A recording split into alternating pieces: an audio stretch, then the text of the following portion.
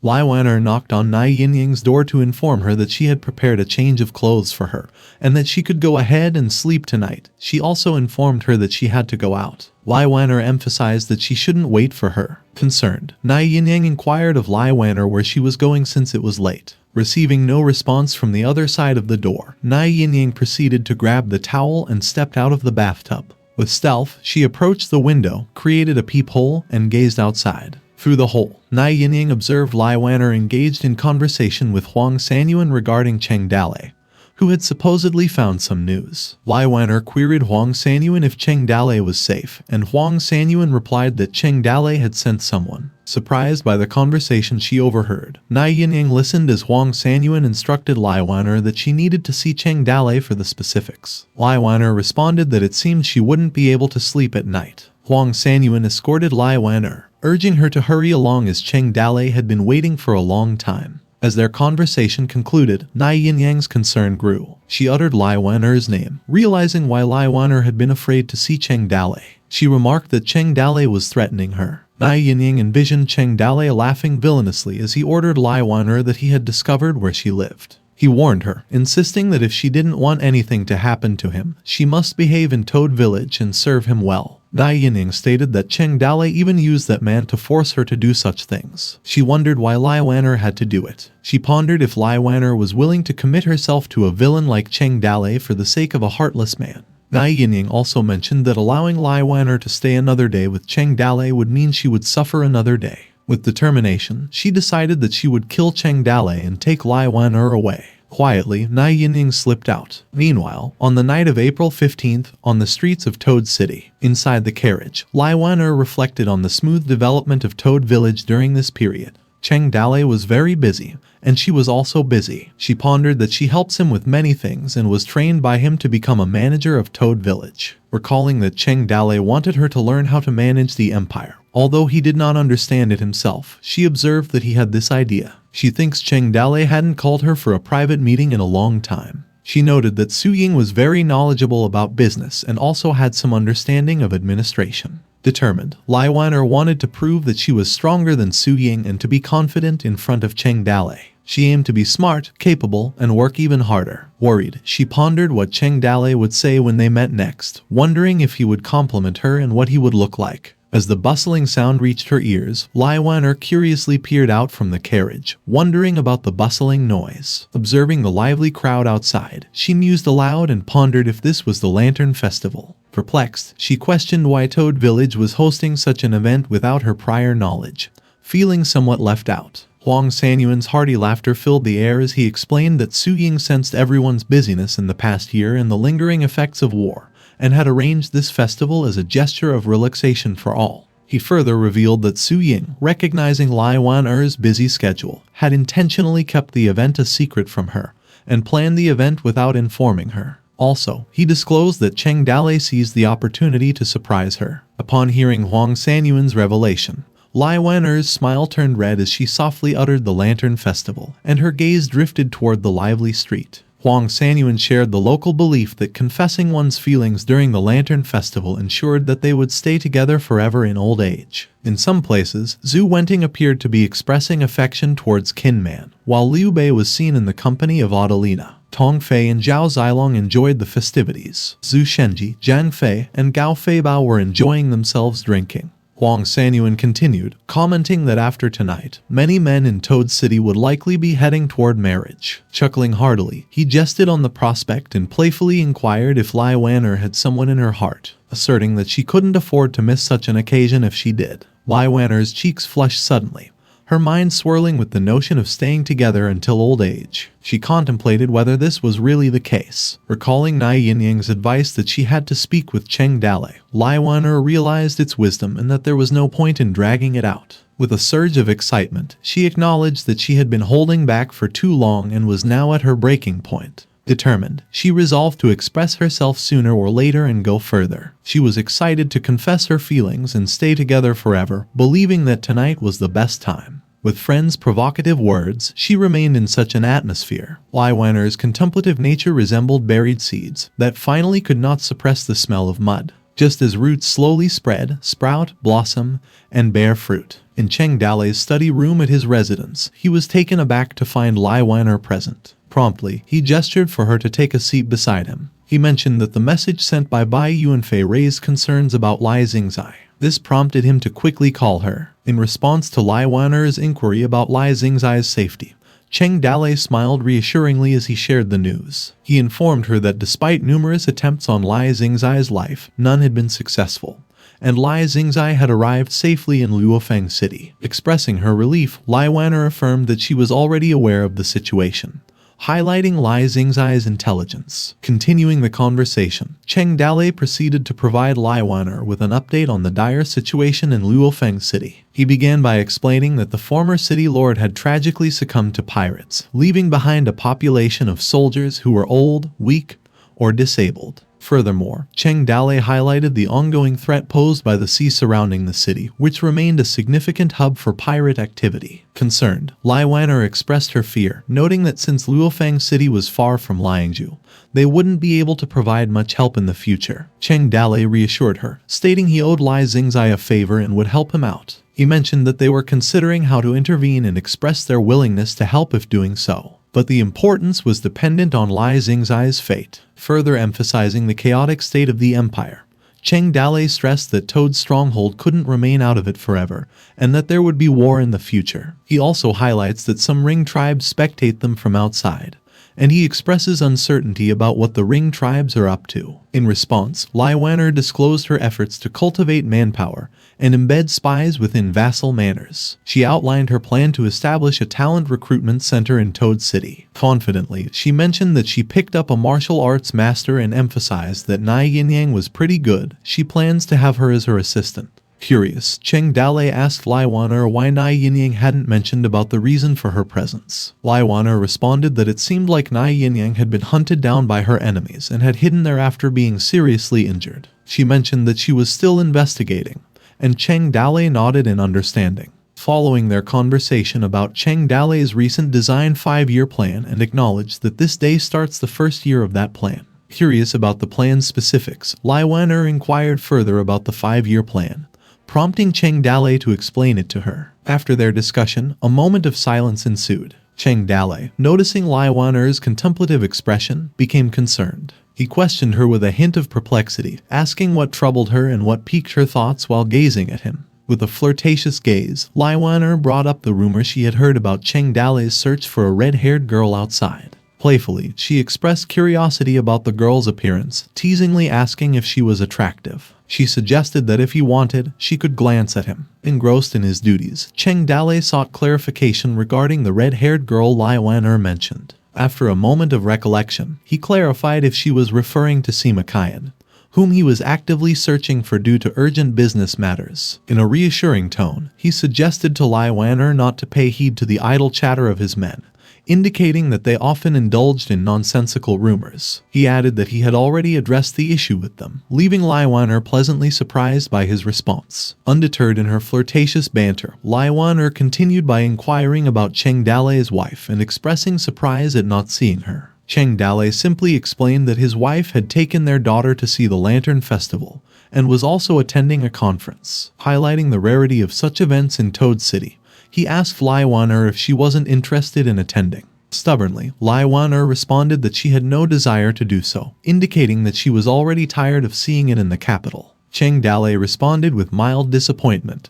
He informed her that he had to go and host the conference later. As Cheng Dalei glanced at Lai Wan'er with a questioning look, Lai Wan'er found herself struggling to articulate her thoughts. Summoning her inner resolve, she mentally urged herself to speak up, knowing this might be her only chance before Cheng Dalei left. After a brief moment of hesitation, she realized that if she let this opportunity slip by, she might never gather the courage to broach the subject again. With a sudden surge of bravery, Lai Wan'er boldly grabbed Cheng Dalei's face, forcing him to meet her gaze as she prepared to express herself. As Lai Wan'er pulled Cheng Dalei towards her, their movements ended with them lying on the couch, Cheng Dalei positioned on top of her. Caught completely off guard by Lai Wan'er's sudden actions, Cheng Dalei could only manage to utter her name in surprise. As she released her grip, tears welled up in Lai Wan'er's eyes, her emotions overwhelming her. With a tremble in her voice, she pleaded with Cheng Dalei not to leave and to look at her more. In response, Cheng Dalei's expression softened, a sense of realization dawning upon him. He gently calls Lai Wan'er's name, recognizing at that moment that he had neglected many things. The air between them was heavy with Lai Wan'er's unspoken feelings. Without warning, the ceiling above Cheng Dalei collapsed, creating a gaping hole. Caught off guard, Cheng Dalei looked upward to witness Nai Yinyang descending from above. With a firm grip on the sword, Nai Yinyang aimed it directly at Cheng Dalei. As Cheng Dalei turned, his instincts alerted him to the imminent danger posed by Nai Yinyang's presence. In a swift move, Cheng Dalei activated the heart possession technique. He instinctively reached out to shield Lai Wan'er, but his actions resulted in him receiving the stab instead and made him elicit a groan of pain. Cheng Dalei asserted that the strike aimed at the flesh, not piercing the heart. He also reflected that he couldn't believe he had grabbed it bare-handed. He struggled, realizing that Nai Yinyang was incredibly fast, and if his reaction had been any slower, he would have died instantly. He recognized her as an extremely difficult enemy and decided to use his Alfie quick sword technique, a straightforward sword form, to attack her back. Outside, Gao Feihu heard the noise and realized that someone had broken in. He urgently exclaimed that Cheng Dalei was in danger and called for someone to come quickly and hasten them. Lai Wan'er was in pain from the impact of her fall. In a fit of rage, Nai Yinyang launched another assault, spewing curses as she launched another attack. Responding swiftly, Cheng Dalei repelled Nai Yinyang's attack with his thunderclap and technique, causing Nai Yinyang's arm to be slightly injured and eliciting her to groan in pain. He observed that the sword had got her right shoulder, realizing that she was no match for him in a head-to-head fight. With Nai Yinyang struggling to rise, Lai Wan'er indignantly recognized Nai Yinyang and muttered her name. Determined, Nai Yinyang knew she needed to swiftly kill Cheng Dalei and take Lai Wan'er away, otherwise, they would be surrounded as soon as the guards arrived. She lunged forward, employing her 10-step instant kill technique, dashing towards Cheng Dalei with incredible speed and slashing at him. Cheng Dalei managed to block the attack with his sword. The attack was as swift as the wind, the aggressiveness was like a ghost urging to take one's life. Cheng Dalei realized that her speed was faster than his after possession, making her incredibly powerful. He pondered who had sent this assassin, while Nai Yinyang thought it was time for the poison to take effect. With a short sword in her hand, Nai Yinyang's attack resembled a violent storm as she used her 10-step instant kill technique. Cheng Dalei swiftly deflected it using exploding fireworks. However, Cheng Dalei eventually stumbled during the sword fight, losing his grip on his sword. Injured, he felt his body growing numb, realizing that Nai Yinyang's sword was poisoned. He cursed as the sword fell from his hand and attempted to reach it. Nai Yinyang quickly kicked the sword away from him. Seizing the opportunity, Cheng Dalei saw an opening in her and kicked Nai Yinyang's abdomen, causing her to creak. Following the attack, Nai Yinyang used her concealed knife and threw it, dubbing it the Red Sleeve Flying Knife. Cheng Dalei was overwhelmed and was struck by some of the knives, feeling them pierce his shoulders while managing to deflect others. Powerless, Lai Wan'er cried out hysterically, calling out to Cheng Dalei. The two fought with intense speed, but only a few minutes had passed. Nai Yinyang realized that the poison was taking effect, believed it was over. She declared to Cheng Dalei that she would take his life for those who had died at his hands. In a swift motion, Lai Wan'er ran towards Cheng Dalei, protecting him. She yelled for Nai Yinyang to stop and worriedly inquired if Cheng Dalei was all right. Cheng Dalei coughed slightly and noted that Nai Yinyang was very strong, instructing Lai Wan'er to hide behind him. In disbelief, Nai Yinyang stammered as she mentioned Lai Wan'er's name. She questioned Lai Wan'er's actions, telling her to get away as she was going to kill him. Terrified, Lai Wan'er queried why Nai Yinyang had a feud with Cheng Dalei. She reminded her that she had saved her, asking if this was how she repaid her. Struggling, Cheng Dalei inquired if they knew each other. Nai Yinyang angrily retorted to Lai Wan'er that Cheng Dalei was the bandit who had taken her away, questioning why she was protecting him. She accused Cheng Dalei of trying to take advantage of Lai Wan'er. Uncomfortable, Lai Wan'er confronted Nai Yinyang again,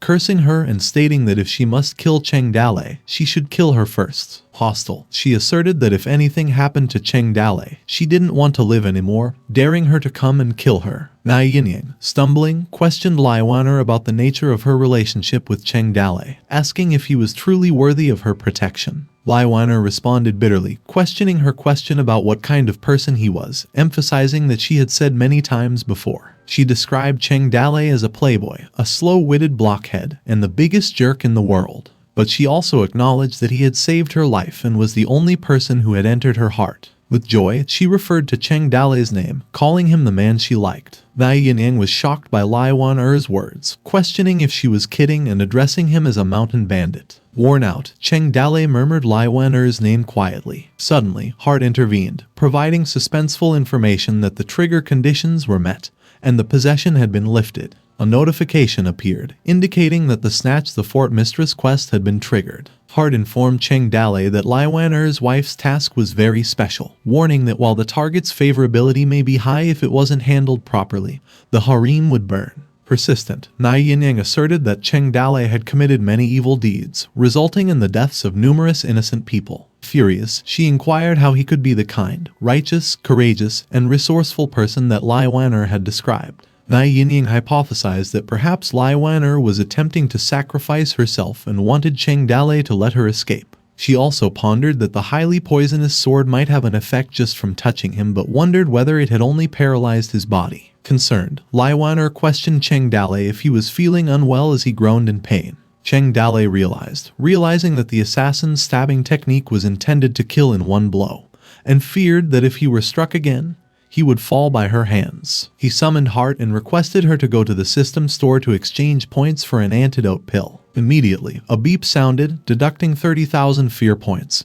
and announced the obtained antidote pill. It was advertised to neutralize all types of poison in the world, taking effect in 3 minutes without adding preservatives, and was described as safe and fast. Hart also highlighted that the products produced by the system were of excellent quality, with the most important feature being its strawberry flavor. Meanwhile, Yinyang urged Lai Wan-er to go with her, suggesting that her martial arts skills were very strong. She reassured her that even if Cheng Dalei sent people to retaliate, she could defeat them all. Disappointed, Lai Wan-er asked why Yinyang was acting so ridiculously. She helped Cheng Dalei to lie down and advised not to move, offering to help suck out the poisonous blood. Injured, Cheng Dalei replied that she didn't have to as he had an antidote in his pocket. Lai Wan-er retrieved it and placed it in his mouth, suffering as she was still crying. She thought whether the truth of his words depended on this incident. Cheng Dalei was surprised by Lai Wan-er's actions. Suddenly, she kissed Cheng Dalei passionately, hoping her kiss would heal him. Embarrassed, Lai Wan-er kissed him deeply, while Cheng Dalei's eyes widened in surprise, murmuring.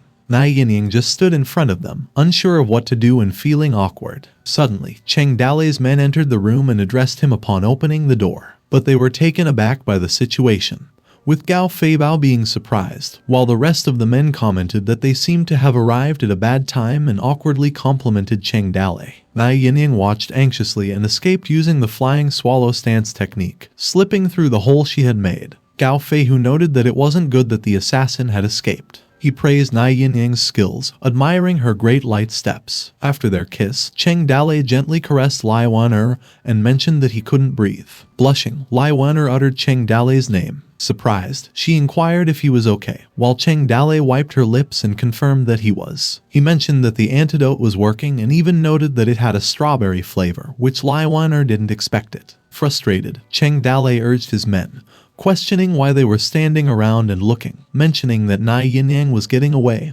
and ordering them to go after her. Spaced out for a second, Gao Feibao responded that they didn't see anything. Swiftly, he commanded his army troops to notify the whole army and seal off the entire city, assuring Cheng Dalei not to worry as they would find the assassin and hand her over for interrogation. He declared that the entire city would search for her, and she wouldn't escape, even if they had to search every inch. He shouted for them to go. Drawing his sword, Cheng Dalei instructed to stay, mentioning that Yinyang had been wounded and was at her weakest. He believed it was best to kill her that day, as leaving her alive would pose a significant threat. Then Lai Wan-er called out to Cheng Dalei, struggling to hold back tears as she looked at him. Finding it difficult to speak as she stuttered, she apologized profusely, stating that she was the outsider he had taken in. She apologized once again, expressing that she genuinely didn't know Yinyang was an assassin. She broke into sobs as she continued to apologize to Cheng Dalei. She repeatedly apologized to Cheng Dalei as she hugged him, causing Cheng Dalei to call her a fool and wiped away her tears, reassuring her that it wasn't her fault. Cheng Dalei stopped Lai Wan-er and asked her who would have said that there would be assassins in the world who would get themselves seriously injured before attacking. He assured her that he wasn't afraid, as they were a den of bandits. He added that it wasn't something Lai Wan-er could have foreseen, and she shouldn't worry. Lai Wan-er pleaded with him not to go, fearing he couldn't defeat Yinyang. Cheng Dalei disagreed with Lai Wan'er, telling her that he was better than Nai Yinyang, and if she hadn't ambushed him with poison, he wouldn't have lost her. He asserted that in a head-to-head fight, Nai Yinyang couldn't beat him. Concerned, Lai Wan'er inquired about his injury, her voice trembling. Cheng Dalei reassured her again that he wouldn't let her down and promised to discuss their matters once he was done dealing with Nai Yinyang. He instructed Lai Wan'er to be patient and wait for him to return, and Lai Wan'er nodded. After Cheng Dalei had simply bandaged, he commanded someone to prepare the Black Bull. In response, there was hesitation, as it was noted that Black Bull was not feeling well and still recuperating, which was acceptable. Cheng Dalei also asked about Yin Mu's whereabouts, instructing them to summon Yin Mu, while Lai Wan'er observed him from the window. A relieved smile adorned Lai Wan'er's face as she considered that despite Cheng Dalei being poisoned just now, he remained alive and energetic, watching him. She deliberated whether his body had indeed recovered, pondering if she could actually cure him by kissing him. Meanwhile, Cheng Dalei informed Yin Mu to accompany him to catch an assassin. Yin Mu hesitated in response, prompting Cheng Dalei to question why she intended to feed the Black Bull when she had just done so, with Yin Mu whistling in response. Cheng Dalei pointed out that Black Bull had a big appetite now, concurring that she could allow him to starve all night, and Yin Mu whistled again. Lai Wan'er smiled as she observed Cheng Dalei, while he grasped what Yin Mu stated, that she could not resist the urge to play a game.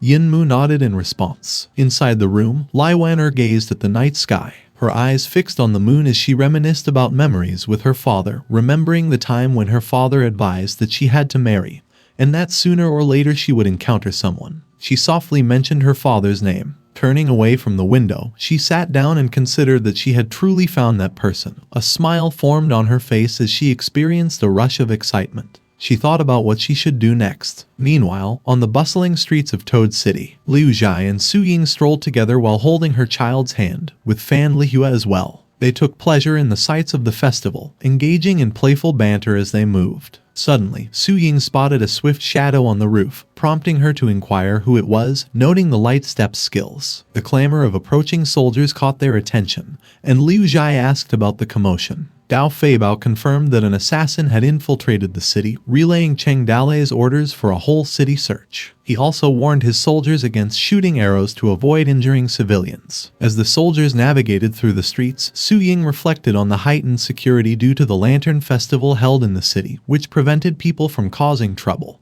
and that all the guards were on alert. She wondered why an assassin would choose such a time to act. Glancing at Fan Lihua, Su Ying suggested they head back and that the festivities were over, and Fan Lihua concurred. Then Qin Man interjected, dismissing the crowd repeatedly and instructing everyone to return home. He mentioned that his army was on the hunt for the assassin, prompting the dispersal of the people. Meanwhile, in another part of Toad City's central square, Zhu Shenji, Gao Feibao, and Zhang Fei were seen enjoying a large jug of wine. Suddenly, their man approached them and alerted Zhang Fei and Gao Feibao's attention, and reported that something had occurred. But amidst his report, the trio laughed heartily. The trio's laughter halted, and Gao Feibao, visibly angered, cursed, stating that someone had dared to target Cheng Dalei. Similarly, Zhang Fei, also incensed, inquired if Cheng Dalei had suffered from Nai Yinyang.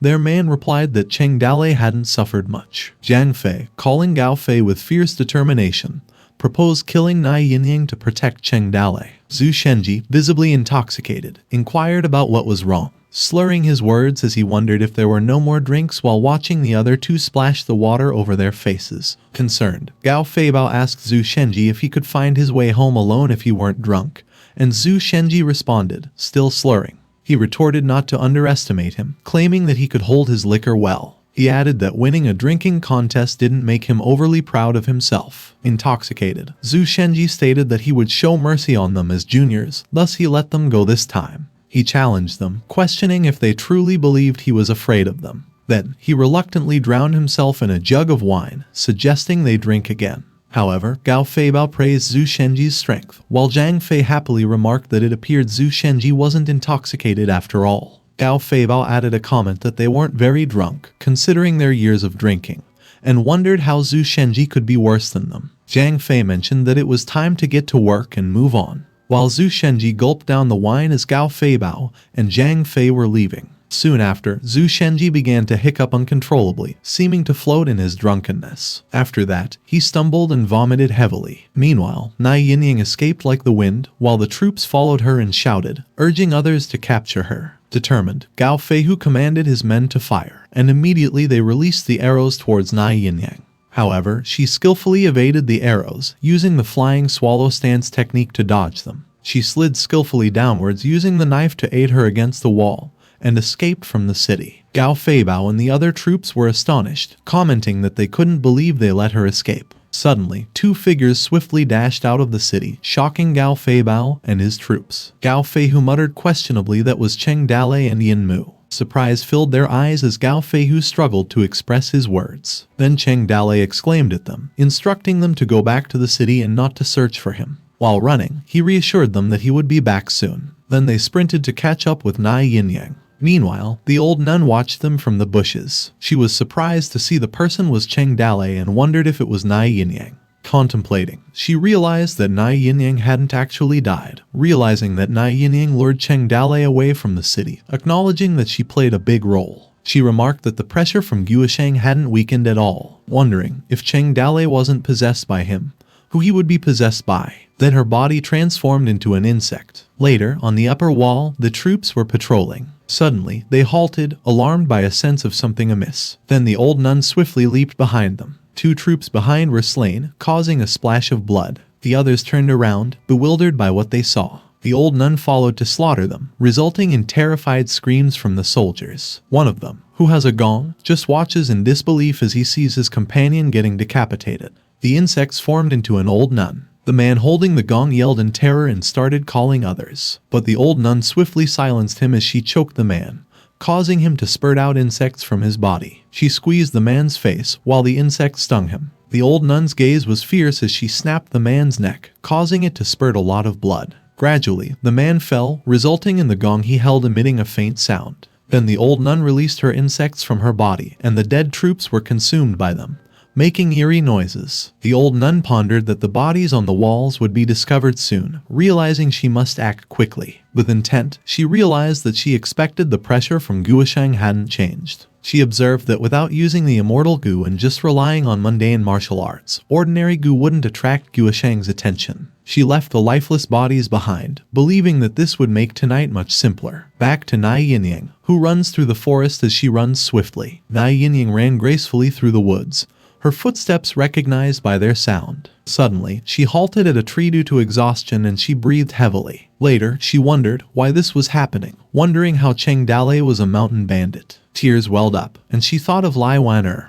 who bore the blood of the imperial family, carrying the dignity of royalty. Frustrated, she voiced that a man like Cheng Dalei wasn't worthy of Lai Wan. She cried bitterly as she contemplated what she should do, why she hadn't thought of this earlier than in recent days, and that Lai Wan saved her and took care of her. Distraught, she confessed that perhaps Lai Wan must hate her so much. Later, Cheng Dalei finally caught up with Nai Yinyang and acknowledged her impressive speed and also admitted to feeling exhausted. Surprised, Nai Yinyang asked him why he wasn't hiding in the city and why he dared to chase her. Cheng Dalei discussed with Nai Yinyang, acknowledging her skill at assassination. He questioned why he should let the tiger return to the mountains while she was injured, suggesting it would be best to kill her as soon as possible. Nai Yinyang confronted Cheng Dalei, asserting that he was wounded as well and there was no Lai Wan to intervene, questioning if he was not afraid that she could kill him. Cheng Dalei remained calm, inquiring why she was so wary. He humorously proposed they sit down and have a good chat. Furious, Nai Yinyang retorted that she had nothing to discuss with him and that her sword would speak for her. She accused Cheng Dalei of deceiving Lai Wan with sweet words, even claiming to cure illness through kissing. Confused, Cheng Dalei denied such accusations, asking when he implied those things to Lai Wan.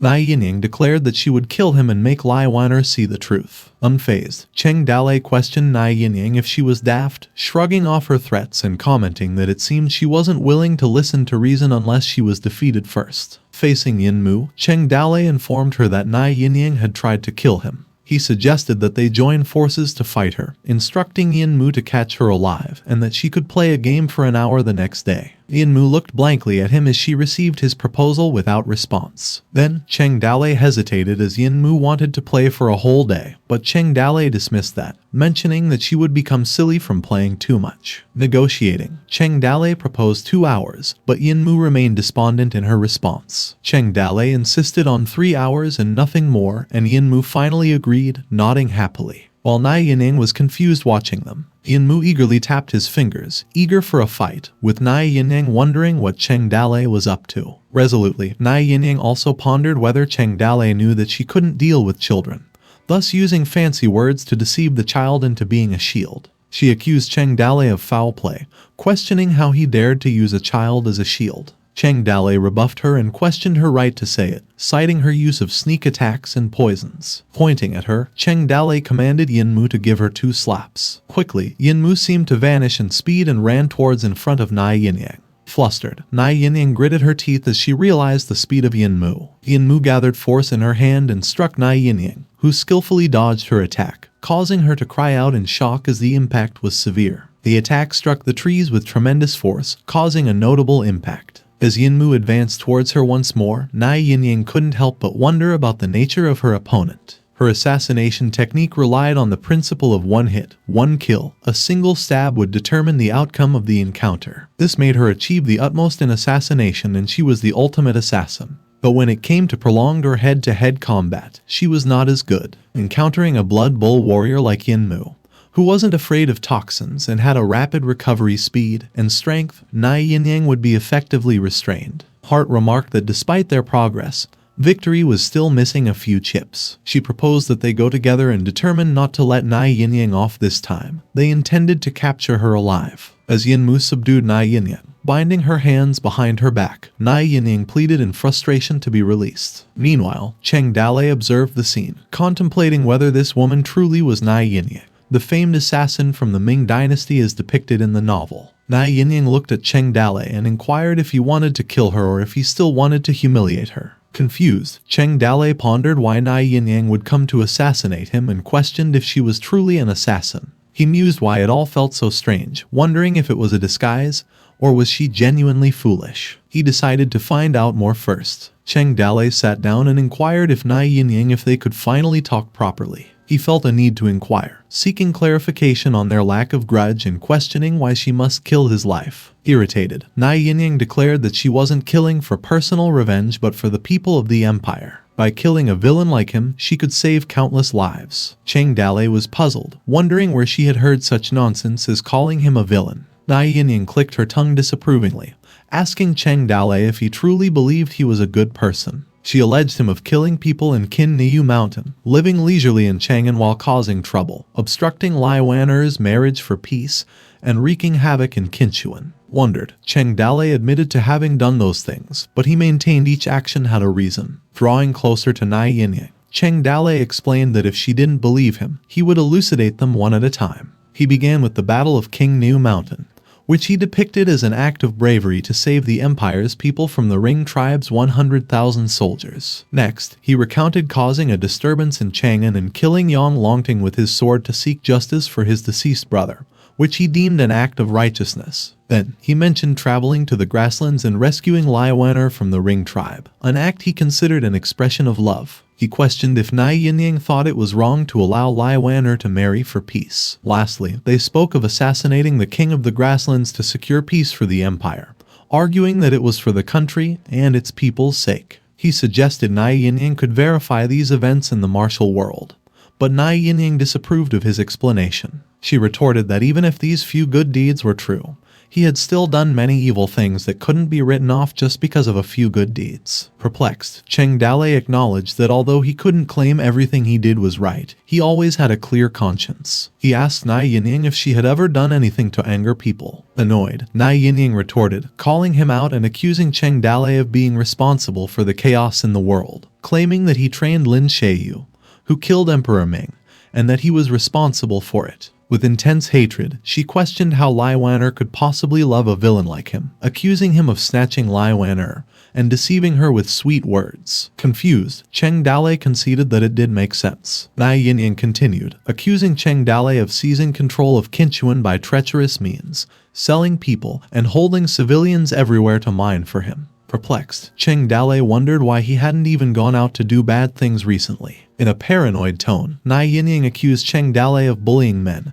and women in Yuzhou, committing crimes such as rape, murder, looting, and all kinds of crimes that he did not even spare children nor the elderly. Cheng Dalei sarcastically expressed surprise, questioning if he had truly done such things. Angry, Yinyang labeled him a sex maniac, accusing him of assaulting Minister Qi's daughter-in-law, Lai Xingzai, Wang Kai at the village entrance, and others, emphasizing that nobody could escape his poisonous grasp. Cheng Dalei, on the other hand, reacted with a bewildered expression. Then, he asked her to wait a minute, questioning the source of her information. Yinyang defiantly asserted that news of his deeds spread throughout the martial world, and what she had just stated were all things she had seen and heard. She claimed that the entire empire was now cursing him. She condemned Cheng Dalei as evil and brutal, leaving him confused. Confusion clouded Cheng Dalei's expression as he quickly consulted his detailed records, muttering to himself as he tried to grasp what she said. Upon reading further, Cheng Dalei discovered that his notorious reputation had spread all over the world, prompting an incredulous reaction to the details he had just absorbed. For a moment, he fell into silence. Despite his astonishment, Cheng Dalei attempted to convince Yinyang that he was a good person, imploring her to believe it. Initially silent, she responded to Cheng Dalei's remark about being a good person. Cheng Dalei urged her to stop interrupting, emphasizing that individuals who accomplish great deeds often have both positive and negative reputations. He introduced himself and asserted that as long as he did his job well, the opinions of others didn't matter. In a grave tone, Cheng Dalei advised Yinyang not to listen to the words of the people in the martial world,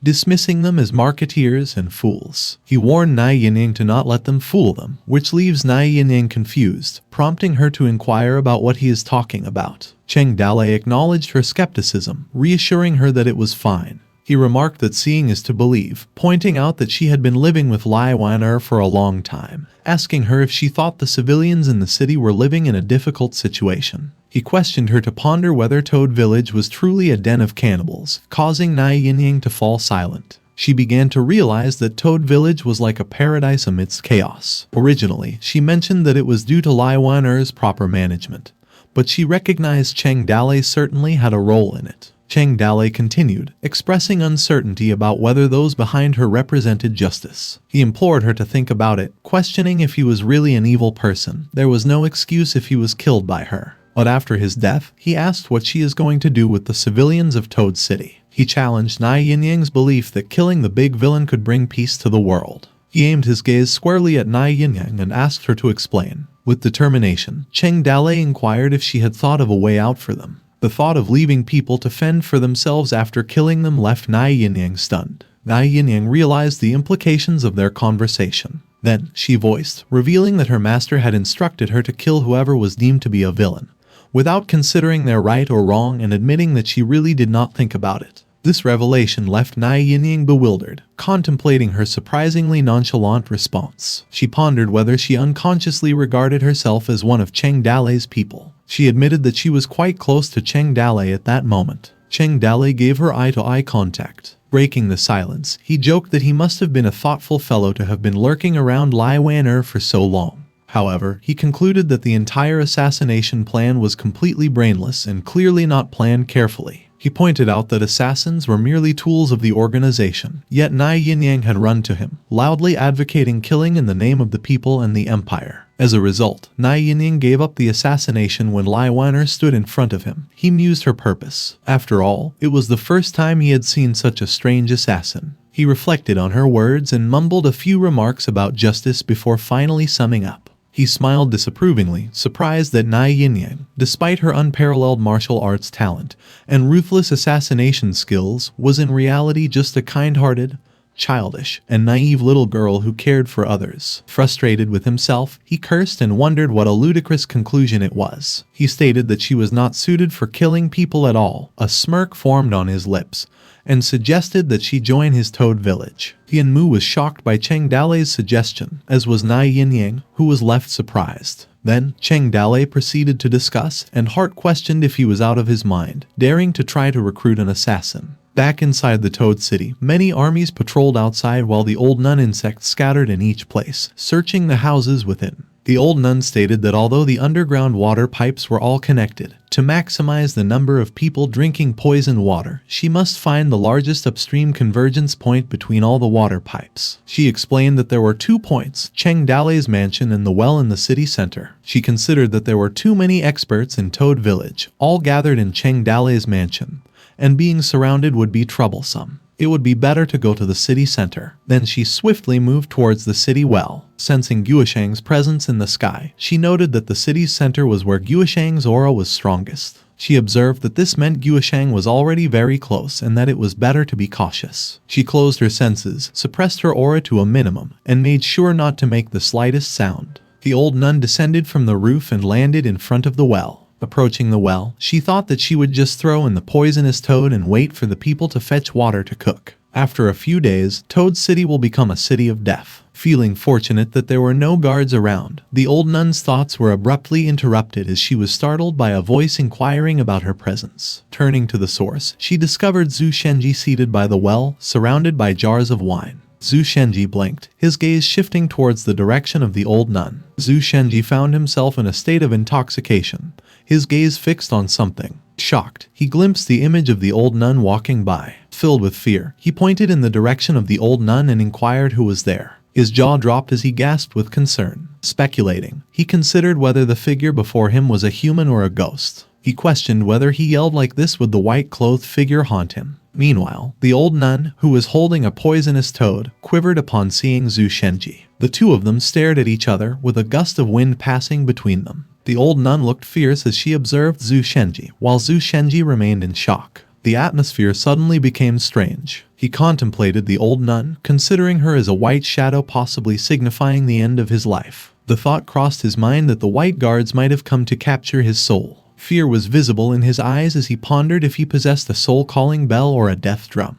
As long as he utilized it, he believed it would take away his soul. Zhu Shenji reminded himself to relax and not to panic. He was convinced that the more afraid he became, the greater the chance of those ghosts and demons pursuing him. Consumed by fear, he reminded himself to consider what Cheng Dalei would do in this situation, considering the potential loss of momentum after encountering a ghost. As he reflected, memories surfaced of Cheng Dalei's humorous remarks about Bai Suzhen, Fahai, and Zhu Ziyan as despicable characters. Meanwhile, the old nun's gaze remained unwavering as she prepared to unleash her insect goo. Reflecting on the gravity of executing someone under the watchful eye of the Guosheng, the old nun realized the necessity to control her power to avoid detection. Zhu Shenji's sudden act of bravery diverted the old nun's attention. Taken aback by his boldness, Zhu Shenji addressed the old nun as a jade-faced scholar, questioning why she didn't choose to flee but instead approached him. The old nun recognized Zhu Shenji's name and realized he was the strategist from Toad Village, known as the Jade-Faced Scholar. She recalled the rumors that circulated about Zhu Shenji's wisdom and supernatural abilities, capable of controlling natural elements and even turning beings into soldiers. He was considered a formidable opponent by many. She realized his strategic insight, noting the absence of guards in the city center because he was the guardian.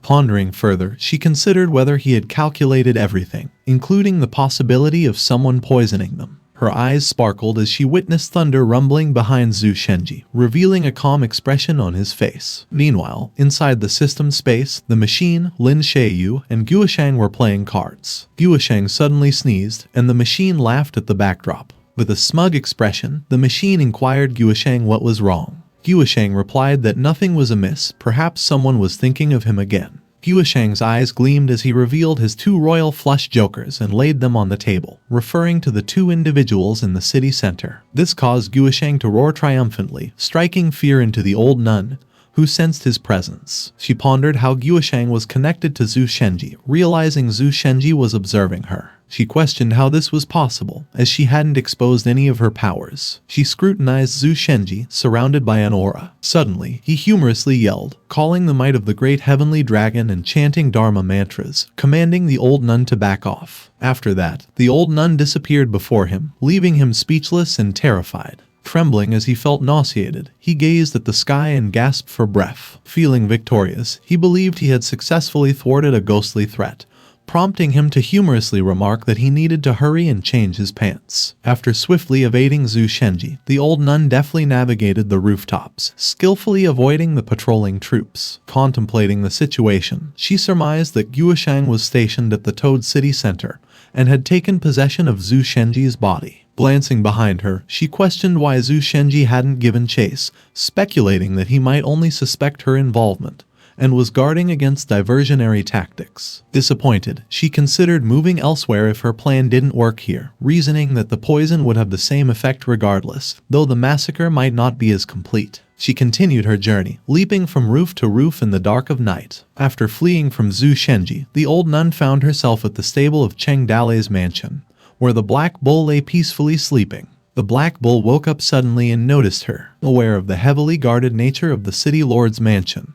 the old nun knew she had to proceed with caution and ensure not to make a sound. She carefully set aside the poisoned toad and checked if the water source under the well was interconnected, gently opening it. However, when she glanced back, the poisoned toad had disappeared from where she had placed it. Just then, the black bull began to munch happily. The old nun's eyes widened in shock as she observed, while the black bull emitted a sound, appearing very happy. In her anger, the old nun lifted a large rock and the black bull's eyes widened as he saw it. She threw the large rock at the black bull, who remained unfazed by the incoming rock. The black bull took the blow of the large rock, which shattered upon contact with its head. After that, the black bull snorted as he huffed heavily with annoyance. It sprinted straight at the old nun, who managed to dodge the attack, causing the black bull to collide with the wall. Meanwhile, in the study room of Cheng Dalei's mansion, worried, Fan Lihua inquired if Cheng Dalei was not in any danger. Su Ying responded, mentioning that Cheng Dalei had brought Yinmu with him, implying that with their skills, they should not be worried about them. She also added that Cheng Dalei urged them not to go after him because he was afraid that their men would die for nothing.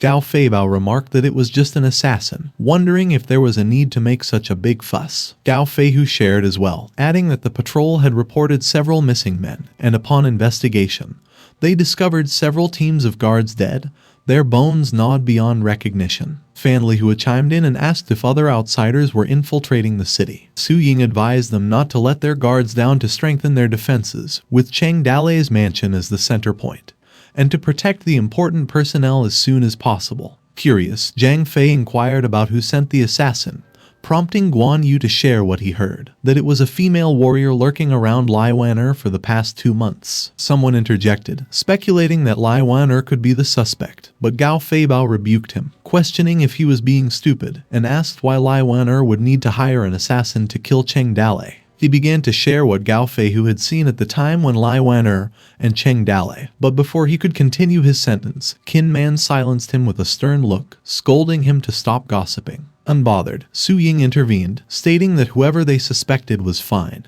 but they should not involve Lai Wan. As far as she knew, the relationship between Cheng Dalei and her. But her speech was abruptly interrupted as the door suddenly swung open. They were all alarmed, and someone asked what the noise was. Another person shouted that something was wrong, mentioning the stables, and they were urged to move out. At the stable area, the old nun and the black bull had wreaked significant damage in their fight. The old nun scolded the black bull to give it back and to spit it out, while she struck him in the back, causing the black bull to scream in pain. She nearly slipped as she landed on the ground and remarked that this black bull seemed to have a strong body. The old nun swore at the black bull and prepared to attack again. She declared her intent to cut its belly open and managed to strike the black bull's stomach, causing blood to spurt. The old nun successfully retrieved the poisoned toad from the black bull. Frustrated, she realized that the black bull had killed the poisoned toad. Noting that the poisoned toad was dead and wouldn't be able to produce a steady stream of toxins, she pondered how she could execute her plan to poison the city now. She decided that it was better to retreat for now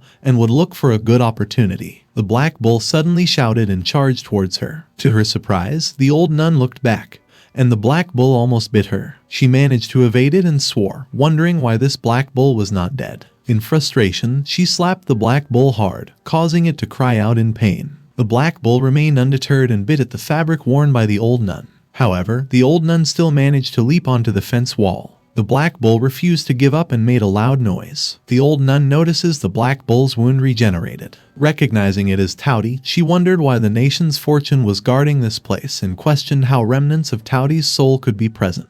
However, she doubted it and noted that something wasn't quite right as it didn't exhibit the sign of gluttony. Suddenly, she noticed behind her that someone was commanding Team 1 to fire, and a rain of arrows was heading towards her. However, the old nun deflected the arrows with just a swift swing and realized that the troops from the Toad village had gathered quickly. Knowing she couldn't fully display her power yet, she pondered taking advantage of the gap in the arrow rain to break through and fight her way out, mindful of the trouble when Zhu Shenji arrived. Meanwhile, Gao Feibao commanded his troops to stand back, ordering the vanguard and rearguard positions to advance. At the same time, she pondered the relentless arrow rain and noticed there was no gap. Despite this, someone still issued commands to fire. The troops were well prepared, continually surrounding her and preventing her escape. Another rain of arrows ceased, but the encirclement had already formed. The old nun looked to her left where Zhao Zilong and Tong Fei stood, while Qin Man stood to her right. 4 peerless ranks had gathered to kill one person. Gao Fei, who asserted that he had never seen the old nun before and questioned whether she was the one who had broken into the city and killed their men.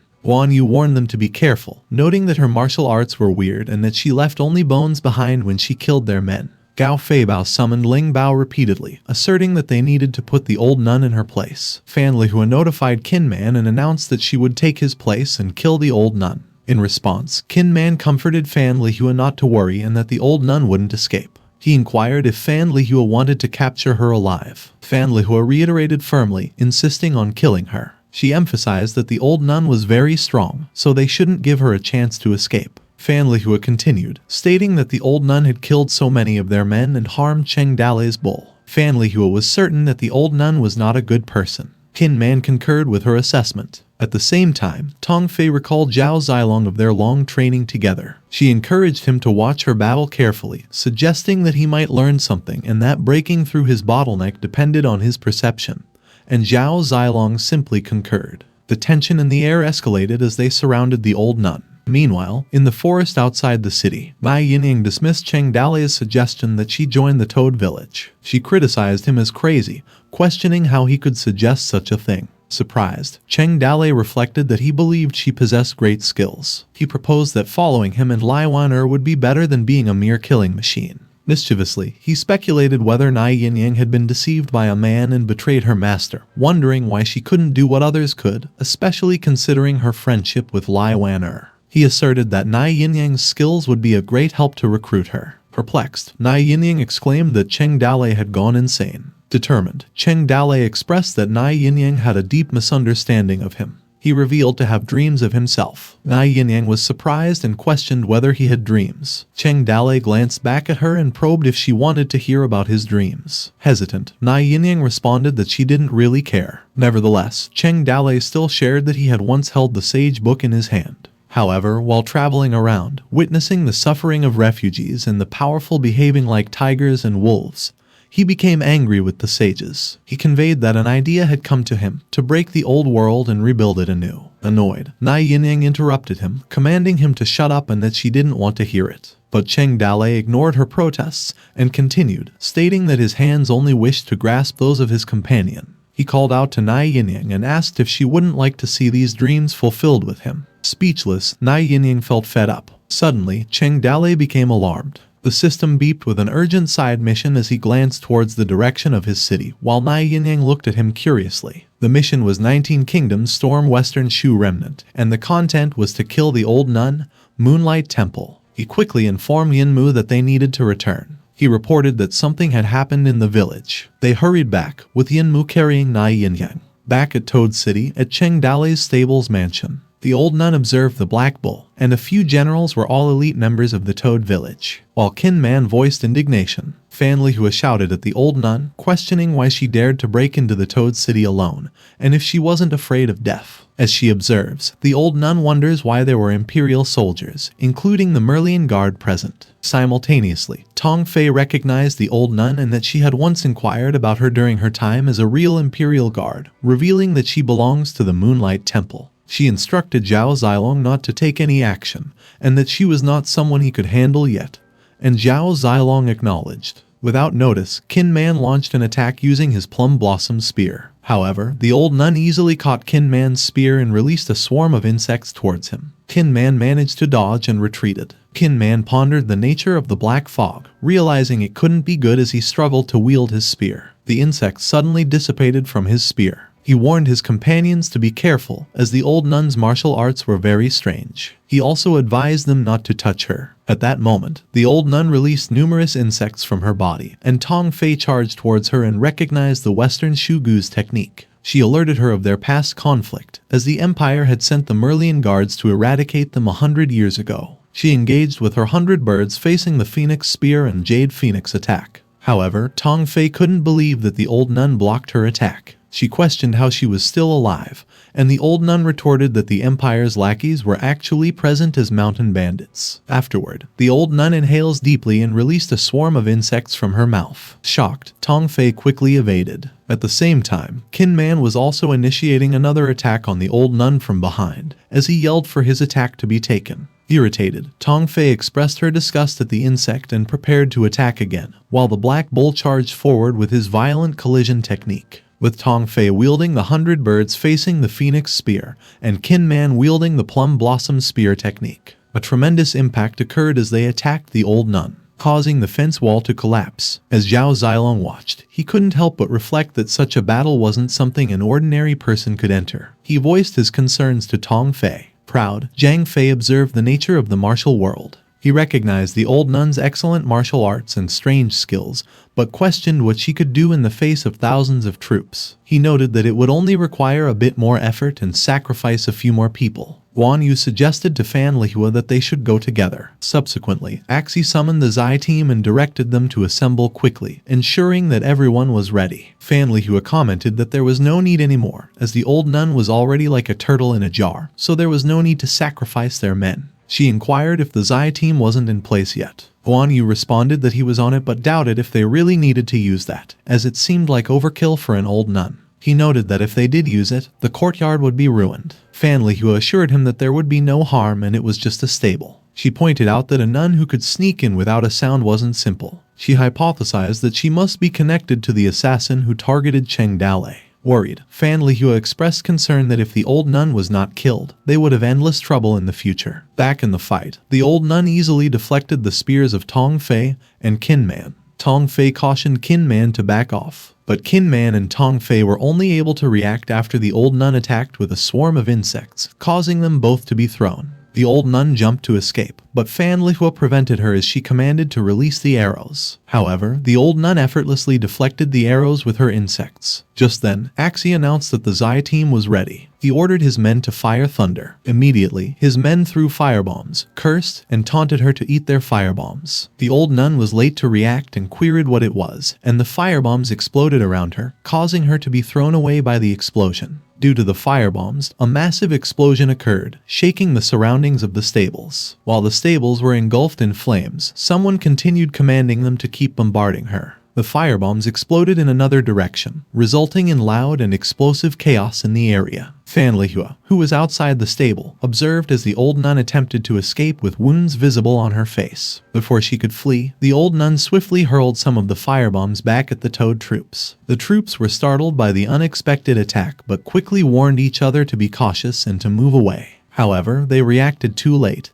and the Toad troops were caught in the explosion, causing them to scream in pain. Someone exclaimed that it wasn't good, suggesting that the old nun was taking advantage of the chaos to break through. The troops urged each other to stop her and not let her break through. They all determined to kill her. As they attempted to block her path, the old nun used her insect abilities and swiftly dismembered the Toad soldiers that were blocking her way, causing them excruciating agony. The Toad troops were thrown away as the old nun controlled her insect attacks against them. With sternness, Fan Lihua questioned, asking if her horse wanted to leave, and the horse neighed in response. Decisively, Fan Lihua commanded him to stay. They charged straight toward the old nun and fearlessly engaged in a one-on-one battle. The old nun widened her eyes in shock as Fan Lihua swiftly wielded her pear blossom sword. She delivered a powerful strike that caused the old nun to fall. A black insect spurted out from her body, while her dismembered hand lay at a distance. Fan Lihua remarked that regrettably, the sword had failed to sever her head. Suddenly, the cut-off hands of the old nun began to move, swarmed with insects. Fan Lihua noticed this and wondered why there was no blood.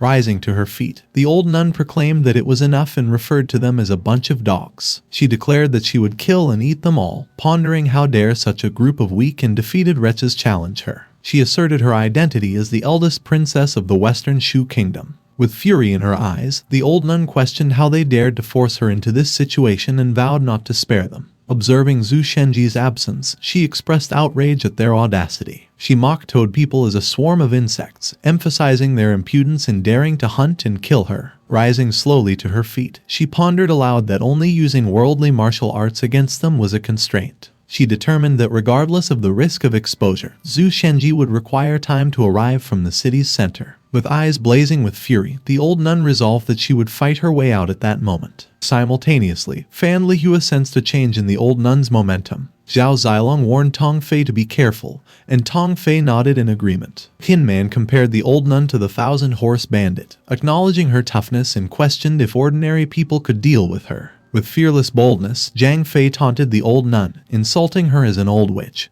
and accused her of pretending to be a ghost. At the same time, Gao Feibao added to the mockery, criticizing her audacity in killing the people of Toad Village. Fan Lihua felt ridiculed by their people's behavior, questioning if they were too weak to detect the change in the old nun's momentum. The generals of each group, along with their troops, joined in taunting the old nun, daring her to go on. Some stated they were unafraid, while others threatened to blow her up so severely that even her mother wouldn't recognize her. There was even a foolish retort from someone saying they were going to battle her mom. The troops were ordered to prepare for a second round of firebomb attacks. They were enthusiastic, screaming, and getting ready. Meanwhile, in the system space, Guoshang sensed something amiss. He stated that he would play later and that something was wrong. The machine questioned what was happening, inquiring if another container had infiltrated the city again. Lin Sheiyu asked if they should help. Guoshang replied that there was no need, as it seemed like just a minion that fed the container to gain power. It was not something that ordinary people can handle. Guoshang entered the portal and stated that he would be right back, while the machine didn't seem to care and just urged Lin Sheiyu to continue playing. Back to the real world, where the old nun was furious, who unleashed a swarm of insects and declared that she was going to rip them apart. Suddenly, Zhu Shenji appeared, his arrival causing the old nun to startle with surprise. Her initial anger shifted to fear as she gazed in Zhu Shenji's direction. The old nun's eyes followed Zhu Shenji's movements as he approached the troops. She sensed a formidable aura emanating from Zhu Shenji. Feeling uneasy, the old nun believed that the nation's fortune had been fully active. She pondered whether this could have been Zhu Shenji's plan, speculating that he had scared her away to trap her. In surprise, she considered that this had been a premeditated hunt, mentioning that he had long known her secret and suspected it was a trap from the start. A sense of powerlessness, of being completely in one's control, enveloped her. Alert, she reflected on how frightening Zhu Shenji was. Meanwhile, Zhu Shenji, who had just arrived, questioned the troops about the big battle and what had been happening. One of his men reported that they were catching an assassin and expressed concern that with his status, he should not take such risks. Annoyed, Zhu Shenji retorted confidently, questioning what dangers he could encounter. He asserted that even ghosts and gods were afraid of him, as he was just an old thing, wondering what the big deal was. However, deep in thought, Zhu Shenji felt nervous and swore that he couldn't sleep at night. He decided it was better to find a safe place with many people. In a panicked flee, the old nun ran fast and screamed as she felt fear. Unbeknownst to her, the direction of her escape was exactly where Zhang Fei and Gao Feibao were. Confident, Gao Feibao remarked that they were just waiting for her to arrive. As the old nun leaped, Gao Feibao swiftly commanded his men to throw the net. Just as the net was about to catch her completely, a victorious smile spread across Gao Feibao's face as he declared that those in the martial world should use martial methods. To their surprise, the old nun unleashed her insects, which promptly tore the net apart. Ling Zhen shouted to Zhang Fei and Gao Feibao, urging them to quickly dodge. As they both swiftly evaded, a cannon was set up behind them. Ling Zhen, who was holding a torch, commanded his troops to fire. The cannon fired directly toward the old nun. She was shocked and unable to avoid it, bearing the full impact of the cannon blast. The force sent her flying toward the crumbling rocks. Meanwhile, outside the city, Cheng Dalei and Yinmu were swiftly dashing back towards the city. Gritting his teeth in frustration, Cheng Dalei realized that the direction was towards his mansion. Noting the use of cannons, he urged Yinmu to hasten their pace, and they reached the walls of the city. Back to the stable area, as the smoke from the cannon dissipated, one of the troops wondered aloud if they had got the old nun. Impressed by the shot, one of the men commented that it packed quite a punch. Zhang Fei confirmed that it was indeed a direct hit. Ling Zhen questioned if the old nun was human, as he did not see a drop of blood despite her getting hit. A troop explained that in the martial world, there were indeed demonic people who practiced gu, emphasizing that those could turn their bodies into human-like insects and that they were invulnerable to weapons and fire similar to it. At the same time, Guisheng observed them and remarked that the old nun's breath was extremely weak and almost imperceptible. He questioned whether mortals could solve the minion problem by themselves, noting that it was the first time he had seen such a situation and finding it quite amazing. Concerned, Zhang Fei wondered aloud if they had truly killed the old nun, questioning the absence of any blood. Gao Feibao replied confidently that she should be dead, considering she had taken a cannonball to the face and had been blasted to pieces. He expressed disbelief, questioning if there was truly anyone who could have survived that. Additionally, he expressed amazement and commented that his ears almost popped. Later, the troops cheered and remarked that even to deal with a single person, their artillery battalion was still needed and noted the big noise it had caused. They joyfully laughed, expressing satisfaction that after training for so long, they could finally showcase their might this day. They noted that it was akin to a cannon hitting a mosquito as soon as they arrived. They remarked on how easily they dealt with it. The troops muttered among themselves and excitedly remarked that they just didn't know when they could fight. A person suggested going to Chang'an to give the officials a taste of their artillery. With enthusiasm, Ling Zhen responded that it depended on Cheng Dalei's intention, mentioning Cheng Dalei's plans to train an artillery battalion for each unit, boasting that they were the first batch. The troops enthusiastically cheered, expressing their confidence in their future training and their readiness to seize opportunities on the battlefield to show their might. They erupted in cheers. Meanwhile, Qin Man's army ordered 100 people to stay to clean up the scene the next day and build a new horse base in the same place. The rest were to continue searching the whole city and remain on high alert. He also mentioned that when Cheng Dalei returns, their army should join in artillery battalion training, and his people excitedly affirmed. A person mockingly questioned the peerless martial arts master, who was blown up by their firebombs, and remarked sarcastically that she had been running around like a dog. Maxi agreed, instructing his troops that when Cheng Dalei returned, they must ensure to take credit for the victory. While Zhao Zilong observed them in silence, Tong Fei called out to him, suggesting that if he wanted to improve his spearmanship, he needed to kill more people. She noted that life in the Toad village was too comfortable, and emphasized that if this continued, his spear mastery would become dull. She suggested that tomorrow they will increase the training. Zhao Zilong responded that he understood but mentioned that he had been practicing martial arts for over 10 years and could barely enter the hall. He pointed out to Tong Fei that she knew that the cannon was made less than 6 months ago, and they had only trained for 2 months. He speculated that the old nun must be the top expert in the martial world, yet she couldn't resist a single shot from the cannon in front of her. Perplexed, Tong Fei uttered Zhang Zilong's name, but Zhang Zilong proceeded, saying that he had a hunch. He worriedly mentioned that the era of martial artists was about to end. After Zhao Zilong asserted, Tong Fei fell silent before reassuring him not to be depressed. She pointed out that while martial artists are strong in one-on-one fights, she observed that they can only kill about 100 enemies. She continued, adding that battlefield weapons like cannons are meant for sieges and pondered whether he should compare himself to such weapons. Furthermore, she stressed that it's just a weapon, no different from the spear in his hand. She wondered why martial artists should worry about weapons threatening their status when they can also learn to use them. Zhao Zilong agreed that they indeed could and recognized his understanding. Soon, Su Ying arrived at the place, and Fan Lihua noticed her and greeted her. Su Ying asked if everything was resolved, and Fan Lihua confirmed that it was. Giving a thumbs up, Fan Lihua commented that the old nun had been quite tricky, killing and injuring a dozen men, but it was not a big problem. She voiced concern about Cheng Dalei's precious mount, stating that after such a fight, the Black Bull would probably be dead by now. Suddenly, in the smoke, a loud deep sound was emitted. Only the Black Bull ran out of the stable, and Fan Lihua, unsurprised, remarked that it seemed fine and noted its luck. The Black Bull proceeded to munch on the grass once it was out of the stable, while Fan Lihua and Su Ying, along with their troops, observed it. Fan Lihua instructed his men to go and get some hay to feed the Black Bull, and the men acknowledged the order. As they watched the Black Bull munching on the grass, they suddenly became alert upon realizing that it was eating the dismembered hand of the old nun. Fan Lihua commanded the black bull to spit it out. Annoyed, she reprimanded the bull, instructing it not to pick up things from the ground to eat. She hit him, causing it to spit out the hand and fall to the ground. Suddenly, the hand moved, catching Su Ying's attention,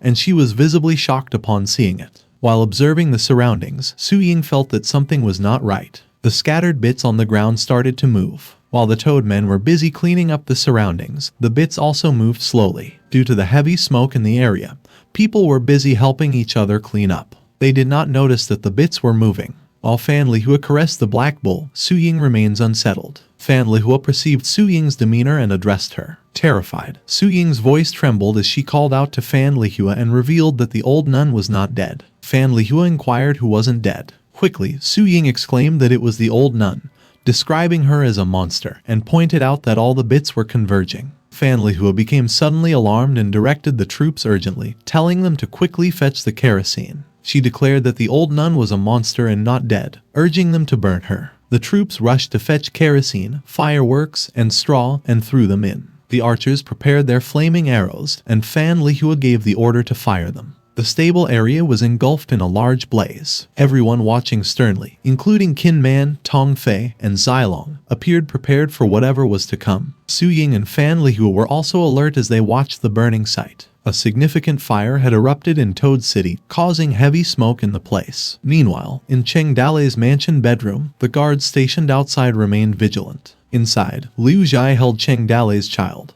pondering how the capture of an assassin had caused such a commotion, leading to everyone being called out. As Cheng Dalei's baby murmured in her sleep, Liu Zhai hummed soothingly to reassure the baby that she was there. Hopeful, Liu Zhai pondered when she would become pregnant, considering she had slept with Cheng Dalei so many times, yet her stomach hadn't grown as expected. With concern etched on her face, Liu Zhai watched the burning sight unfolding outside from the window. Suddenly, the baby cried loudly. At the same time, Cheng Dalei and Yin Mu spotted a massive fire ahead. They heard a loud voice echoing in the area, threatening to kill them all. Uncertain, Yinyang wondered if it was her master. Amidst the raging fire, a horrifying voice erupted, vowing to kill them all and expressing irritation at the intense heat. The men were bewildered by the noise, wondering aloud what it could be and urging each other to come closer, believing someone was present. The old nun screamed that she would burn them all. Meanwhile, Guosheng, who was watching, commented that the old nun was not dead and questioned if this was the second phase of the boss battle. The bits rapidly flew through the air, and they were about to merge. The people watched as the bits converged into a large entity. A shadowy figure formed from her collective mass of bit, and continued muttering words like hot, kill, ravage, and gnaw, feeling pain and vowing to kill them. With fury in her eyes, she repeated her intent to kill them. The troops screamed in fear as they witnessed the demonic figure. Some questioned what it was, and someone remarked that the old nun was not human. Filled with horror as they looked at the creature, a troop questioned if it was a demon or a monster, while someone remarked that they didn't think such things existed in this world. Just like the others, Fan Lihua and Su Ying were astonished. At the same moment, Zhu Shenji froze in fear, much like the other overwhelmed troops. They questioned if this was something the mortals could deal with. Some stated that it was impossible, and that kind of thing was a monster. Meanwhile, Qin Man sensed an oppressive pressure in the sky once again. Feeling a weight upon him, he compared it to the sensation experienced during the invasion of the 1,000-horse bandit, finding it eerily familiar. Amid the tense atmosphere, Qin Man pondered the time when the horse was incredibly strong, realizing that even if he were to sacrifice his life,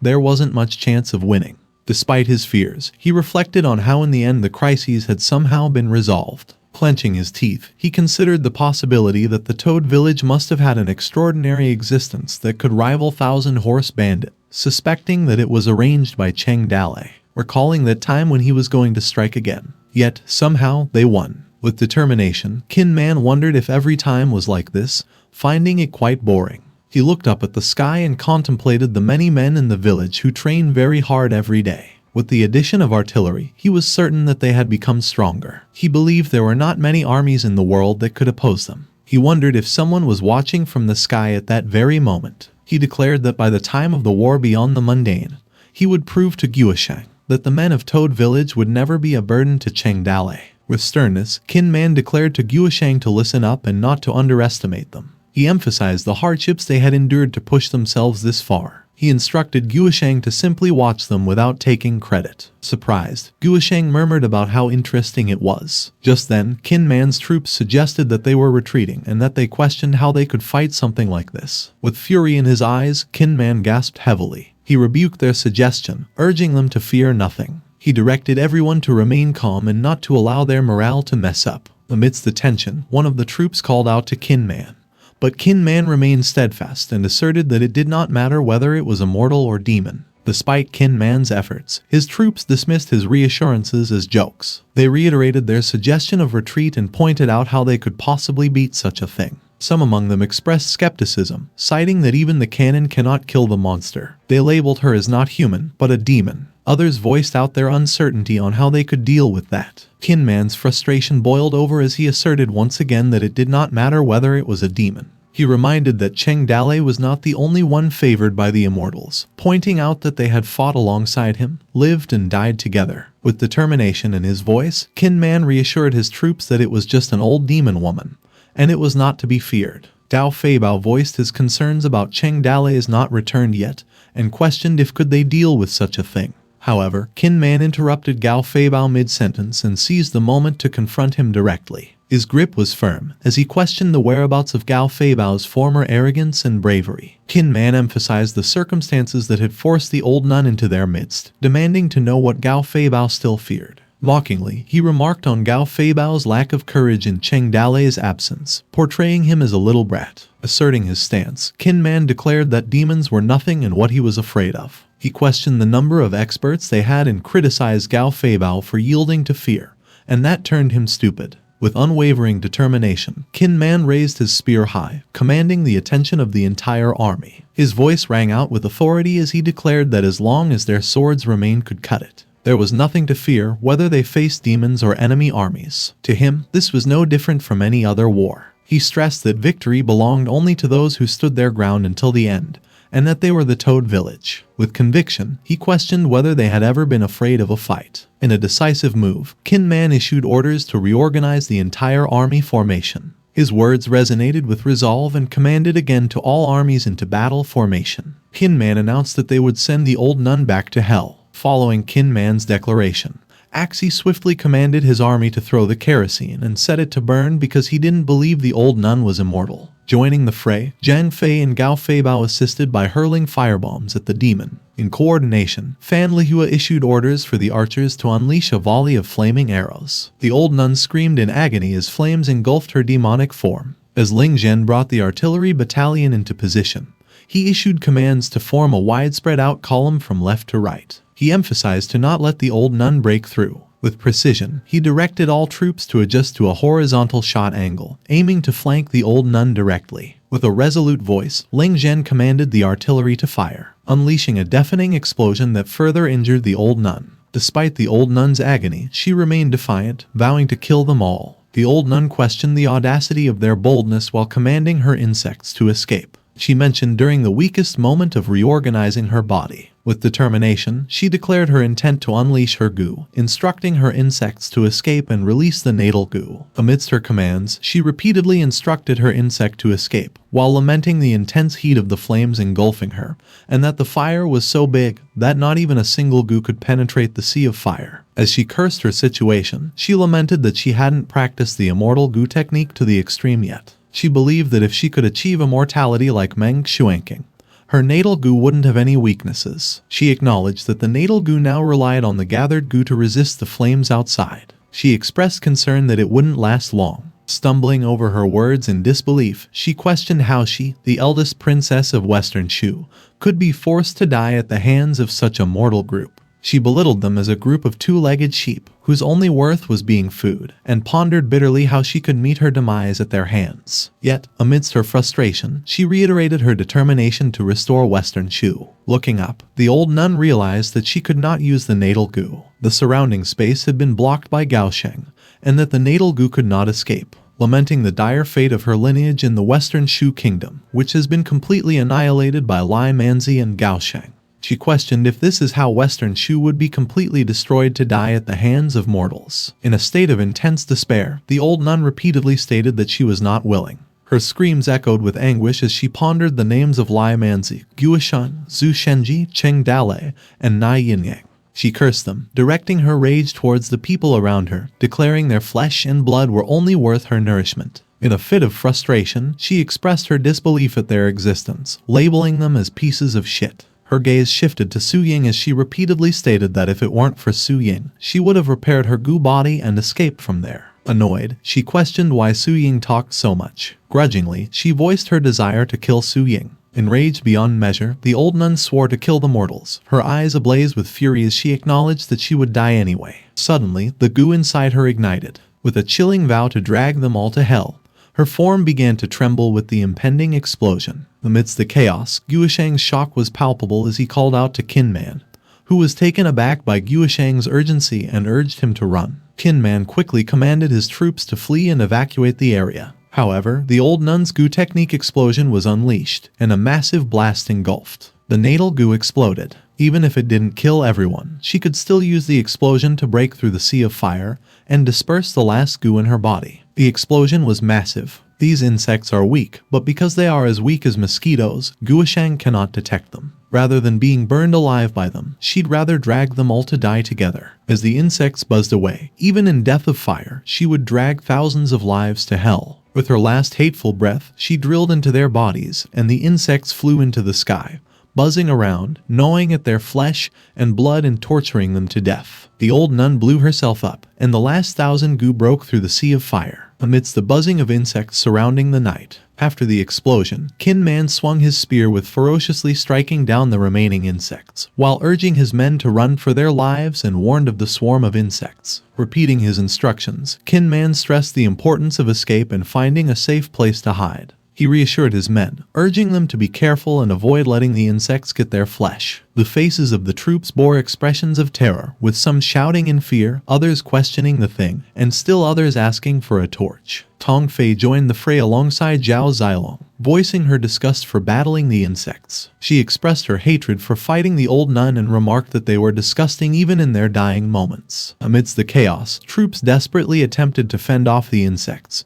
some frantically screaming in terror, while some urged to kill them. Among them, Gao Feibao, Gao Feihu, and Guan Yu Zhang Fei were also busy relentlessly attacking the insects. At the same moment as well, the insects were closing in on Su Ying. In a swift motion, Fan Lihua killed the approaching insects. With determination, she swiftly grabbed Su Ying, stating that they needed to get out of the area first. She assured Su Ying that she would protect her. Fan Lihua guided Su Ying away from the danger, with Zhu Shenji slumping over on Fan Lihua's horse, appearing to be faint. Thousands of goo spreading. The continues buzzing around the city, entering each house. The insects reached the sleeping Liu Zhai and Cheng Dalei's child. Witnessing another massive explosion from afar, Hart speculated whether the intruder had self-destructed and pondered if the village had managed to resolve it themselves. Impressed, Hart commended them, remarking that the intruder was dead on arrival and praising them for a job well done. She acknowledged that the intruder had been forced to resort to self-destruction. Despite the presence of insects still flying around the city,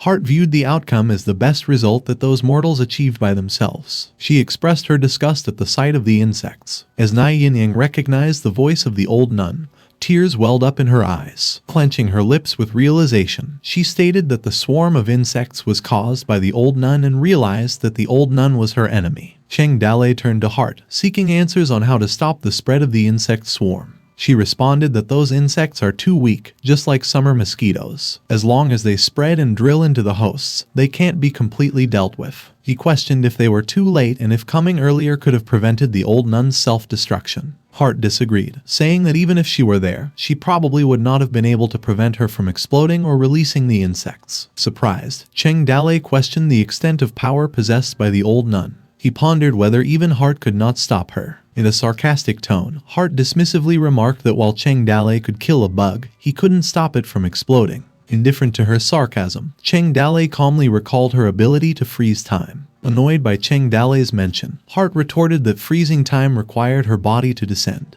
But it was just a bug. She emphasized that even if she were to grasp it, she wouldn't be able to extract its power. She questioned the necessity of her personally dealing with a bug. In response to her query, Cheng Dalei remained doubtful. Hart explained that this kind of bug likes to explode and sweat all over him when it's in a desperate situation. She says she has something to tell him, and admits that she doesn't want to crush it with her hands because the elf has a cleanliness fetish, and it feels disgusting. If he takes out the sword and cuts it, he'll have to wash the ordinary sword several times before she repairs it. Cheng Dalei was silent as he listened. She informed him that now the situation is good. These goo pests are very weak, not the kind of powerful insect pests that will explode if touched. She suggested cleaning up the mess, and he will do it. Suddenly, a beep from the system indicated that the mission was complete, stating that kill the old nun, Moonlight Temple. After the long night finally passed, and the sun rose in the east, the number of goo patients in Toad Village was rising. Adelina asserted that this situation was as tragic as fighting a major battle. Looking at the patients, she felt pity. However, she noted that only a small number of people had been injured. Most of them were affected by something called goo, and the patients were frustrated. She pondered that the whole body became weak and pale, and all the doctors in the city were gathered, but there seemed to be nothing they could do about the goo. On the backdrop, a villager asked the elderly doctor what herbs he should take to get rid of goo, but the elder doctor couldn't answer. She concluded that this was a plague, wondering if it meant that many in Toad Village would die of illnesses this time. Meanwhile, at Liu Bei's medical center, many were looking for Liu Bei, and people crowded outside the gate. One person mentioned that they heard Liu Bei could cure this goo. Another replied that Liu Bei operated to remove the insect from the body. Some people pleaded for help from him. Inside the medical center, Liu Bei was busy operating. After he removed the goo, he snitched the arms where he operated and instructed Guan Yu not to practice martial arts or drink alcohol, and to avoid spicy foods before the wounds healed. He added that Guan Yu could head out when he finished cleaning the tools and could call the next patient in. He instructed Guan Yu again to tell them the rules, not to touch his things when they come in, and Guan Yu confirmed. After Liu Bei used the items, he sterilized them while he flipped the books. Liu Bei reads through some pages of the book, but outside the door, many were looking for him, asking when it would be their turn. People shouted his name and pleaded for help. An elderly person in the yard approached Guan Yu, asking for his help to ask Liu Bei to save him. Guan Yu reassured them to please calm down, explaining that Liu Bei was still packing and preparing, and it wouldn't take too long. But some people didn't listen, continuously expressing their discomfort while calling Liu Bei. Meanwhile, inside, Liu Bei could only hear the murmurs from outside, and Guan Yu instructed everyone to go out and wait, emphasizing that entry without permission was not allowed. He warned them to wait and not to rush, otherwise they shouldn't blame him for being rude. Liu Bei listened quietly, though he sighed often. Today, he let out a particularly long sigh. Suddenly, Cheng Dalei arrived at Liu Bei's medical center, called everyone's attention to the villagers, and requested them to grant him a favor by allowing him to see Liu Bei first. The villagers looked at Cheng Dalei in surprise. Cheng Dalei shouted to Guan Yu and implored him to inform them.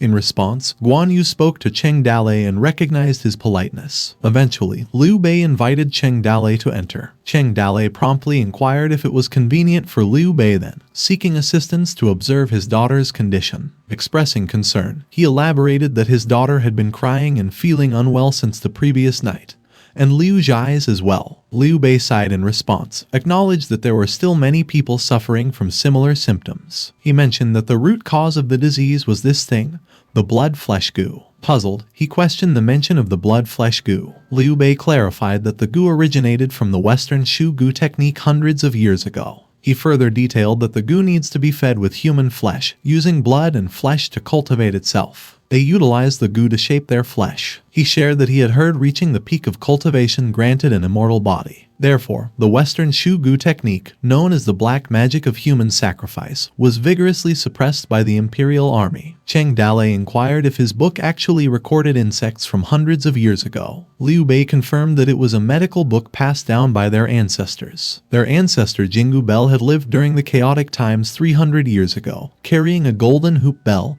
and traveling to treat commoners. He stated that after decades of practicing medicine, he compiled his experiences into a book titled Medical Practice Book. The part about the goo was recorded during his time in the Western Shu Kingdom. Cheng Dalei considered that despite long-standing speculation, his ancestor was indeed Hue Chuo. He remarked that Cao Cao's early demise was fortunate, and that it was good that Hue Chuo did not suffer from him. Liu Bei continued to elucidate that under normal circumstances, after entering the body, the goo will lurk in the flesh waiting for the order. However, since the old nun had turned to ash, the goo remained in a dormant state. But once the goo matures and awakens, it will carve through the flesh and return to the goo. Cheng Dalei interjected and questioned whether the victim would be cured, to which Liu Bei replied that the host would be tortured to death by it. Even if not, it would initially kill the host through the heart before finally breaking out of the body. Cheng Dalei questioned what would happen to the goo that didn't parasitize a human body. Liu Bei reassured him, stating that the parasite that failed to parasitize a human body wouldn't survive more than a few days. Curious, Cheng Dalei inquired how long it takes for the goo to mature. Liu Bei replied that for adults, it takes about a year, but for small children, it might not take as long. Without hesitation, Cheng Dalei swiftly requested Liu Bei to operate and remove the goo from his daughter's body. Surprised, Liu Bei questioned the mention of removal and operation. Cheng Dalei reiterated the word surgery, mentioning that since he learned under the tutelage of Hua Chuo, he should excel at surgical procedures. As he handed his daughter over to Liu Bei's anxiety was palpable. At that moment, he was struck by a vivid recollection, a haunting echo of a voice pleading for help, urging him to save her daughter. The sentence reverberated insistently in his mind. He recalled the memory of himself informing his master about his duty as a disciple, to go down to the mountain to practice medicine and help the world. His master had cautioned him against utilizing his skills outside. Amidst his recollection, Liu Bei's mind was flooded with the haunting plea of a desperate mother begging to save her daughter. With a heavy heart, Liu Bei replied to the woman, stating that it was hopeless. Time has dragged on until now, acknowledging that even Dalio Jingxian would be unable to save the child. Yet, the woman persisted and continued her plea to save her daughter. Conflicted by the situation, Liu Bei murmured that he could only attempt it. After he decided to do it, the people started accusing him of murder and wanting to kill him. He fled from the angry people, their insults ringing in his ears, branding him as a quack and a disgrace to the world.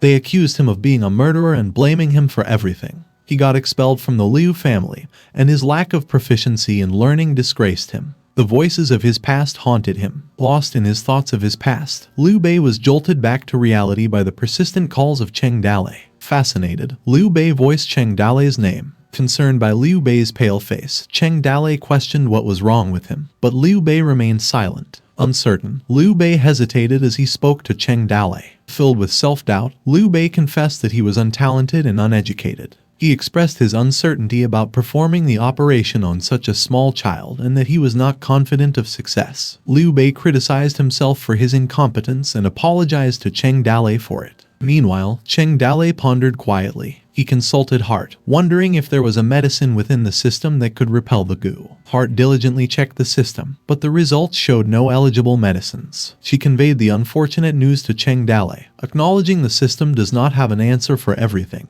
However, she reassured him that anesthesia and hemostasis were minor matters. Heart suggested that her blood could flow through her daughter's body, enabling her to block the pain, constrict the blood vessels, and sleep peacefully during the operation. She emphasized that foreign objects like the goo couldn't be cured with medication and must be removed, and that an experienced doctor was required to remove the goo. Observing Liu Bei's expression, Heart noted that Liu Bei seemed very resistant to the matter. Cheng Dalei persisted in pleading with Liu Bei for help, expressing that he would climb mountains of swords and go through seas of fire if it meant saving his daughter. He added that with just one word from Liu Bei, he could do anything. Feeling pressured, Liu Bei suggested that Cheng Dalei was exaggerating. He emphasized that they were all friends, like family, and there was no need for that. Liu Bei explained that it wasn't that he didn't want to treat her, but the surgery would be too risky due to the child could not use mafesan, and the female goo was in her chest. He admitted that even with his lack of knowledge, a strong adult would be fine with a knife, but he didn't possess the skills to operate on such a young child.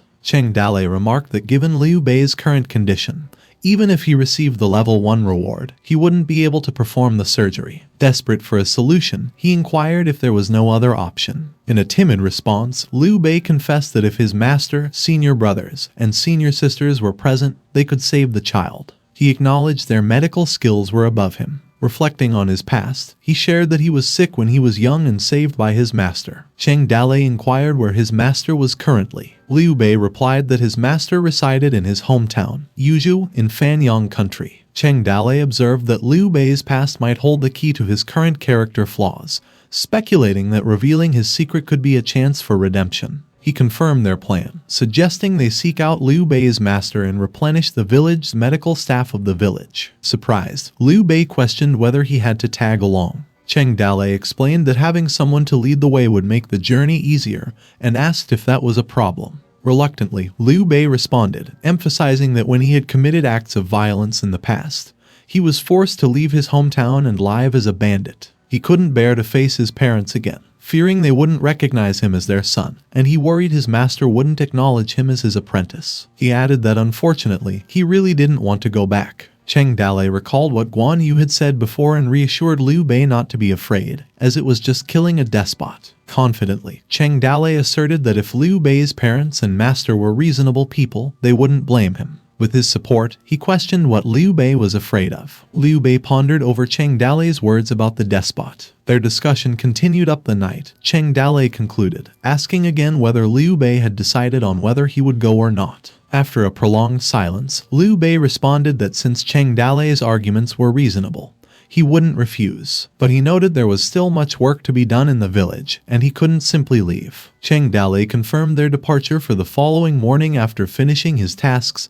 that night. After that moment, in Liu Zhai's room that evening, Liu Zhai mumbled and expressed feeling uncomfortable, with Cheng Dalei only calling Liu Zhai. Cheng Dalei informed them that the village was currently at its most vulnerable state, and if he were to leave at this time, he suspected he couldn't evade the Marquis's scrutiny. In the presence of Qin Man and Fan Lihua, Cheng Dalei advised them both to be cautious, as defending the village would be left to them. Qin Man affirmed, echoed by Fan Lihua, who assured Cheng Dalei that he could rest assured. Cheng Dalei also informed Su Ying that the assassin from the previous night had been apprehended and placed in jail. He informed Su Ying that Nai Yinyang's nature wasn't bad and that her abilities were strong. He expressed his intention to recruit her, noting her good relationship with Lai Wan-er. He instructed Su Ying to arrange for Lai Wan-er to speak with Nai Yinyang, and Su Ying nodded in agreement. Handing the letter, he asked Su Ying to give it to Lai Wan-er. Fan Lihua, who was standing behind Su Ying, was puzzled by Cheng Dalei's request. While Su Ying accepted it, she hesitated to ask Cheng Dalei about him and Lai Wan-er.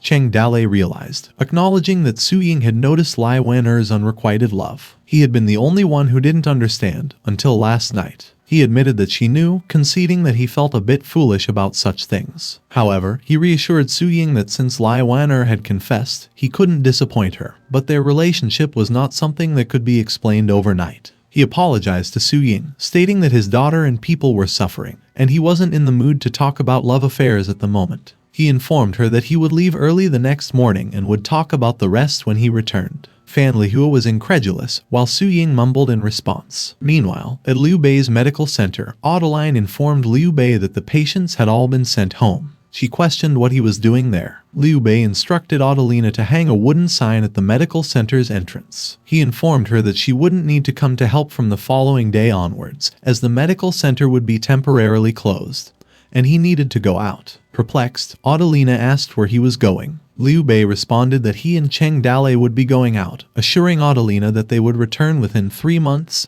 or at most 6. Adelina was surprised at the extended duration, commenting on its length. However, Liu Bei continued, instructing her that when he is gone, if anyone sought medical help from the church, she should refrain from talking to them about joining the church. After he wrote, he advised Adelina that after so long, she should understand that religion cannot cure disease. He urged her to be practical and prescribe medications to the patients. Handing her the note, he further explained that the prescription could relieve pain and detoxify, though it could only treat symptoms and not the root cause. Nonetheless, it could always make one feel better. Adelina remained silent, which prompted Liu Bei to urge her. Suddenly, Adelina stated that she would be going with them. Surprised, Liu Bei asked if she wasn't going to serve her goddess anymore. Triggered, Liu Bei advised Adelina not to underestimate the security of Toad Village. Remarking about the chaos still prevalent outside, he questioned her motives for wanting to leave. Annoyed, Adelina retorted that preaching was necessary, especially in times of chaos, as people needed the guidance of the goddess. Determined, she insisted that the ransom she owed to Toad Village had been paid, yet Cheng Dalei wouldn't let her go out and that she must go out this time. Liu Bei sighed in resignation. Assertively, Adelina instructed Liu Bei to stop talking, as he was temporarily deprived of the right to speak,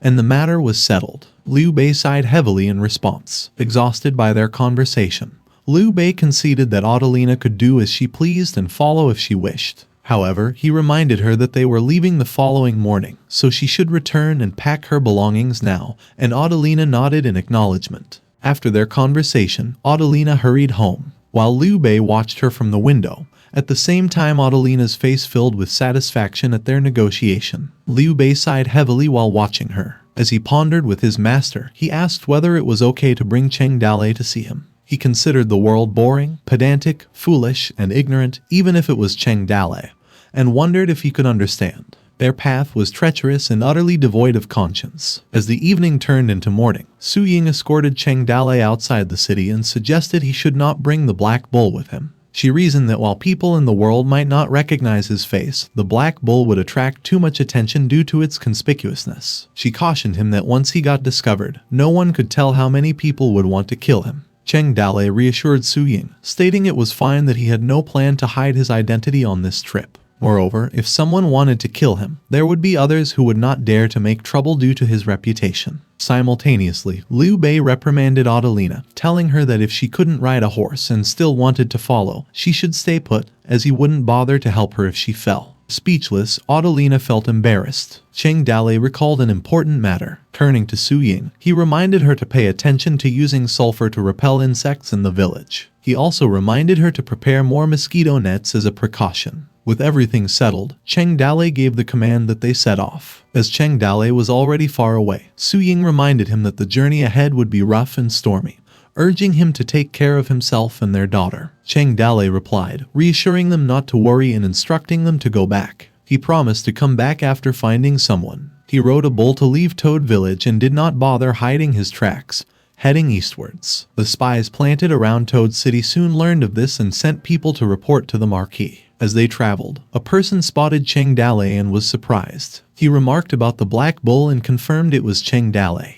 His companion asked if he had gotten a good look at him and questioned how he could be certain. The companion replied that there was no mistake as he could tell just by looking at the Black Bull. Another person inquired if Cheng Dalei was not afraid of death, as so many people in the world wanted to kill him. Someone else wondered if Cheng Dalei was heading to the 10,000 Scroll Academy to take an exam. As Master Meng of the Academy was reportedly accepting close disciples, he remarked it was a rare event. Shocked, the person questioned why a mountain bandit would take an academy exam and wondered if Cheng Dalei had hit his head on the door. Another person speculated and asked if Cheng Dalei was going to Jingju to find Jiang Tiansai, the little heavenly master, to exorcise ghosts. He shared that he had heard that a demon was burned alive in Toad City 2 nights ago, with flames visible throughout the city, accompanied by eerie screams heard by all residents. They engaged in a lively discussion, with one person mentioning he had also heard of that too. They exchanged stories, mentioning recent rumors of demons and monsters eating and killing people everywhere, causing many villages to become deserted.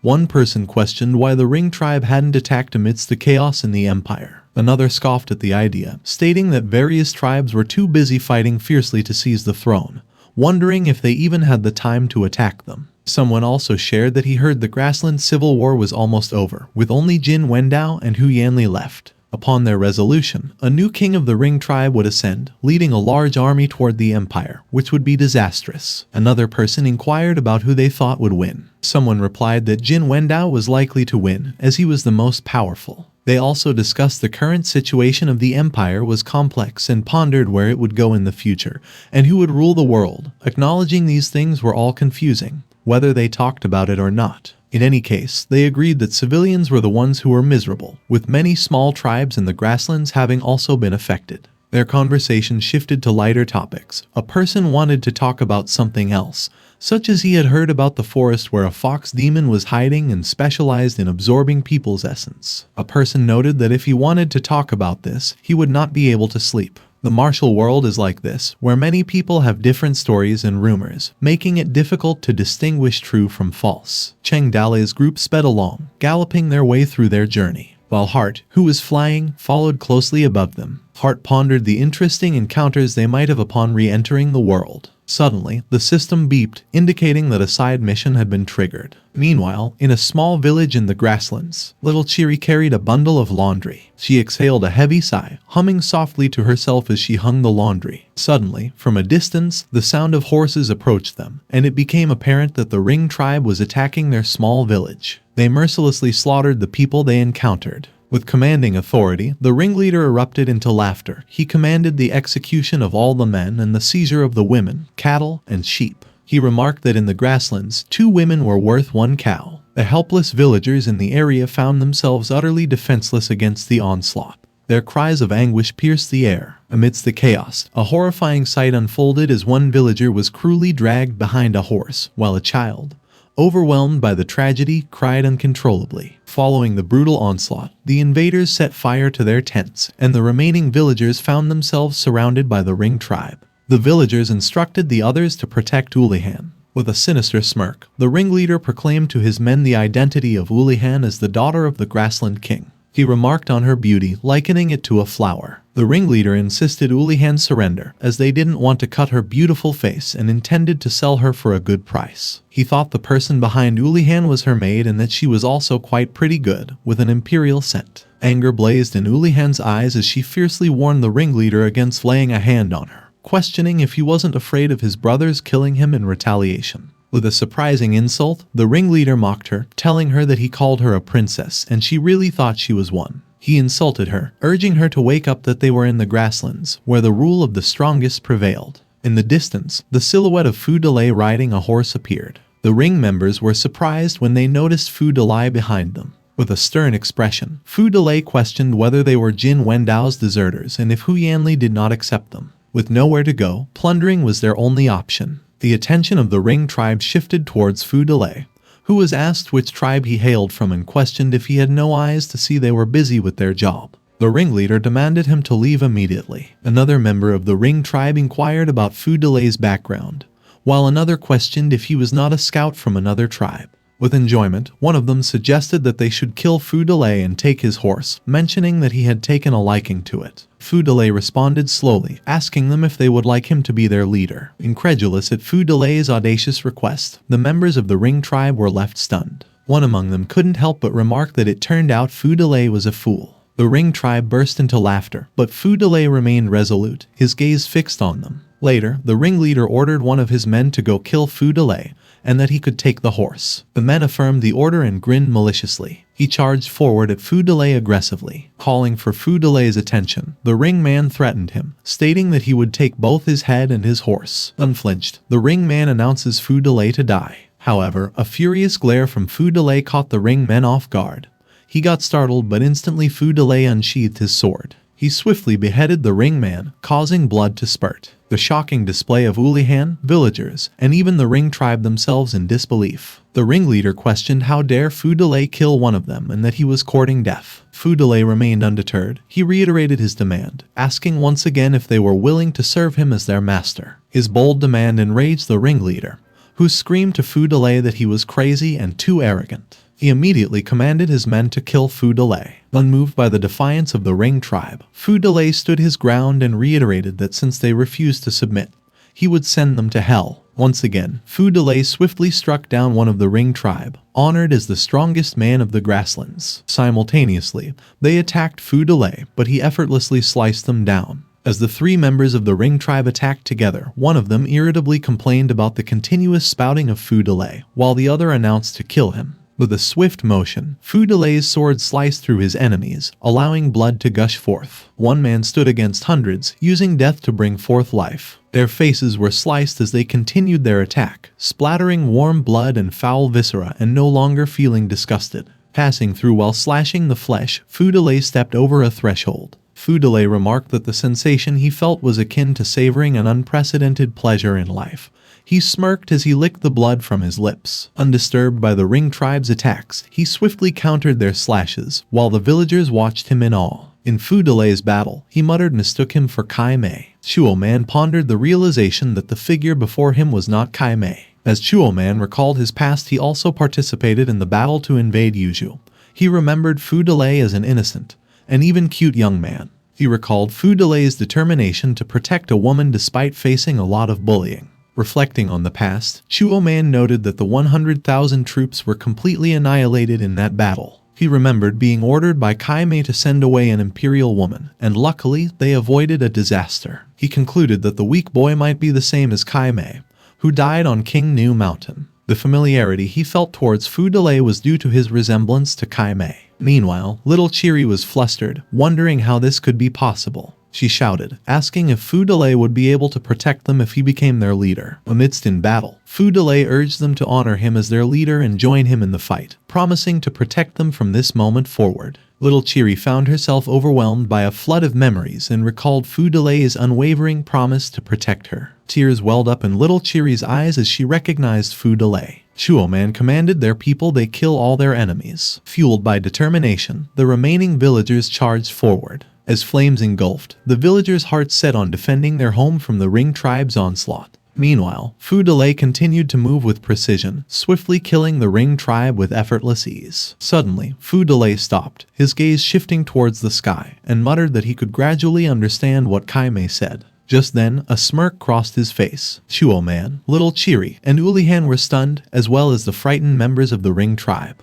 They kneeled before Fu Dalei amidst the grim backdrop of their fallen comrades. Fu Dalei stood above countless corpses, while Little Cherry watched him from a distance. Little Cherry called Fu Dalei. Fu Dalei stuttered as he realized who the girl was. He asked if she was Little Cherry, causing her to stutter his name. Little Cherry slowly approached Fu Dalei. Fu Dalei felt relieved that he reunited with Little Cherry after so many years. Fu Dalei's heart was not filled with joy for the reunion of lovers, but rather a surprise of having the stolen cat and dog killed by his own brother and finding them well protected when he returned to his hometown. Fu Dalei was prompted to call his brother's name, Chai Mai. A man inquired Fu Dalei about his name. Fu Dalei pondered for a moment to answer. He mentioned that he should use a new name if he wanted to convince them since they were Chai Mai's old subordinates. Fu Dalei was about to mention his new name. He revealed his surname first, which was Ye. As the sun set, he declared his first name was Yuan. As the sun set ablaze, he added Huo to his name. Fu Dalei grabbed Little Cherry's tiara and expressed his pleasure. He wore the tiara. Fu Dalei introduced himself as Yi Yuanhu. He announced to them that he was now there. Fu Dalei inquired the men if they would like him to be their leader. Meanwhile, at Luo Fang City where Lai Xingzai was at, a battle neared its end outside Luo Fang City, Yuzhou. A man groaned as someone slit his throat. The men yelled as they realized that their boss was dead, while another voice wondered if they were the reported new pirates. Lai Xingzai became enraged as he exclaimed, "How dare they come to Luo Fang City to rob him," before warning them not to step on plates and inquiring whose territory it was. The pirates yelled at each other to run, while others suggested waiting for him and requested his brother's hand.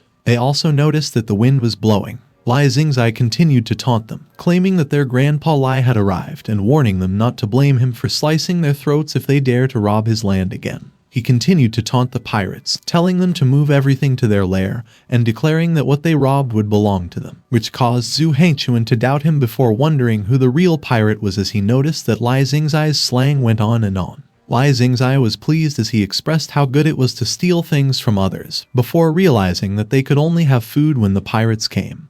But Zhu Hanchuan on the other hand wondered if he really boarded a pirate ship. Lai Xingzai asked Zhu Hanchuan to search through the whole body again to see if there were valuable things that could be exchanged for money, so they first pay off the debt owed to the grain shop.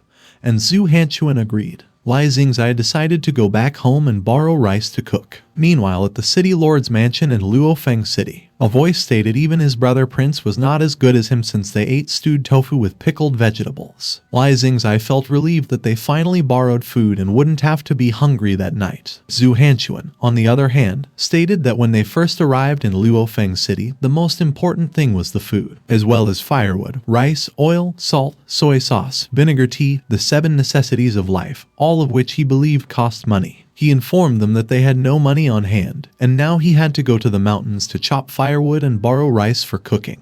He went on to mention that, despite the city's 100,000 inhabitants, only the weak, elderly, children, and women remained, while the city's middle-aged men became pirates and mountain bandits. Zhu Hanchuan believed that there would be no food if no one cultivates. He also mentioned that they might perhaps one day starve to death in the Lord's mansion once they raised soldiers. Zhu Hanchuan stated that Luo Fen City was a dead city. Lai Xingzai argued, questioning him how Lai Wenchen could give a ruined city to him if Luo Feng City was fertile. He recounted that he had traveled the world and that Luo Feng City was the city he cared about the most during his journey, despite the fact that the land was barren and surrounded by powerful enemies. He also claimed that there was a special product that was not available elsewhere, which prompted Zhu Hanchuan to inquire if it was iron or copper. Lai Xingzai mentioned that it was pirates, which confused Zhu Hanchuan. Lai Xingzai explained that pirates were active in the sea, and sometimes going ashore to plunder, and sometimes robbing passing ships. He assumed that there was a large amount of wealth hidden on the islands where they occupied. Song Yaoko interjected, inquiring if he meant they would rob the pirates and turn their treasures into wealth,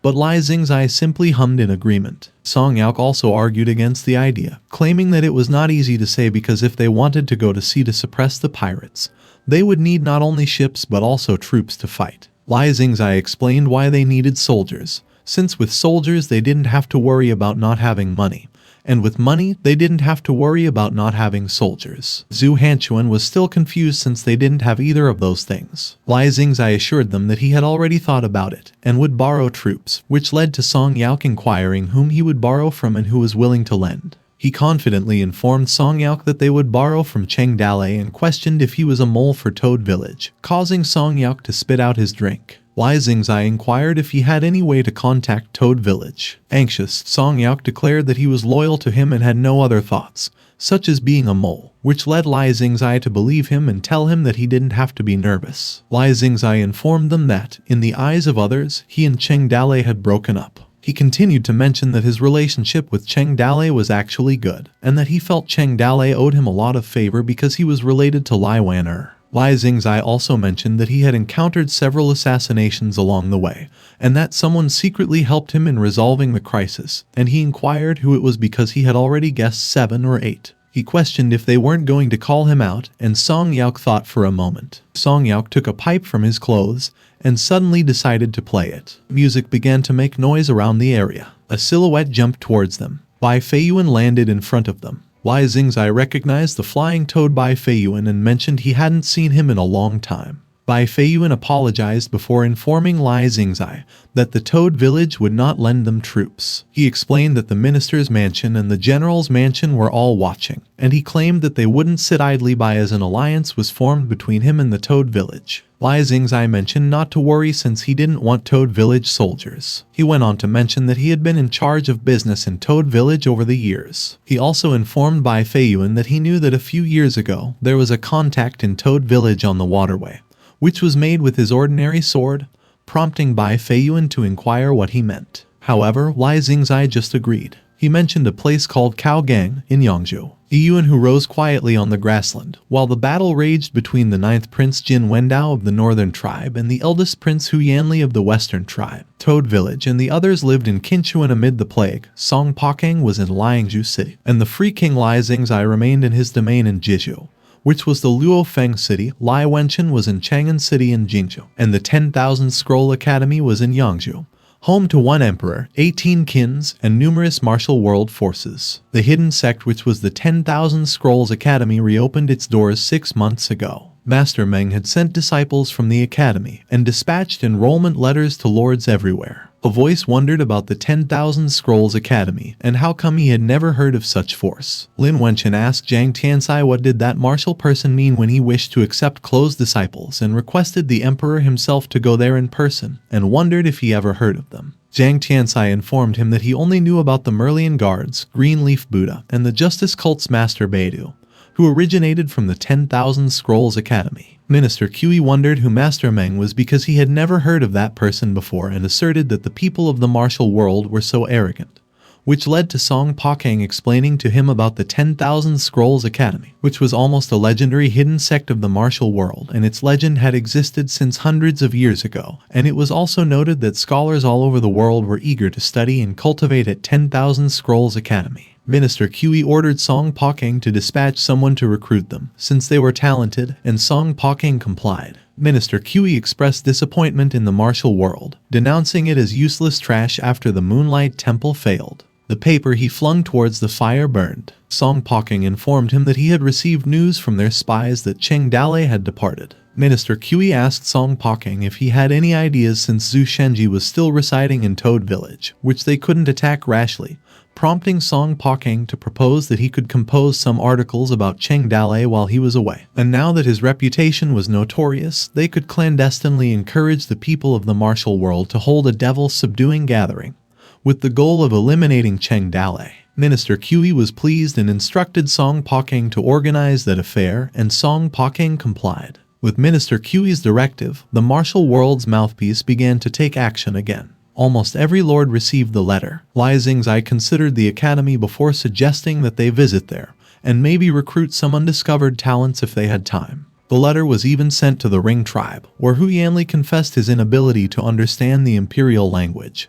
And Jin Wendao showed his interest because the Empire's academy desired to recruit him as a student. Meanwhile, a bird flew above the sky. It continued to descend. At the Wanwan mountain in Zhezhou, where Meng Jilao climbed some stairs, a man requested to come down, while another inquired if he had come to see his precious disciple and assured him not to worry because he was thriving at the academy. At the 10,000 Scrolls Academy, Meng Jilao asked the guard that he would like to seek Master Meng's audience, and he was permitted by the guard who instructed to wait. Meng Jilao entered the library of the 10,000 Scrolls Academy, thinking that the academy's 12 sages had changed from generation to generation, and realized that only Master Meng had endured, while some disciples maintained that Master Meng was the head of the 12 sages, and that they were constantly rotating. He also heard that Master Meng was actually hundreds of years old, before announcing himself before the person behind the curtains. Meng Jilao greeted Master Meng. Master Meng inquired if the task was accomplished, prompting Meng Jilao to report that all of the letters had been dispatched. But judging by their attitude toward receiving them, he deduced that only 1 out of 10 people were present,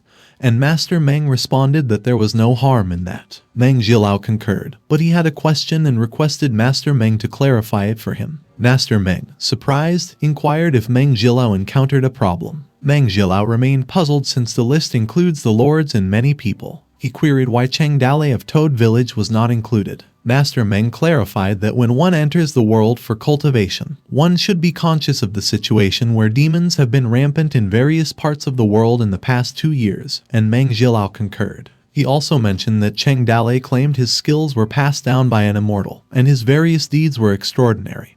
And he was also implicated in the destruction of the Great Kingdom several years ago, and he presumed that Cheng Dalei was one of the demons and monsters who were wreaking havoc in the world, prompting Meng Jilao to request him to listen. After many discussions, Meng Jilao declared that Cheng Dalei was not a demon in tumultuous times, despite the world's belief that he was. On the contrary, he believed that Cheng Dalei was the envoy sent by the heavens to conclude the chaotic times, which astonished Master Meng because Meng Jilao held such a high regard for Cheng Dalei. Meng Jilao urged Master Meng to deliberate thoroughly and judiciously, and advised him not to be swayed by worldly rumors. Master Meng contemplated his response. Suddenly he tossed a piece of envelope towards Meng Jilao. Master Meng was satisfied by the time the envelope landed. Afterward, Meng Jilao directed his junior brother Ziyu to dispatch the letter to Cheng Dalei of Toad Village, and Ziyu questioned whether it was Cheng Dalei from Liangzhu of Qinchuan Toad City. Ziyu also inquired if Meng Jilao had a portrait of Cheng Dalei. Meng Jilao described him as having an ordinary appearance and that not many people could recall his face, and instructed Ziyu that he just needed to recognize a few traits. He depicted Cheng Dalei as mounting a black bull, wielding an ordinary sword, and accompanying a mute girl with an axe, leading Ziyu to query if he was a mountain bandit, to which Meng Jilao affirmed. Ziyu pondered what if someone masqueraded as Cheng Dalei, which led to Meng Jilao musing if Ziyu was jesting, because Cheng Dalei was the most notorious and vile criminal in the empire, before musing who would dare to impersonate him since it was just inviting death. Ziyu declared that he had fully comprehended, and Meng Jilao expressed his gratitude. Ziyu leaped swiftly. More than 10 days later, in the wild forests of Liangzhu, the hoof of the black bull halted. Countless silhouettes of men began to ambush someone. They declared that the road was theirs as they had planted the tree, and if he wished to pass, they directed to leave his money to purchase the road. The man chuckled, as he muttered that a few minor bandits dared to rob him. One of the men queried which road it was before asserting that in that forest, their brothers have never been intimidated by anyone. The man seethed and stated that he couldn't overlook seeing injustice that day, so he decided that he would enact justice for the heavens. Another man was taken aback by his bold claim, and solicited his name. Luo Fang chuckled before hinting at the weight his name carried. He mentioned that his name would terrify them, while his brother remained silent. Luo Fang was about to draw his sword and leisurely disclosed his title as a village master. He announced that he was Cheng. The bandits were confused by his name, so Luo Fang explained that he was the ancestor of the mountain bandits and insulted them for attempting to rob him. One of the bandits recognized the black bull, ordinary sword, bare-faced little girl, prompting the other guy to recognize him as well. Another bandit stated that he had heard that the ancestor had re-entered the martial world, while the others pointed to the size of the bare-faced little girl's axe and concluded that they could not be fake. They bowed as they realized that Luo Fang had arrived before asking for forgiveness for being blind and ignorant of their heroes. Luo Fang remarked it was okay, as it was not surprising they didn't know. One bandit instructed the others to make way. They respectfully invite Luo Fang to cross the mountain. One bandit was satisfied that the small bandits couldn't really get into his eyes, while the other was astounded by Luo Fang, who was not even looking back, and the other commented that saying Luo Fang was the #1 mountain bandit in the world was not excessive. Another bandit expressed unexpectedness that they had met, while the other voiced that if he could follow Luo Fang and learn 2 or 3 moves, that would be enough. Luo Fang continued to move forward. He grasped for air after that nerve-wracking encounter. His younger brother observed that the wooden axe was so heavy that it hurt his hands, prompting Luo Fang to keep quiet before reminding him that he was currently mute. Luo Fang informed him that they would remove their disguise once they were further away, prompting his younger brother to complain to him to stop shushing him because he needed to pee. He also reminded his brother to hold it because he was now a girl, and his younger brother protested, claiming that he was a boy and not a girl, prompting Luo Fang to silence him. A stranger asked if he was really Cheng Dalei. Luo Fang was perplexed by the man's question. He wondered if he wouldn't be so unlucky to run into an empire bounty hunter. He explained that he usually used Cheng Dalei's name to bluff and deceive, and bandits were so frightened that they bowed down to worship him and offer good hospitality, and when he encountered a bounty hunter, he would kneel down and offer the gold and silver he cheated, because he believed that the hunters generally didn't embarrass civilians who have nothing to do. And under normal circumstances, he asserted that no one would hunt and kill Cheng Dalei because it would. Luo Fang wondered if he was about to meet his end since there were now wolves in front and tiger behind before asking Ziyu who he was and how dare he block his path. Ziyu mentioned that he had heard he was far away in Liangzhu and wondered why he had time to come out, which perplexed Luo Fang, and led him to ask if he had to tell him where he was going in advance. Ziyu noted that all of Luo Fang's characteristics were correct, and his answer also conforms to his temperament as a mountain bandit, so he mused that no one would dare to impersonate Cheng Dalei in the martial world, before he questioned why Meng Jilao wanted to send an invitation letter to a mountain bandit. Ziyu was pleased by the result, and declared that he had been ordered by Master Meng to send him a letter. He informed him that the academy would hold an entrance exam to recruit talented students from all over the world, and anyone could participate in the exam. In half a year, Luo Fang read the letter Ziyu gave. Ziyu also added that those who hold the confidential letters could skip the entrance exam, and would be tested directly by Master Meng. As Ziyu left, he announced that those who passed would become Master Meng's disciple. The voice of Ziyu warned him that being late wouldn't be acceptable, leaving Luo Fang perplexed. On the Toad village side, Cheng Dalei set out early in the morning,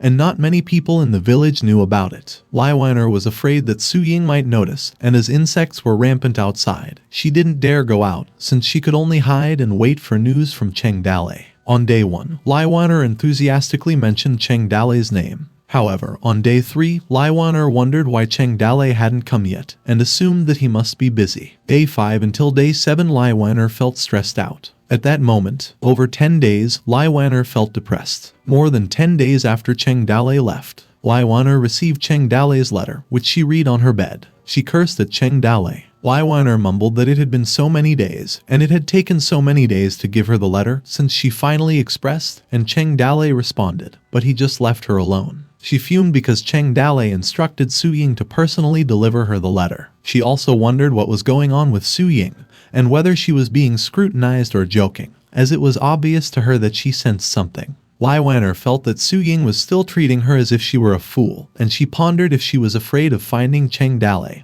and spending time alone with him. She decided to go since Su Ying didn't want her to go find Cheng Dalei. She also had to ask Cheng Dalei what he meant before ordering the guard to prepare a carriage. Lai Weiner directed to go to the prison first. Meanwhile, at the prison where Yinyang was imprisoned, she realized that it had been over 10 days and remembered what Su Ying had declared that she would call Lai Weiner to talk to her. She assumed that Lai Weiner must have been completely disappointed in her since she had not come for so long. Yinyang also realized that her master was her enemy, and that now that she had died, she remembered how she had aided her in killing so many people over the years, and she partly blamed herself for the Toad village's current plague of insects. She declared her whole life was a big joke. Yinyang just wanted to see Lai Weiner one more time and apologize. She wondered what was the point of her living. She opened her mouth as she was about to eat the pill. Suddenly Lai Weiner called her name. Yinyang cried as the pill was in her mouth, while Lai Weiner just stared at her. She gulped the pill down, which made Lai Wan'er alarmed. Lai Wan'er wondered what she had eaten and urged her to spit it out. She called for a doctor and someone for help before advising Nai Yinyang to buckle her throat because she was going to kill herself with the poison. Nai Yinyang vomited, and the pill rolled out along the vomit. She coughed aggressively, while Lai Wan'er inquired why she wanted to kill herself for no reason. Lai Wan'er inquired if anyone in prison bullied or belittled her, and invited her to share about it, promising her justice. Nai Yinyang explained that she didn't have the face to see Lai Wan'er, so she thought of committing suicide since it's just that she had done those things, prompting Lai Wan'er to inquire what she meant, before pondering if the things she had done would be written off if she died. Lai Wan'er remarked that she admired her and wondered why her brain was full of committing suicide. And Nai Yinyang replied that she would have been locked up and was about to lose her mind if she had come later, leaving Lai Wan'er pondering who had instructed her to hurt Cheng Dalei, which made Su Ying despise her. She also believed that Su Ying would not have stopped at simply locking Nai Yinyang up for a few days if Cheng Dalei had not warned her, since she loved him so much that she would have eaten her alive. Lai Wan'er also reminded her about that night, when she finally had the courage to reveal it, but Nai Yinyang picked a good time, which if she had not come out of nowhere and ruined her good deed. Furious, Lai Wan'er blushed as she assumed that both Cheng Dalei, but cut herself off in mid-sentence. Still furious, Lai Wan'er blushed as she pondered what she was about to reveal. She asked Nai Yinyang if her old insect demon master only taught her martial arts, before suggesting that if she were smarter, there wouldn't be as many troubles, prompting Nai Yinyang to inform her that her master didn't teach her much. Since she was a child, she only gave her a pill and taught her some basic swordsmanship. Nai Yinyang also revealed that her master also threw her into a forest with wild animals, and gave her just a dagger to kill apes, stab tigers and leopards, travel, and assassinate her targets. She went on to reveal that her martial arts were developed through such a life and death struggle, which left Lai Wan'er speechless. Lai Wan'er commented that her martial arts talent was too outrageous, and pondered if God gave her talent for martial arts and removed some of her brain. She suggested to Nai Yinyang to try to go out and do something as compensation if she really felt guilty. Nai Yinyang pondered what. Lai Wan'er gave her an example of going with her to find Cheng Dalei since he had run away and left her behind. She asked Nai Yinyang once again if she was still planning to do what she had revealed, which left her pondering for a response. Nai Yinyang accepted Lai Wan'er's request and decided that she would use her life to protect her. The next day at the city lord's mansion, Qin Man informed Su Ying that Lai Wan'er was leaving. Su Ying was shocked. She asked Qin Man where Lai Wan'er was now, and he informed her that she was with Nai Yinyang, and probably just outside of the city. Su Ying instructed Qin Man to quickly catch up with Lai Wan'er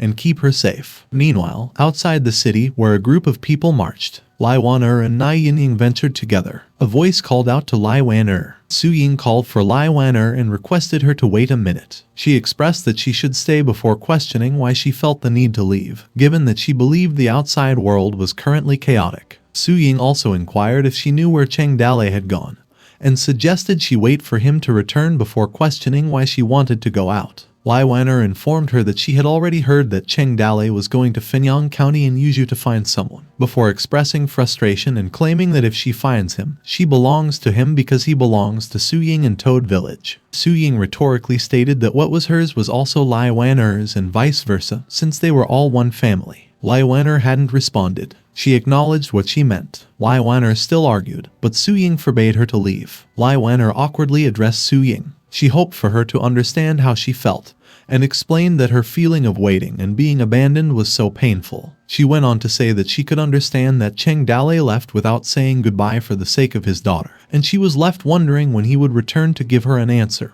and whether he had anything to do outside. She also expressed concern that as time passed, the things he finally agreed to would change, and the more she thought about it, the more restless her heart became. Su Ying called Wan'er's name with concern. Lai Wan'er decided that she had to find Cheng Dalei since it was her own business, because her heart was no longer in Toad City, and believed that she would become a walking corpse if Su Ying forced her to stay. She reassured not to worry about her and to go back, assuring her that with Nai Yinyang protecting her, the best assassin in the world, she wouldn't be in danger. Su Ying watched Lai Wan'er and Nai Yinyang leave. She noticed the look in Lai Wan'er's eyes when she left. Su Ying described Lai Wan'er's face as full of vitality and energy, unlike the slightly resentful and haggard look she had before, and she believed Lai Wan'er was eager to find Cheng Dalei as soon as possible. She also remembered what Cheng Dalei had said about the time he and Lai Wan'er spent in the grassland. Su-ying assumed that Lai Wan-er was perhaps going out, hoping to continue that time. Hinman said that they should go back, and Su-ying hummed in agreement as the butterfly left the nest to find the toad. Meanwhile at Fenyong County in Yuzhou, children gathered as they peeked through a window. An old man and a man sitting next to him watched the bedridden man. The man inquired the doctor how his father was, but the doctor only hummed. The doctor considered preparing for the aftermath because the disease was serious and had no cure before instructing the man to take the prescribed medicine. Boil 3 bowls of water and attempted to pour it down. He wondered why he couldn't articulate such simple sentences before telling them that if the man couldn't take the medicine, they should return to see him to apply acupuncture. A voice pondered how a good person could get sicker and sicker after seeing a doctor. Another voice added that the old man was the only doctor in a 100-mile radius. And another stated that they had heard that there was a divine woman in the village, prompting the other person to argue, asking why they hadn't invited the divine woman to take a look. The children ran as they giggled and laughed after the doctor emerged. The children mocked the doctor, singing that the village West ghost selling medicine soup couldn't be drunk. They continued to insult the doctor by singing as he departed. The doctor sighed. Dried leaves began to fall as the wind blew. The doctor realized that the mountain road was becoming increasingly difficult to walk on because the wind was so strong. The doctor groaned as he battled through the wind. He halted as he noticed something. 2 silhouettes appeared from the distance. Cheng Dalei along with Yin Mu, Liu Bei, and Adelina passed by him. The doctor noticed the medicine tool they were carrying. He realized that it was Liu Bei and wondered if he returned to the village. The doctor was displeased, wondering why Liu Bei came back at that time. However, Cheng Dalei's group continued to the village. Adelina asked Liu Bei if it was his hometown, and Liu Bei hummed in agreement. Liu Bei noticed that the village had changed so much that he didn't recognize some of it, while Cheng Dalei informed him that he had heard that Liu Bei and his master had been separated for many years and were caught up in a chaotic war. Cheng Dalei asked Liu Bei why didn't he visit his parents first and inquire about his master's whereabouts, which prompted Liu Bei to decline, explaining that if his master moved, he would definitely leave him a clue, and suggested that they should go directly to the medical clinic. Cheng Dalei agreed, while the children ran as they sang about the 3 drums, night watch chickens. They continued to sing, leading to Cheng Dalei observing them. The children continued to sing, warning each other that they should not go near the west of the village. They went on, with the lyrics describing squeezing and peeling to decorate the bottom of the altar. One of the children noticed that the direction the group Cheng Dalei went to was the haunted house. At the west bamboo forest, behind the village, Cheng Dalei inquired Liu Bei if he was sure that it was the right place. He also noticed that the road was overgrown with weeds before asking Liu Bei why it looked like it had been abandoned for a long time. And Liu Bei replied that he wouldn't mistake the road since he grew up there studying medicine. Liu Bei announced that they were now at the Huashi Medical Center. Overgrown bamboo surrounded the area, and cursed papers were affixed to the wall. A lot of papers were stuck on the wall. Liu Bei was speechless of what he saw. Cheng Dalei asked him if the place was haunted and what exactly had happened since he noticed the exorcism talismans, and Liu Bei assured him that they were in the right place, but wondered why his master was not there. He assumed that it had burned down after his master moved, or that thieves had paid a visit, and stated that his master was probably fine. Doubting, Cheng Dalei mentioned that there was no need to burn it down and put on a talisman while moving around. Liu Bei informed them that he would go in and look because he believed his master had moved, and that he would definitely inform him of his new home. The children warned him that he couldn't go in there. He informed them not to break the talisman and let the evil spirits out. Liu Bei's foot halted. Liu Bei was furious, so he asked the child if the place was haunted, which he couldn't believe, before asking him what was wrong with his master. He threatened the child to tell him everything he knew, which made the child stutter as he mentioned his master. The child realized that he was Liu Bei. The child ran as he realized that the killer ghost was back, and begged Liu Bei not to kill him before asking for help. Liu Bei ordered them to hurry and get the child, which made the child scream more. They camped in front of the Huashi Medical Center. Liu Bei inquired the child where his master was, where they went, and who burned the medical center, while the child begged him not to eat him before informing him that everything the divine woman stated had nothing to do with him. Adelina remarked that he wouldn't get any answers like that. She advised not to be afraid since she was a messenger of God from afar, and questioned him if he knew Dr. Hua. The child screamed loudly and labeled Adelina a golden-haired ghost. He yelled loudly, calling Adelina a golden-haired ghost like the white-haired ghost, and urged not to come closer. Liu Bei questioned about the white-haired ghost, asking if it was his senior sister, and inquired the child what he had done to her. The villagers noticed and asserted that something was wrong, and they suspected that they were releasing the evil spirit because they saw outsiders walking that way. The villagers pondered who the outsiders were, and how dare they trespass on their village's forbidden land. The other villagers indicated to the Cheng Dalei group, informing others that it was them, while the others scolded them for causing trouble in their territory and queried if they were courting death. Liu Bei inquired them who was in the medical clinic when they set it on fire, while the child begged his uncle and dad to save him quickly, and the villagers realized it was Liu Bei and accused him of murder. Enraged, Liu Bei demanded the villagers what they had done to his master and where he was, while the villagers speculated amongst themselves about whether it was Liu Bei and what he was doing there, while the others gossiped that he killed someone and ran away, and now dares to come back, while the other guy assumed that he wanted to free his cannibal master from the cellar. A man called out to Liu Bei. He welcomed him that he was back. Liu Bei's body trembled, while the man branded him an evil creature. Cheng Dalei sought the man for information, and Liu Bei recognized the man as his dad. A system information about Liu Bei's father appeared, identifying him as Liu Hong, a mediocre but righteous martial artist aged 42. Liu Hong reminded Liu Bei that he had killed someone and fled,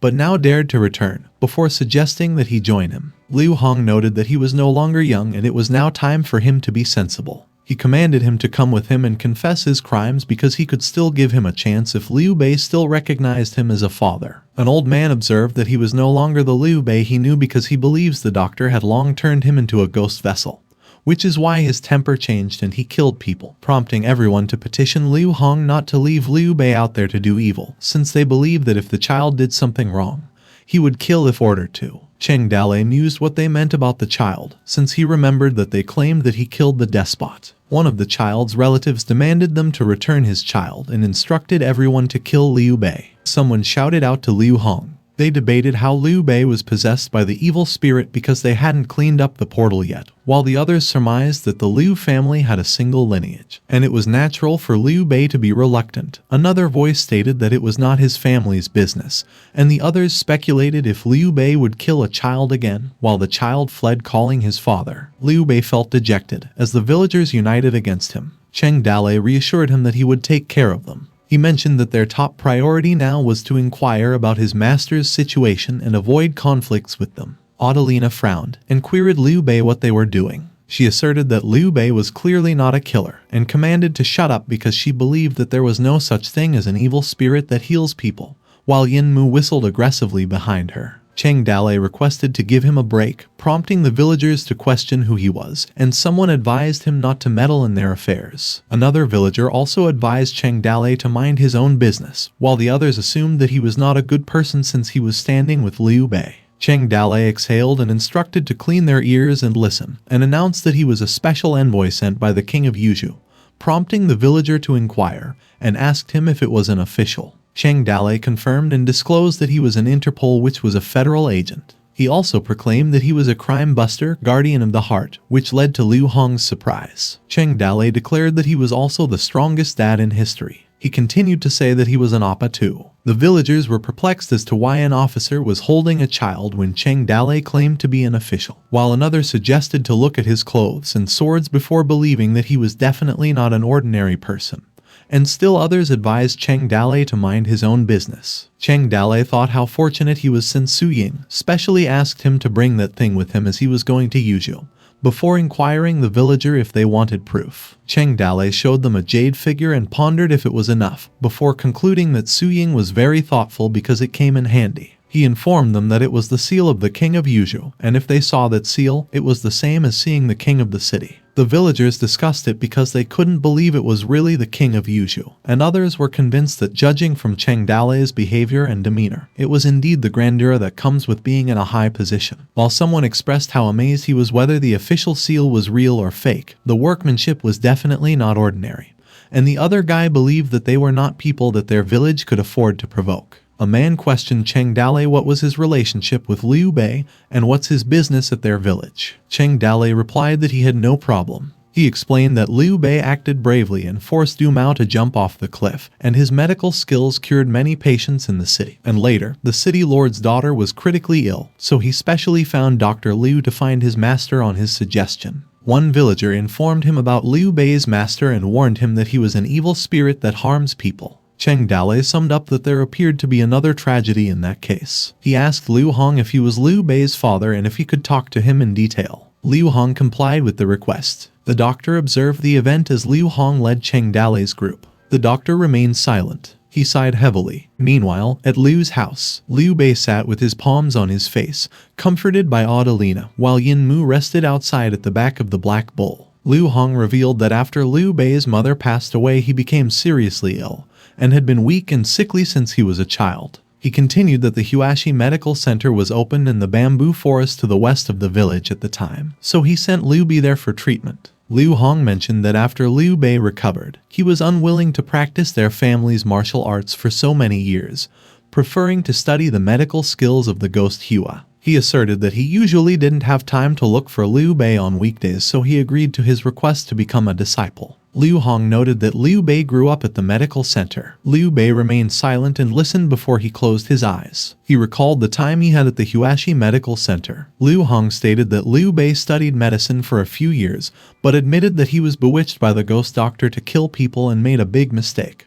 causing him to sigh before admitting that it was all because of his negligence. Cheng Dalei queried Luo Fang what he was talking about and who Liu Bei had killed. Luo Fang explained that the ghost doctor took his disciples out to practice medicine, leaving only Liu Bei to guard the medical center, and a very sick child sought treatment from him. He detailed that Liu Bei cut open the child's chest with a knife as a result. Luo Fang elaborated that when they caught Liu Bei, they asked him why he killed the child, and he only responded that he was saving the child. But they believed that the cure was simply a pulse feeling, medicine, and acupuncture. Furious, Luo Fang questioned how Liu Bei could cut the child's chest open. Liu Bei sat down in the corner. Liu Bei just listened. Luo Fang disclosed that just when everyone was about to doubt the medical center, it severed the master-student relationship with him. He reported that Liu Bei fled overnight, stole their Liu family's heirloom sword, and recently had come back with him. Cheng Dalei considered what Luo Fang had articulated about Liu Bei stealing it, but he saw how he arrived at the Toad village, where Liu Bei had brought a change of clothes and two good brothers, leading him to believe that his father had secretly packed both male and female double-edged swords for self-defense. Luo Fang sighed, before speculating that it must have been that ghost doctor who used witchcraft on Liu Bei since he was a child. Now that he thinks about it, he pondered how Liu Bei could become a murderer since he knew that he was the most soft-hearted and sensible person. Cheng Dalei inquired about the ghost doctors and talismans on the walls of Huashi Medical Center. Luo Fang informed him that it started 6 months ago. He proceeded to tell him that everyone in the village knew that the medical center always bought a lot of strong liquor, but they didn't know why, not until a poor drunk was eyeing the doctor's liquor. He recalled that when the medical center was empty, the man sneaked into the cellar in the middle of the night to steal it, and what he found in the liquor jar surprised him, and he simply stared at it. The chills it gave the man went from head to toe. Luo Fang continued to inform him that the drunk man had almost gone insane from the things he saw in the jar, prompting Cheng Dalei to ask him what it was. Luo Fang confirmed that the man said that the jar of strong liquor was filled with human flesh like hearts, lungs, and bones. He explained to the man how they could be so kind since they also took care of the deceased who had no relatives for no apparent reason, allowing them to rest in peace. He also mentioned that the doctor's appearance was good, but a cannibal in disguise, before concluding that it was nothing more than using the name of seeing a doctor to check the pulse and try to figure out the fat and thin, while offering to take care of the funeral, all while craving the flesh and blood of the dead, which led him to believe that those who couldn't be cured were also killed by them. Luo Fang suspected that the ghost boy disciple must be eating humans because he had grown tall and strong, and the white-haired female ghost dared not see sunlight on weekdays, leading him to conclude that the entire family was cannibalistic. He declared that they were devils, a group of people who wanted to consume their own, since they try to cover it up and dare not directly take action, which he labeled as ridiculous. Cheng Dalei asked him what happened afterwards. Luo Fang summarized that what happened afterwards was simple. He related that after the ghost doctor's family returned, they still thought of transferring evidence and escaping since they found that someone had come to the cellar. Luo Fang added that it was already too late since the villagers laid a trap, and the doctor could not escape. Luo Fang also revealed that everyone found out the secret of the cannibalism. He was about to disclose it. Cheng Dalei was shocked as Luo Fang described the demon cannibal. He narrated that the doctor was beaten to death with sticks by the angry villagers at the cellar's door. Liu Bei was dispirited after hearing the news. Adelina called out for him. Liu Bei cried as he gritted his teeth, while Liu Hong continued to inform them that the boy disciple was also imprisoned in the cellar and was burned to death. He also mentioned that they invited a famous divine woman nearby and sealed the cellar, bringing the case to an end. Liu declared that Liu Bei was innocent and blamed that ghost doctor because if he had not bewitched him, he couldn't have killed someone, before pleading for him not to take him to jail. Adelina hugged Liu Bei. She wept alongside him. As the night deepened, Cheng Dalei rested at some nearby river. Heart relinquished her possession from his daughter. Cheng Dalei's daughter wept, prompting Cheng Dalei to soothe her before promising that he would let Heart put her to sleep again later. Cheng Dalei inquired of Heart what she thought about today's incident, prompting Heart to reveal that she hadn't sensed any container's aura. Cheng Dalei admitted that he could only roughly guess the truth of the matter. He exhaled deeply. Cheng Dalei pondered who was consuming whom in the world. A hand nudged him, signaling that Yinmu wished for him to come over, prompting Cheng Dalei to inquire what was happening.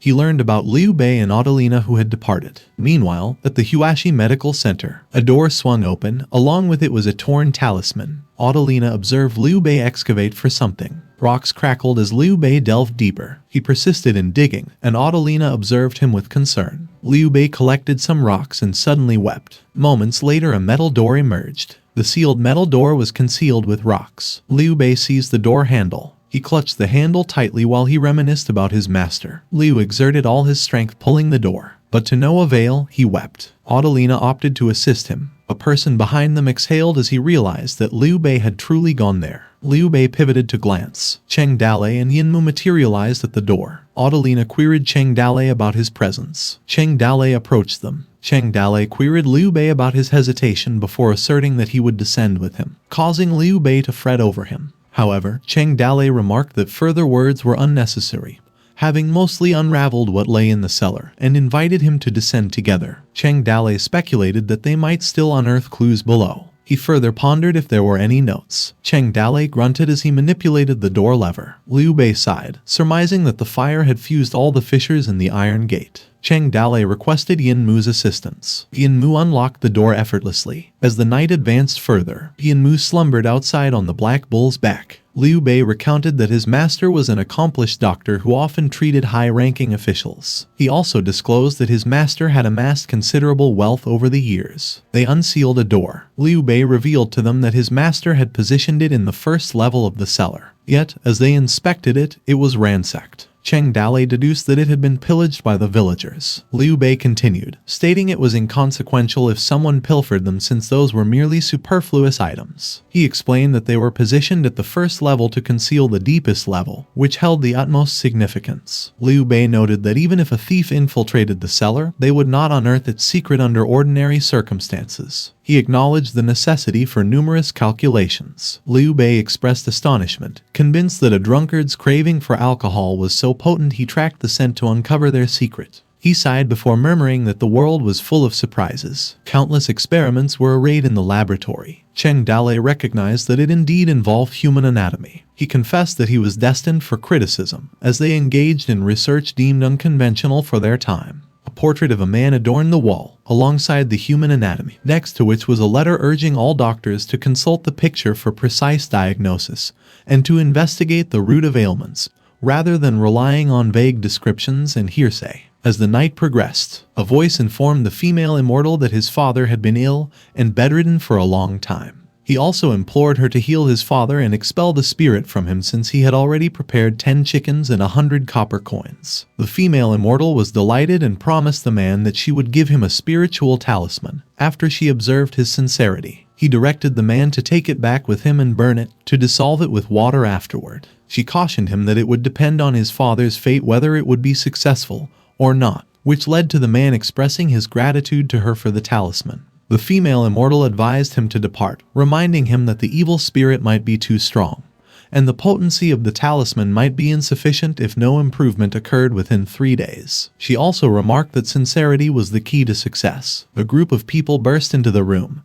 conveying to the female important alarming news. They reported to her that someone witnessed the ghost son of the Liu family with a blonde specter who were hastening to the sealed land in the west of the village in the middle of the night, and they also noted that even the official had vanished. They solicited her assistance to banish those malevolent spirits. The female immortal was astonished and realized that the ghost exorcism half a year ago was lucrative. She expressed contentment since she encountered such a fortunate event that day, before laughing eerily. She divulged to them that she could sense that there was a strong bitterness. She proceeded to disclose that the malevolent spirit had arrived, and it was so ferocious because it came with resentment, and cautioned them that this time it returned to break the seal and unleash the cannibal again. One individual speculated that Liu Bei misled the official, while another pondered how Liu Bei could alter his path, and some assumed that a dog couldn't refrain from consuming feces. The female immortal reminded them when the malevolent spirit first took a life, they didn't seek her out to eliminate him, and that this time, she claimed that he arrived with animosity and a desire for vengeance, before voicing her concerns that it would consume decades of her cultivation.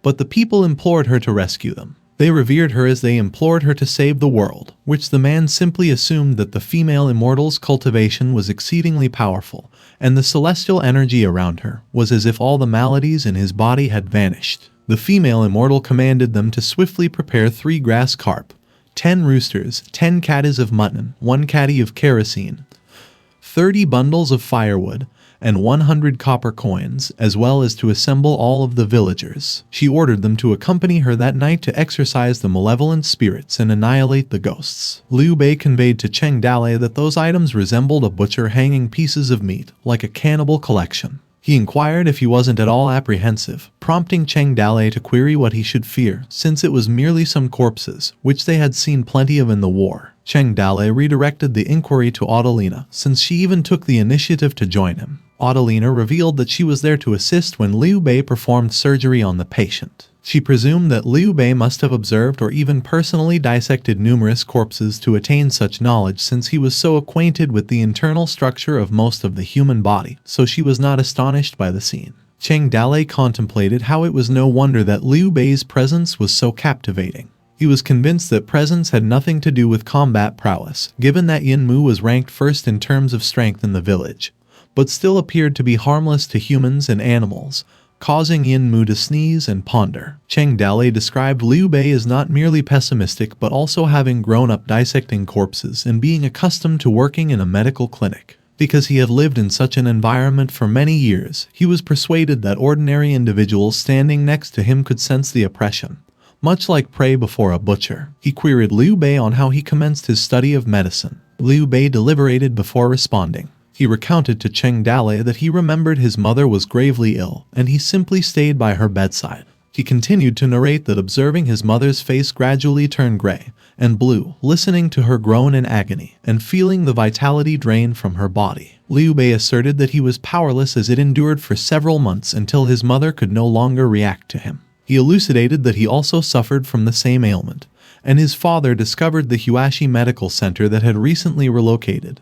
And it was just as Cheng Dalei had heard from Liu Hong about dissecting a corpse. Liu Bei disclosed that he accidentally uncovered his master's secret after studying medicine under him for 2 years. He admitted that he didn't grasp it initially, but after several years of tutelage from his master, he came to understand that even his mentor, who possessed extensive medical knowledge, faced incurable conditions and was unable to save lives. He revealed to him that Bian Kue, a renowned physician, initiated this kind of research during the Warring States period, which persisted for a century but vanished during the Great Kingdom era. Liu Bei recounted Bian Kue, Hua Chuo, and Yu Fu, along with countless medical luminaries, who composed innumerable prescriptions for various complex diseases in the world, and they recognized that the approach to medicine involving examination, diagnosis, herbs, and prescriptions had already reached its limits, leading to confusion over why arms swell, heads ache, brain issues arise, hearing loss occurs,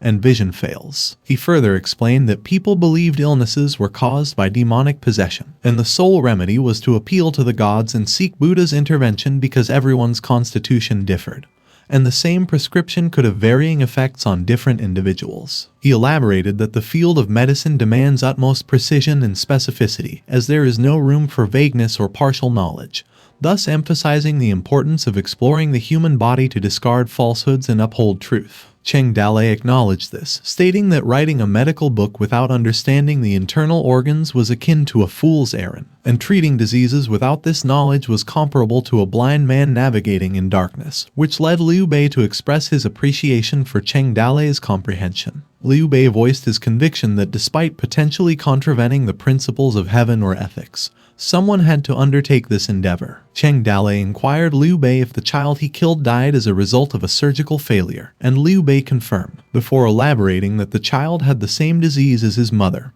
who was almost tone deaf, and the surgery had only a slight chance of success. Cheng Dalei queried Liu Bei if it was a large-scale plague, and Liu Bei acknowledged and revealed that his master went out to investigate the matter at the time, leaving only him to look after the medical clinic. Liu Bei disclosed to him that he couldn't really just sit back and watch the child die like his mother, so he took the knife and cut her open without permission and killed her. He perceived something from what he read. He understood that his master went out to investigate the cause of the plague. Liu Bei remarked that the plague in Fenyong County was also an insect that lives in the human body and was caused by drinking raw water, eating raw meat, and eating raw water chestnuts, fish, and shrimp, among other things. He clarified that if the parasite was inside the body, it should be removed as soon as possible through surgery, and if it entered the liver, lungs, or brains, there was no medicine to treat it, and it was known as deworming, which led Cheng Dalei to recognize that ancient sanitary conditions led to the rampant of parasitic diseases. Liu Bei observed that the signing date was half a year ago, which he realized something.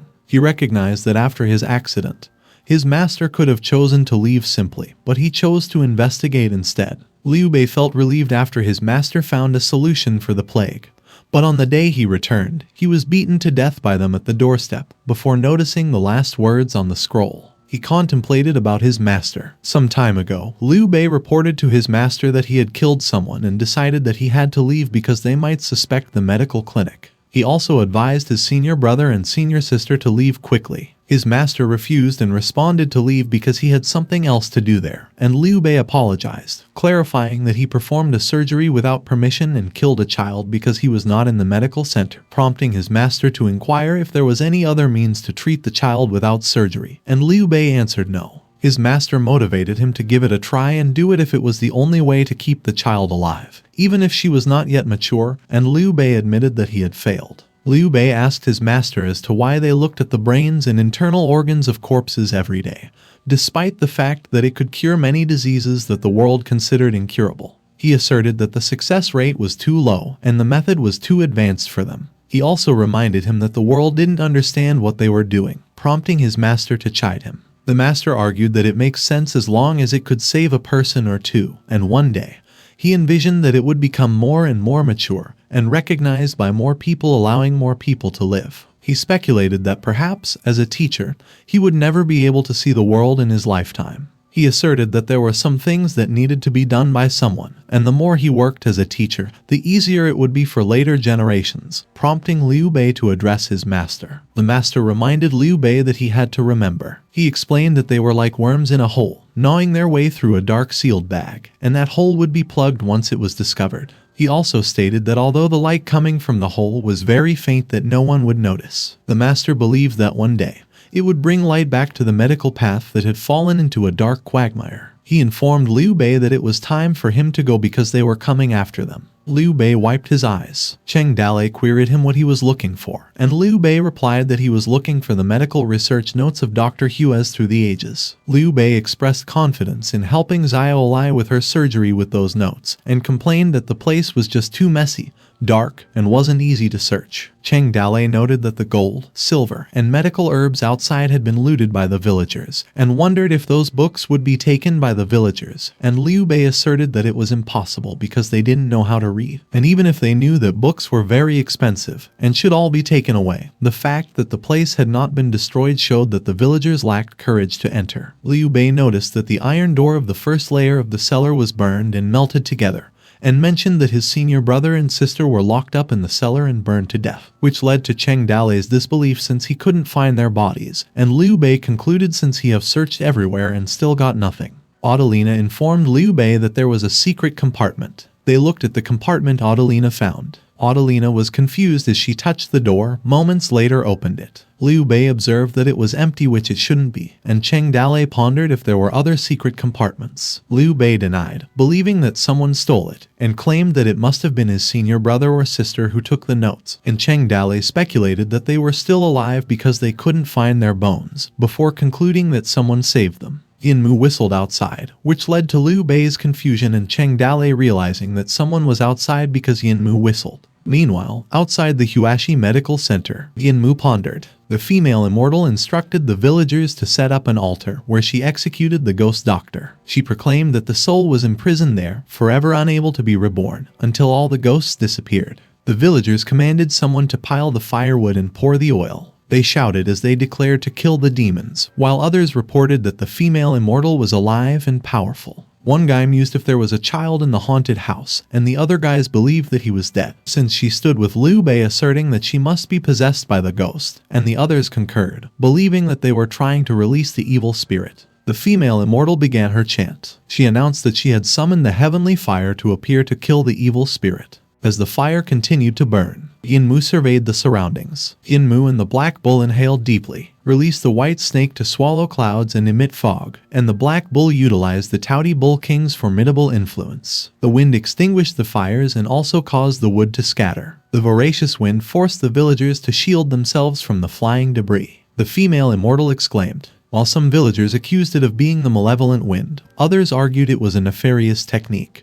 And still others cried out in horror. The villagers voiced their agony after being struck by the debris. Yinmu swelled with pride and sounded her whistle, while the black bull released a forceful exhale. The villagers implored the female immortal to act swiftly and cast her spell to vanquish Yinmu, while others urged her to deploy her unbeatable spells to devise a strategy, leading the female immortal to conclude that Yinmu before her was no ordinary foe, before questioning whether the villagers wished for her demise. She acknowledged the gravity of her fear towards a mere child and questioned how she could face the future, reassuring the villagers not to fret, and directed them to promptly prepare the altar for her spellcasting against Yinmu. The female immortal commenced her ritual, loudly proclaiming her divine power and soliciting celestial assistance. She also announced her summons of the celestial army. The female immortal declared their empowerment by the heavens and encouraged the others not to fear and to advance, facilitating understanding among them. They guided the others to assemble the firewood. The villagers commanded the lighting of torches and their deployment to seal the fate of their targets. Torches targeted the medical center. Annoyed, Yinmu started to wield her axe, growing increasingly irritable as moments passed. A radiant array emanated from the abode.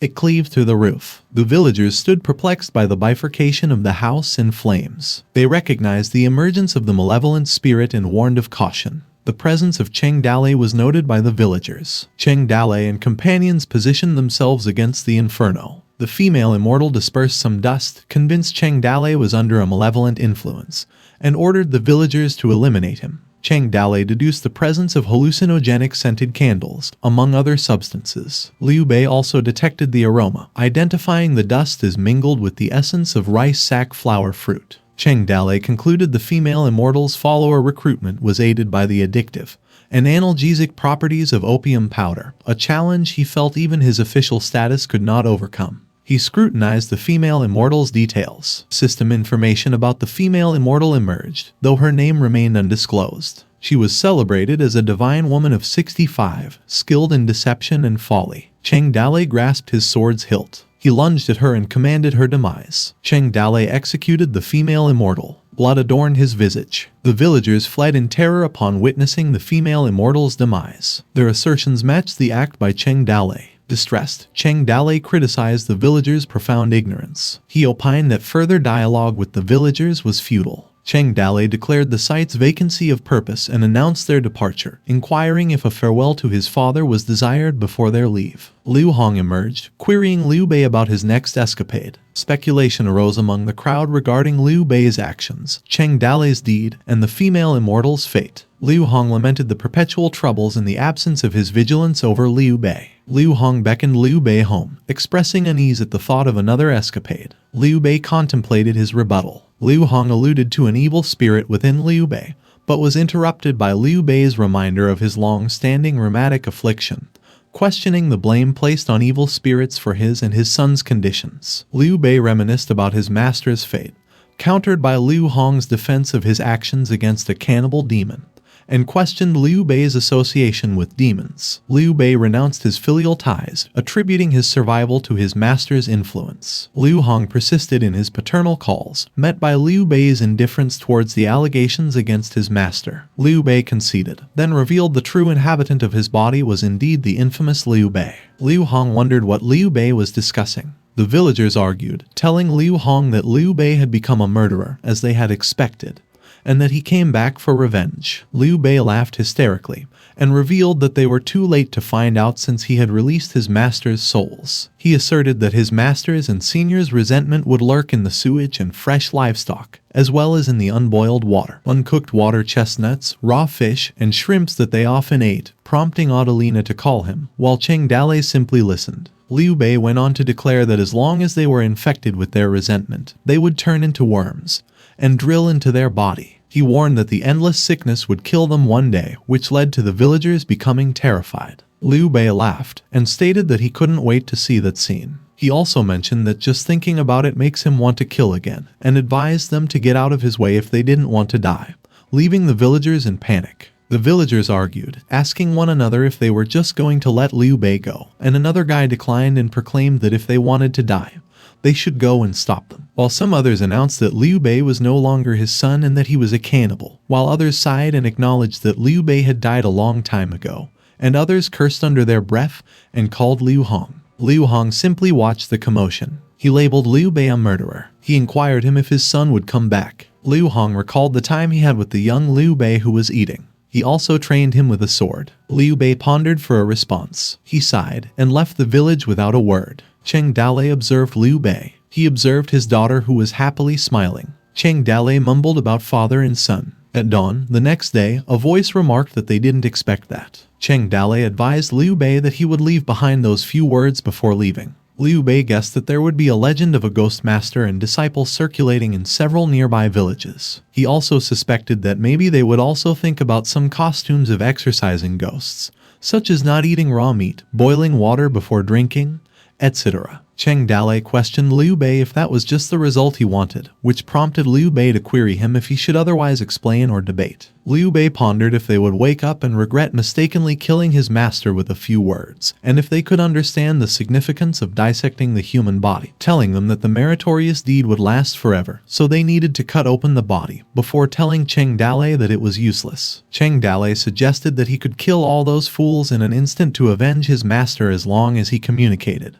And Liu Bei responded, claiming that the world was full of such foolish people, that what killed his master was not that group of people, but the deeply ingrained traditionalism and secularity, which leading him to believe that killing them was meaningless. Cheng Dalei queried Liu Bei why cut off his father and relationship and take all the blame, since he believed that no matter how bad it was, he would understand and that he should at least take Luo Fang to live in the Toad village. Liu Bei explained that he had initially considered it at first, but after spending decades in Luigia village and developing inextricable relationships with the villagers, he began to question why Luo Fang should be forced to leave his hometown in order to make him understand him. He felt that this was too selfish, but he also noted that Liu Bei had left a letter informing him that he could go the Toad City in Liangzhu if he wanted to find him again, and other more things, leaving it up to fate. Adelina chimed in asking Liu Bei that by letting them off so lightly was his way of avenging his master. Liu Bei pondered for a response. A water dropped in Adelina's face, which made her concerned for Liu Bei. Crying, Liu Bei expressed that he wanted to kill. He wished that he could cut off their hands and feet,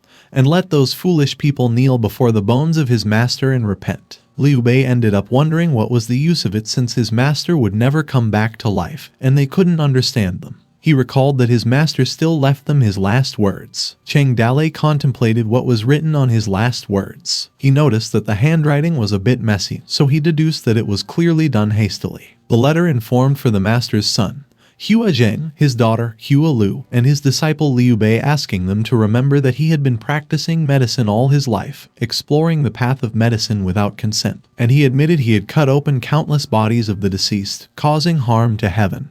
And he felt guilty towards the deceased, and believed that the world would not tolerate it. He also asserted that he would bear the sins of the world alone and repay the debt with his life, and that there was no need to avenge him, because he only hoped that the medical path would continue to be passed on, to be holy and open for learning while making great contributions to the world. That was what Hua Chuo's last words revealed. Liu Bei concluded that even his master couldn't avoid moral condemnation who let his whole life be for those foolish people. Cheng Dalei opined that such noble character was simply rare in the world. A man appeared and agreed that Hua Chuo was a great person. Cheng Dalei and the group took a look at the man. The old doctor stood up and looked at them. Liu Bei asked the doctor who he was. Moments later he inquired if he was Dr. Dong. Dr. Dong was pleased to see Liu Bei for a long time. A system information about Dong Feng appeared, who was an unknown and excellent doctor aged 52 with skills in pulse sensing, herbal medicine, and experience as a mediocre healer. Liu Bei remarked that it had been many years since he last saw him and things have changed, and Dong Feng replied that Hua Chuo would be very happy to see Liu Bei become an adult. Dong Feng revealed that he had been observing him since he got back and inquired if he was there to see the Hua family, prompting Liu Bei to question him about what he knew.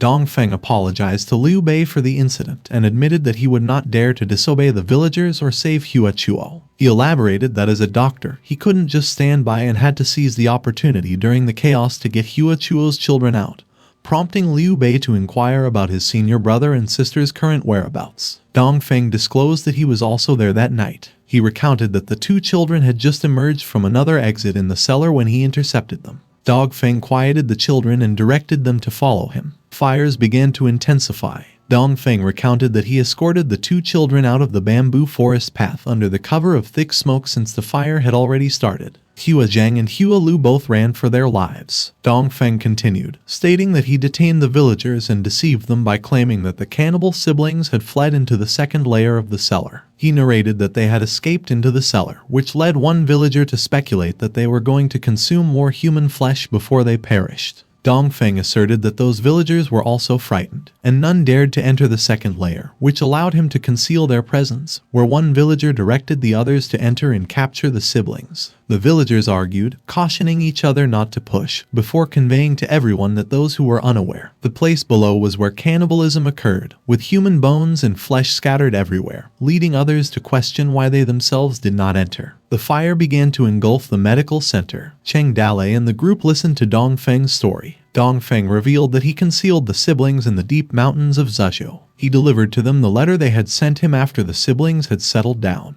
Dong Feng suggested that he could follow the address on the letter to locate them, which led to Liu Bei inquiring why. Liu Bei mentioned that he recalled Dong Feng's relationship with Hua Chuo was not very close. Dong Feng reminded him that he was a quack, and not as skilled as Hua Chuo was, and he was also timid. He observed that as a doctor, Hua Chuo often reeked of corpses and alcohol, so he could still deduce a few of his actions. Dong Feng acknowledged that he merely performed a minor act. Liu Bei noted that his so-called minor act, which he regarded lightly, was tied to the lives of thousands of individuals in the entire city, which he also believed opened up a sliver of possibility for future medical advancements. Cheng Dalei also inquired of Dong Feng if he wished to accompany them since having someone to guide the way would be more convenient. Dong Feng declined, citing his reason that no other doctors were present within 100 miles besides himself. Cheng Dalei counseled Dong Feng to look after himself and heed his advice not to practice medicine in the village again due to the strong animosity towards doctors, and Dong Feng concurred and urged them not to delay and proceed swiftly. Dong Feng watched them as they departed.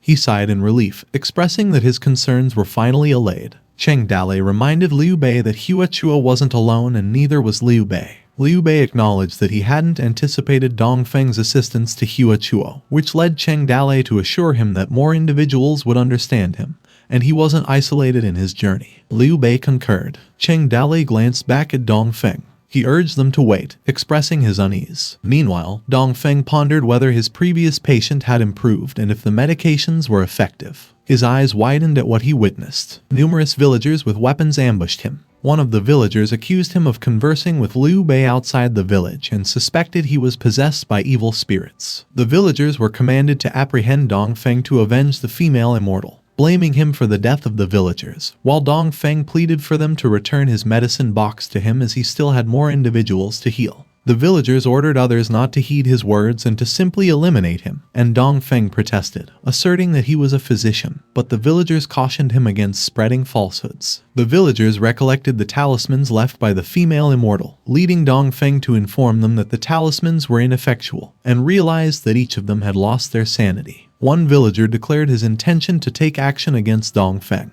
He was poised to inflict harm on Dong Feng. As the man was about to bash Dong Feng's head, Cheng Dalei appeared and sliced the man's bat off. He asserted that they should thank Liu Bei and Hua Chuo. He explained to them that it was their choice that made him spare them. Cheng Dalei warned them that if they acted aggressively again, he didn't mind slaughtering the village. He menaced them to get out of his sight. The villagers screamed in fear and urged to run. Dong Feng apologized to Cheng Dalei for the trouble, and Cheng Dalei remarked that it was nothing because the place could no longer accommodate doctors. Cheng Dalei proposed to Dong Feng to pack up his things and come with them. Dong Feng pondered and concurred with Cheng Dalei since he believed it was good to practice medicine anywhere. Moments later at some mound, Cheng Dalei arrived at where the group were. He rode at the back of the Black Bull and Dong Feng rode alongside Liu Bei and Adelina. On that day, Luijia village lost the last doctor within 100 miles. Cheng Dalei arrived at Zhuzhou 10 days later. He fed his daughter some porridge and noticed that her illness was getting more severe, which he believed that if he couldn't find a suitable doctor,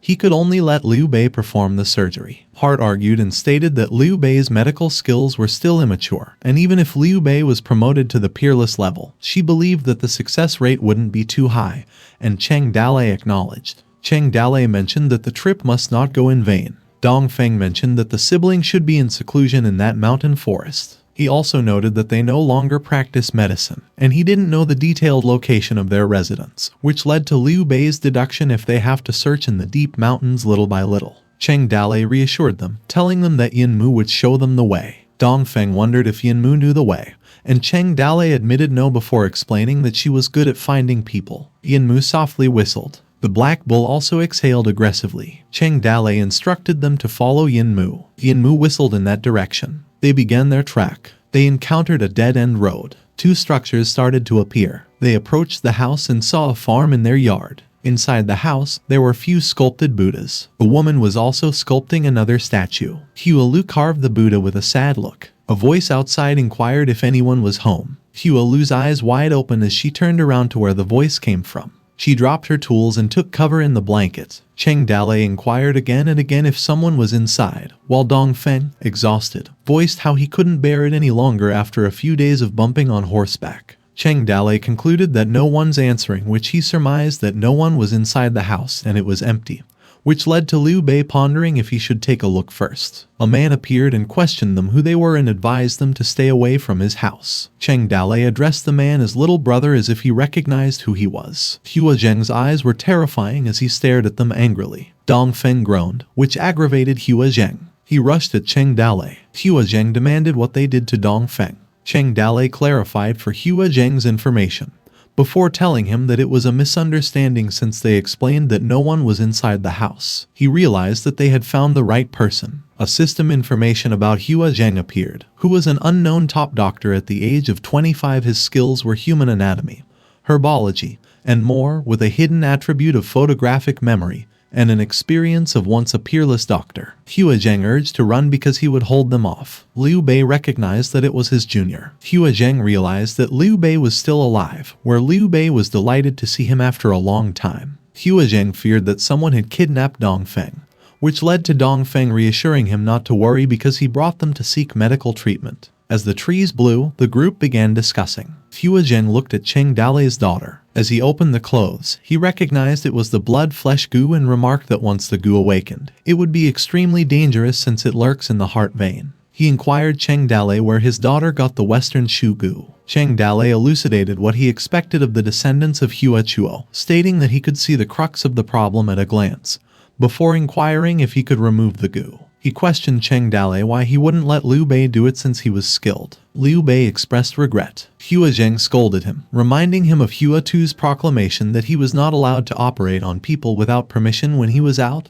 before interrogating why he wouldn't adhere. Hua Zheng declared it ended up like that in the end, which led to Dong Feng advising him not to mention it since it was all old history, Except for Hua Tu, the Hua family regards them and Hua Tu is the best medical experts. Dongfeng queried Hua Zheng if he could assure them he could save Cheng Dalei's daughter, prompting Hua Zheng to contemplate for a response. Hua Zheng apologized to Cheng Dalei and admitted that he couldn't save her, prompting Cheng Dalei to inquire why. Cheng Dalei implored Hua Zheng to save his daughter, before vowing that in the future he would be useful to him and would repay him with his life. Hua Zheng confessed it was not that he didn't wish to save his daughter, but that there was nothing he could undertake. He recounted that Cheng Dalei should have visited Luijia village and discovered what happened to his family. He recounted that on that night Hua Chuo and he barricaded the villagers together, and Hua Chuo perished, and he was wounded, whence he fled into the cellar with Hua Lu, and although with Dongfeng's assistance, they managed to escape. Cheng Dalei and Dongfeng were astonished at what they witnessed. Hua Zheng showed them his arm and revealed his hand was crippled. He also mentioned he couldn't perform any fine work. He attempted to close his hand, which induced its trembling, and opened it. Hua Zheng disclosed his hand muscle was severed, and although it was reattached, he could no longer wield a knife. Cheng Dalei remarked that the foolish villagers actually managed to cripple a highly skilled doctor. Hua Zheng expressed regret as he wished to assist,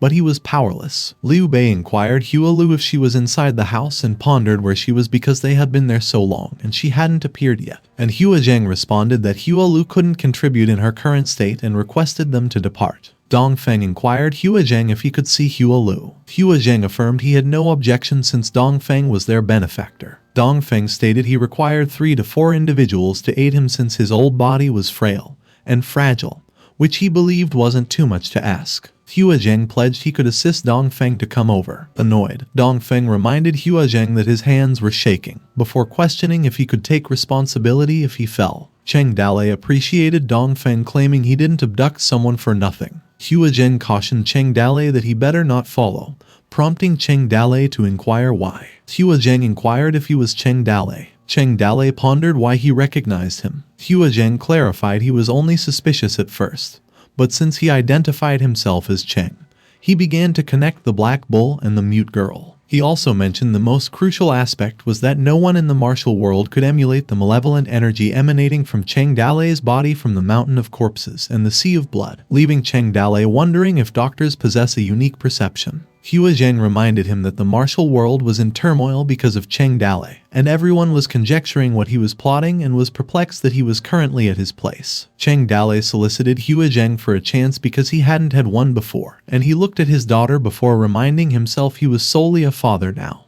Hua Zheng was rendered speechless. He conveyed he spoke earnestly and highlighted how unparalleled his power was, that even if he forced entry, he couldn't halt him, and that he merely hoped that when Cheng Dalei entered, he could attempt to suppress the malevolent energy in his body as much as possible, which Cheng Dalei grasped. Hua Zheng knocked on the door, announcing it was him. He announced Dongfeng had arrived and brought some friends with him, before inquiring if she would like to meet them. Hua Lu mentioned Liu Bei and Dongfeng's names and consented to Hua Zheng about meeting them. Hua Zheng unlocked the door. A few Buddha statues were assembled, and in the corner was Hua Lu, who was shielding herself with a blanket. Cheng Dalei referred to her as his last hope while searching for her information. He glanced around and noticed a few Buddha statues. A system information about Hua Lu emerged, who was a 25-year-old unparalleled physician with divine hand, anatomy, herbology, and acupuncture skills, as well as a hidden attribute of frozen heart and experience with a genius autistic child.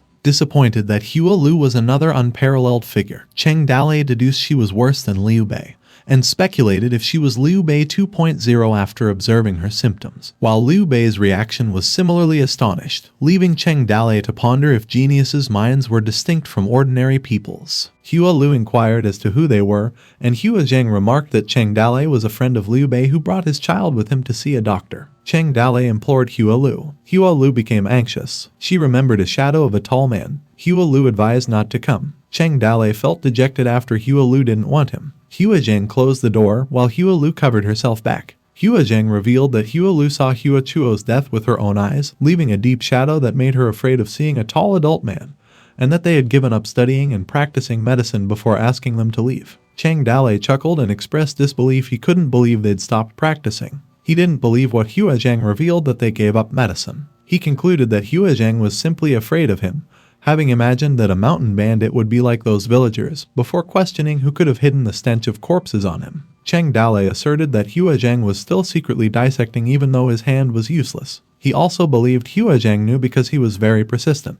Cheng Dalei proclaimed that even if he completely gave up the path of medicine, Hua too would truly disappear from the world, and that inheriting that path was the only way to live up to Hua Zheng, Hua too, and all of their ancestors' dreams. He inquired Hua Zheng how much breakthrough he could make in the mountains if he studied for a lifetime without the support of those in power. Cheng Dalei questioned him if the incident in Liujia village would happen again if he was discovered, and whether Hua Zheng or Hua Lu would be the ones beaten to death with sticks. Cheng Dalei proceeded to slap Hua Zheng. Hua Zheng called out to Cheng Dalei as he fell to the ground. Hua Zheng questioned Cheng Dalei what he was trying to do. Cheng Dalei assured him that he was not his enemy and that there was no need for him to be hostile. He unsheathed his sword. Cheng Dalei cut open to the house. He breaks the wooden wall into pieces. He looked at Hua Lu, who was still at the corner. Hua Lu looked at Cheng Dalei in fear. Cheng Dalei commanded to open the door. He discussed about the Operation Icebreaker. Hua Zheng wondered what he was doing, and Cheng Dalei questioned him if he really thought he was protecting Hua Lu by letting her close herself off. Cheng Dalei ordered Yanmu to stop Hua Zheng,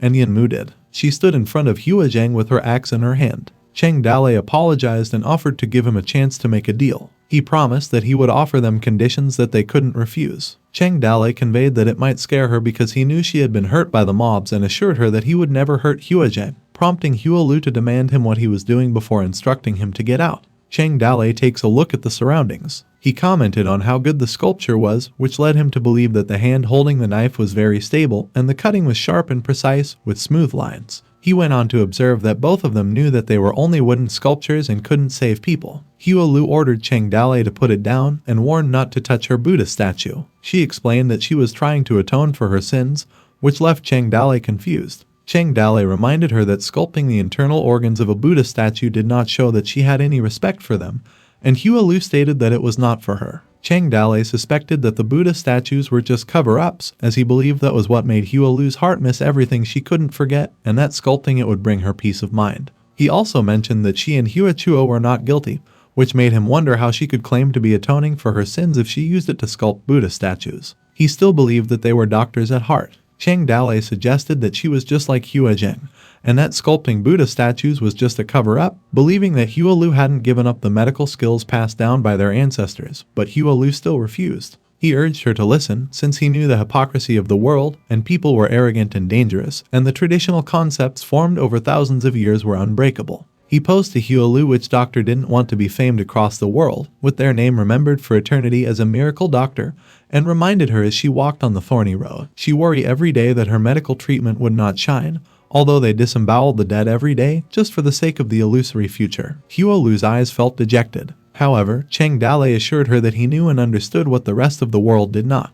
Hua Lu was confused by what Cheng Dalei meant and asked him how she could understand the path they had taken since she was not a doctor. Cheng Dalei remarked that he was a city lord, a leader of over 100,000 people, and that he had fought extremely brutal battles, not knowing how many brothers died on the sick, and that he had seen countless corpses, so it was not surprising for him that there were mountains of corpses and seas of blood. He also mentioned that Liu Bei was now the city's doctor and assured her that he could attest to what he remarked. Shocked, Hua Lu called out Liu Bei. Liu Bei recounted that many of his brothers on the battlefield had their flesh and blood turned inside out, as well as their limbs broken, stomachs pierced by spears, and intestines flowing from their bodies, and claimed that just looking at them could cause nightmares, before asking Hua Lu what anatomy was compared to those scenes from the battle. Liu Bei also hoped to save a few more brothers, but Toad City's medical skills were not very advanced. Cheng Dalei advised Hua Lu that being alive was the most important thing, and that the dead were just a slowly rotting mass of meat. He also assured her that she did not need to worry about tradition if dissecting the dead could save a few more people in the future, which led to Hua Lu asking him if he would support them since he was the city lord.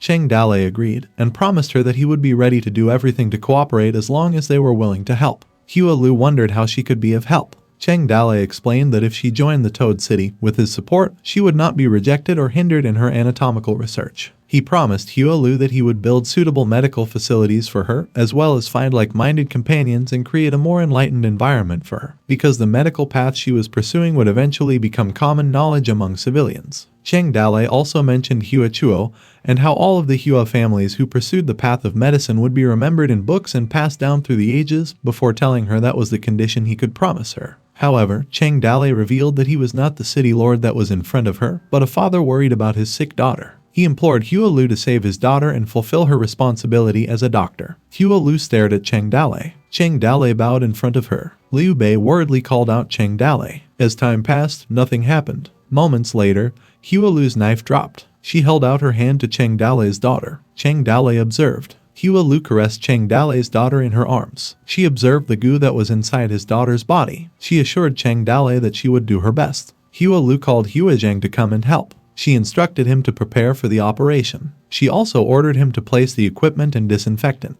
Hua Lu and Hua Zheng began to work, while Liu Bei observed and said nothing. He looked down. Hua Zheng yelled at him, asking what he was waiting for, before instructing him to come and help, which prompted Liu Bei. Liu Bei awkwardly asked Cheng Dalei for his permission. Cheng Dalei inquired what he was afraid of, wondering why he didn't dare to make another move after failing once. He used the mission reward to add 1 level to Liu Bei. Cheng Dalei assured him that he believed in him and instructed him to go, which Liu Bei agreed to. Cheng Dalei remembered that the reward required a nap, and realized that Liu Bei still had to perform operations with Hua Zheng and Hua Lu, before wondering if there would be any problems if he gave it to him now. Hart assured him that it was okay, noting that what Liu Bei did had no effect on the upgrade, and that he had a flexible brain and excellent qualifications, so she was certain that there would be no problem. Cheng Dalei mumbled in relief. Hart enthusiastically announced that she, the chief anesthesiologist of the Toad Village, was reporting for duty. She declared that she was also going to help. She advised to wait for her good news. Hart dived towards Cheng Dalei's daughter and announced that she was going to start. The next day at the Hua siblings' house, Cheng Dalei's daughter rested satisfyingly. At the same time, Hua Lu was observing her condition. Hua Zheng reported that the situation was stable and the operation was successful, which he described as a miracle because there was no major bleeding, crying, or moving. Cheng Dalei thanked Hua Zheng. He proceeded to invite him to come back with him to the Toad City since he wasn't sure what he was thinking, and that there were still hundreds of patients like Xiaolai in Toad City. Hua Zheng also thanked Cheng Dalei for his kindness and remarked that they were willing to go with him back to the Toad City, before informing him that Xiaolai should not take a bumpy horse ride because he believed it was best for her to recuperate for a while before her wound healed, which Cheng Dalei understood before thanking Hua Zheng. Hua Zheng also had some matters to talk to him about. He advised Cheng Dalei not to show his face for a few days. Cheng Dalei inquired as to why he planned to go to town to prepare food for the next few days. Hua Zheng revealed that someone in the martial world was secretly pushing a demon-subduing gathering that was specifically targeting him, and he believed it was best if Cheng Dalei did not show up. Cheng Dalei inquired about the demon-subduing gathering, and Hua Zheng explained that someone behind the scenes was deliberately instigating and publicizing evil things Cheng Dalei had done since he was already notorious, and that the martial world's people now refer to him as the world's supreme demon, and the person who eradicated him would be the supreme martial expert, for which he expected high bonuses and fame would be given. Hua Zheng admitted that he didn't know how many young people desired to kill him for fame. Cheng Dalei was uninterested at what he saw. He chuckled. He asserted that if more people could kill him, he would have died on Bullhorn Peak a long time ago, before questioning him what sort of trash would get him. Cheng Dalei stated that one more thing was better than another new thing, and announced that he would go down the mountain to buy food and clothing for that period of time, and he would just wait for Xiaolai to recover from her operation. He also declared that they would leave after Xiaolai recovers from her operation, which led to Hua Zheng agreeing. Hart overlooked at the house. She snapped her fingers in front of her. A system mission appeared that outlined the path to seek medical treatment, including the requirement to travel to Fenyong County in search of the Hua family, as well as the condition that the Hua family join the Toad Village. Another notification appeared, indicating that Hua Zheng and Hua Lu had joined the Toad Village. A system notification appeared announcing that a reward had been obtained, that Toad Village medical knowledge and people's wisdom had been improved. Another reward also confirmed that the medical book The Hua Family Research Notes of the Ages had the Toad City pharmaceutical knowledge increased by 100%. And the third reward communicated that the Hua family settlement would attract more medical talents, which increased the medical talent recruitment to 50%. Another notification appeared, reporting that the second phase of a character's hidden exclusive task had been completed, which was to uncover Liu Bei's past and untie his heart's knot. Liu Bei and Adelina happily fished together. Another notification showed up, conveying that Liu Bei's relationship with Cheng Dalei had been raised like a fish back in water as Liu Bei caught a big fish. Liu Bei and Adelina smiled at what they caught. Trees around stood still. Meanwhile, at the Bingzhou wilderness, Yinyang noted that the route they were taking avoids towns and passes through Liangzhou and Bingzhou, and that it could be considered as the border between Yuzhou and Jingzhou currently. She also observed that the Hua family was known for their medical skills, so she believed that they should be somewhat famous in Yuzhou, and suggested that they should be able to find out some information by asking around, suspecting that Cheng Dalei should also be there, and Lai Wanner agreed. Lai Wanner realized that it was almost dark and proposed they find a place to rest. Nai Yinyang proposed that there was a small village nearby and suggested they go there to buy some food and water, and Lai Wanner agreed. Nai Yinyang noticed something in the distance. She saw a bird. The bird came back to her nest and fed her young, which led to Nai Yinyang concluding that spring had come since the swallow returned and nests were built in the forest, which was not a good omen.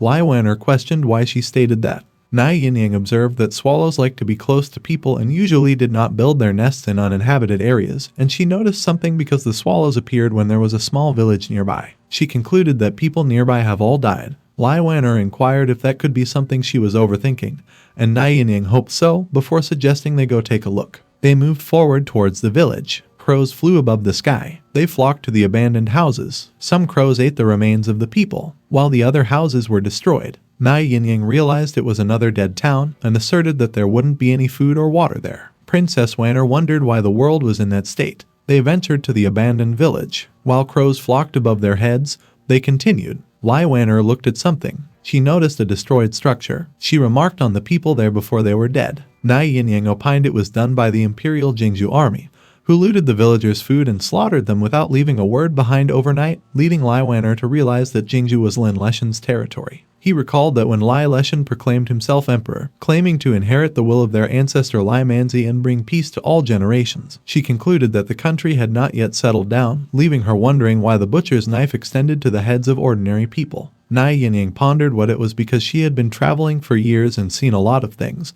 and she had observed that there were many feudal lords in the world, and everyone was saving troops, money, and food, and if they didn't have it, they could only rob, while anyone who disobeyed would be killed. She inquired of Lai Wanner why the civilians were being arrested, and if they could be used as cannon fodder because they couldn't be regular soldiers. Lai Wanner observed that things remained the same and people changed, and after Lai Leshen proclaimed himself as emperor, she believed that his personality also changed, which led her wondering if the throne really has such great power, and Nai Yinyang disagreed, and clarified that it was not just Lai Leshen who did it, before asserting that the other lord also did the same. Nai Yinyang also mentioned that even if it wasn't a chaotic era, plagues, bandits, and large armies massacring a village occasionally occurred, but it was more concealed. Lai Wanner inquired of Nai Yinyang if she could ask her a question. She queried who she thought could conquer the world, and Nai Yinyang replied that she didn't know because she was unsure if there was a difference in which a feudal lord became emperor and claimed that it was just another cycle. Nai Yinyang recommended they keep going because Lai Wanner would still find Cheng Dalei,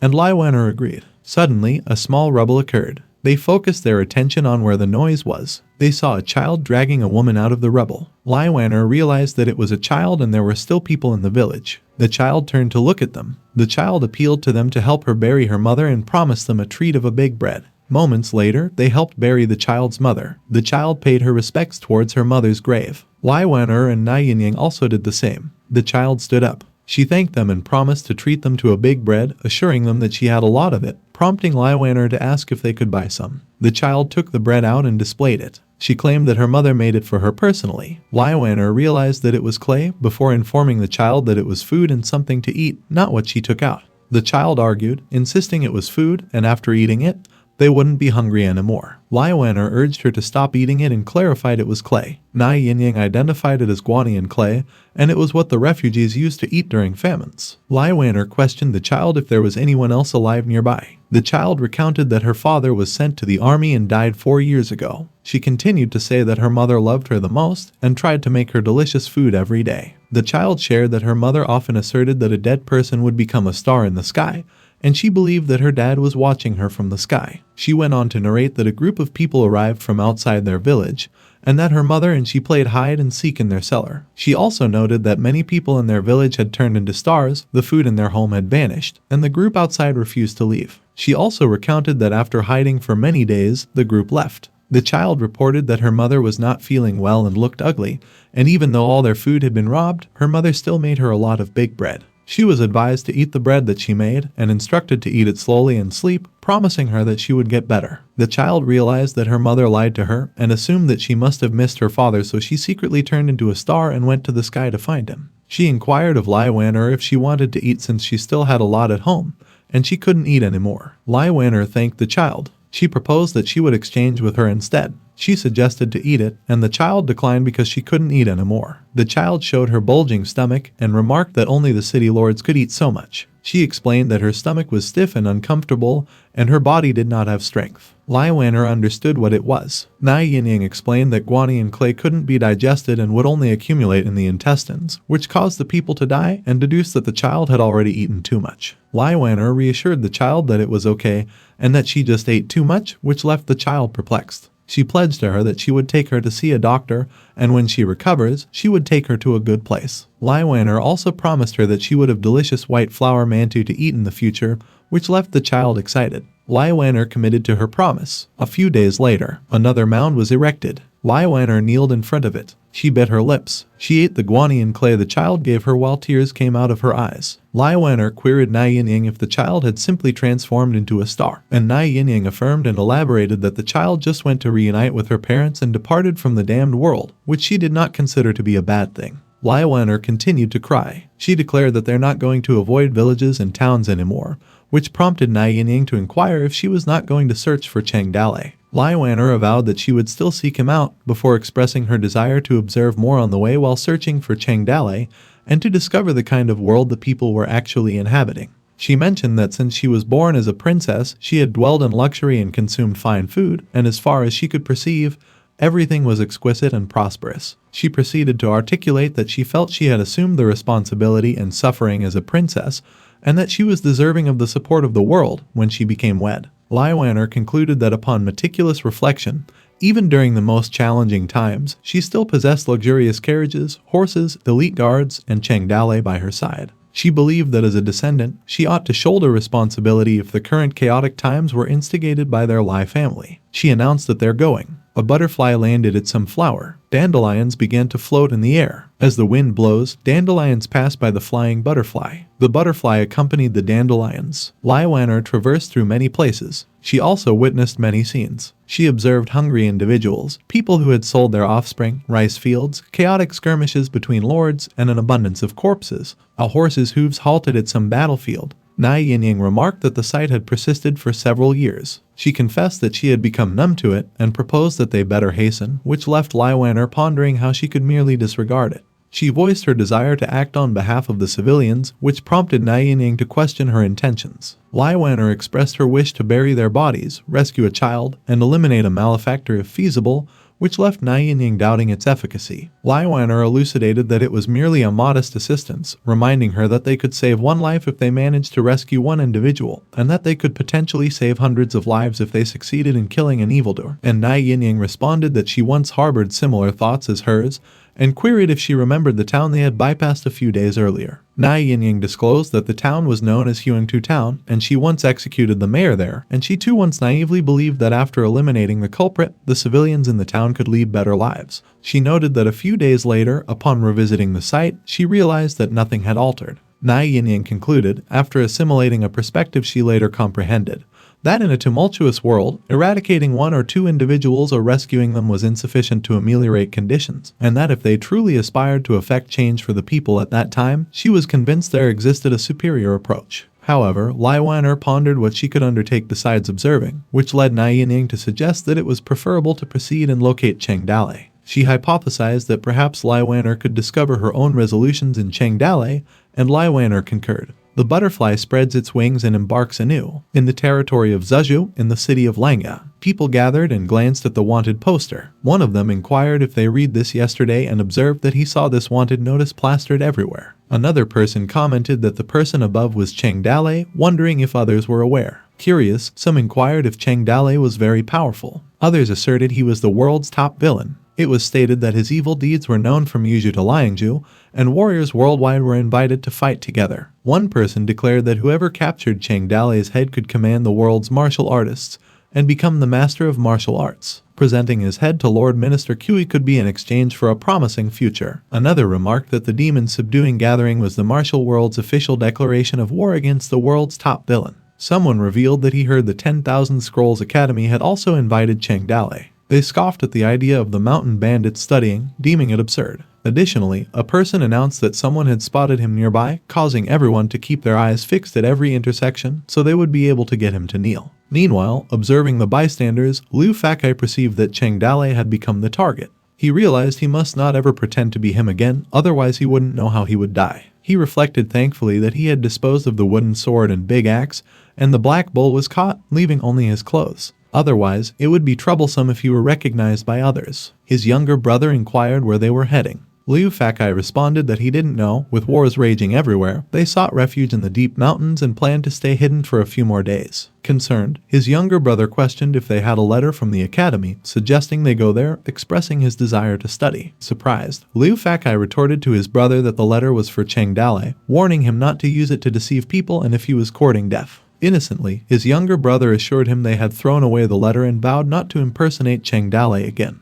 Luo Fang insisted they couldn't lose it, emphasizing Cheng Dalei's role as their savior and admitting that they just used their reputation and urging that they should not forget their roots. He promised that if they were lucky enough to meet Cheng Dalei again, he would return the letter to him. His younger brother persisted in his desire to study. Rubbing his younger brother's head, Luo Fang agreed, suggesting they head south where it was more peaceful to start a small business. He promised to find a private school for him to study, and his younger brother smiled and nodded. As they continued their journey on a rainy day, the people they were with were surprised as they encountered soldiers rapidly approaching them, causing unease among the crowd. Murmurs spread about the sudden rush of soldiers, and one of them exclaimed that there were many of them coming. The soldiers proclaimed that the city lord had ordered them to recruit soldiers. The soldiers yelled and addressed all the people. The soldiers belittled them as lowly people, insinuating to them that in times of disaster, if they didn't become soldiers, they would resort to thievery. The soldier commanded to take all the men and children away, threatening to kill anyone who resisted. The people, disbelieving what they heard, interrogated the soldiers about the recruit. Chaos ensued as the villagers turned and cried out for everyone to run away, warning others that the soldiers were coming to catch people once again.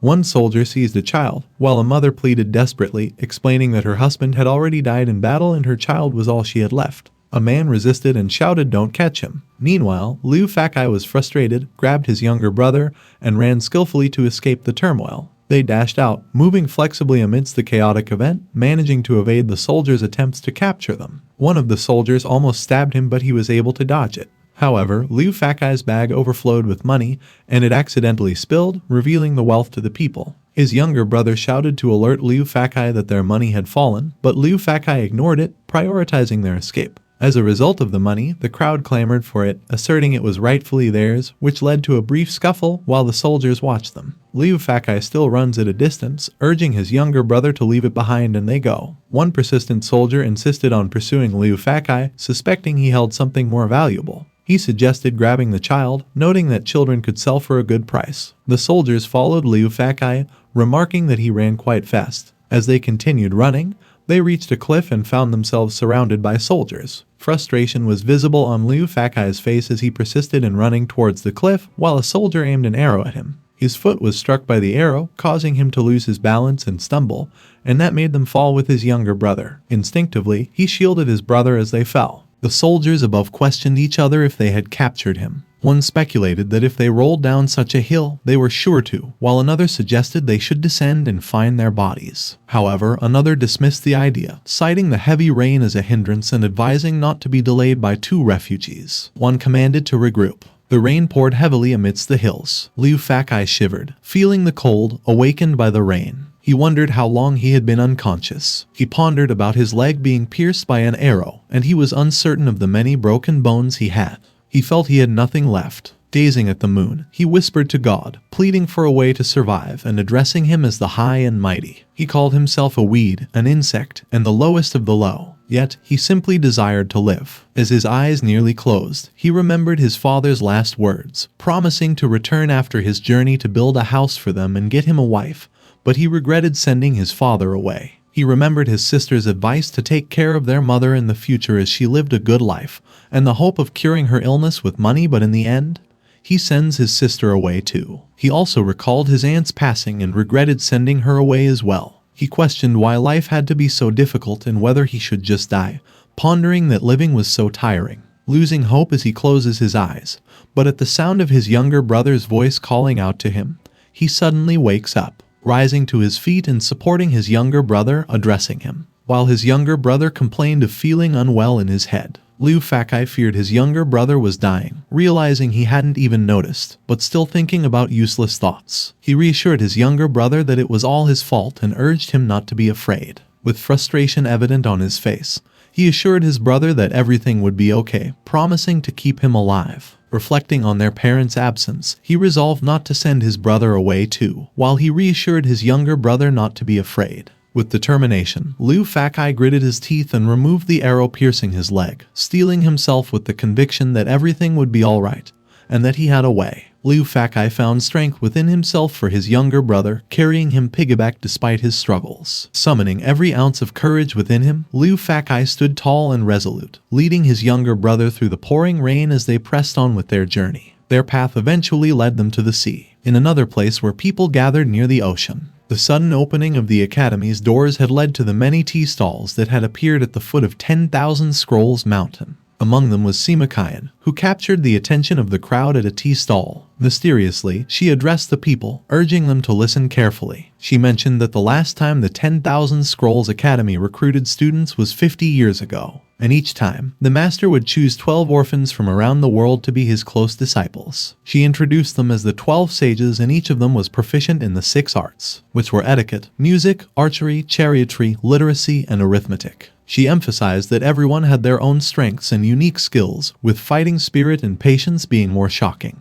She continued by explaining that after the 12 sages completed their studies, they would descend the mountain to accept disciples under the master's order. It was rumored that many talented individuals in the world became their disciples. Someone interjected, questioning why the academy only recruited students once every 50 years, and some expressed skepticism about the legend of the master before. Another person chimed in, doubting the story, deeming it too fake. Some people expressed frustration, claiming that Sima words were wrong, especially since the academy had announced that only one person would be recruited, and there were as many as the 12 she mentioned. However, she rebuked their impatience. Sima remarked that she would explain it slowly. She claimed that according to her speculation, the admission may be very special. Surprised reactions ensued, with someone asking why it was so. With a mysterious smile, Sima chuckled and hinted that the admission would have implications for the entire empire. She revealed that behind the scenes, there was an extremely explosive dark secret, leaving the listeners intrigued and some visibly unsettled. In a playful manner, Sima hid behind her fan, giggling, and teasingly asked what exactly it was. As the listeners grew annoyed, someone shouted at Sima to tell them. Despite the impatience of the crowd, Sima chuckled and tested their patience by asking if they wanted to know what was going on. Sima disclosed a book, announcing that it was Meng Fuzi's unofficial history, compiled and written throughout her travels around the world. She described it as a detailed record of Meng Fuzi's past, including legends of his encounter with the founding emperor, Lai Wanzi, and his romantic history. With confidence, she declared the book was available for only 2 silver taels, insisting it was their loss if they didn't buy it. She assured the crowd they wouldn't be fooled and that it was absolutely not a loss, encouraging them to buy as much as they could. Finishing her pitch, Sima scanned the audience and met with glares that seemed to doubt her words. Feeling the tension in the air, she attempted to put on a smile and asked what they wanted. In response, she was swamped by the crowd, prompting her to yell at them to be gentle. People urged others to beat her, accusing her of digging herself into a hole without filling it. However, Sima retaliated by swearing and demanding payment. After they beat Sima, the other men walked away. One of them, visibly annoyed, muttered about bad luck, while another dismissed the situation. Another commented sarcastically that, after all the talk, it turned out to be a bookseller. Some of the men remained, browsing through the book, while others observed on what a load of crap, questioning how she dared to claim that the master and Lai Manzi knew each other back. One man pondered if the master had lived for thousands of years. A man with a stern gaze read through the book and remarked that it was still well written. He elaborated that the history traced back to 300 or 400 years ago in the Warring States period.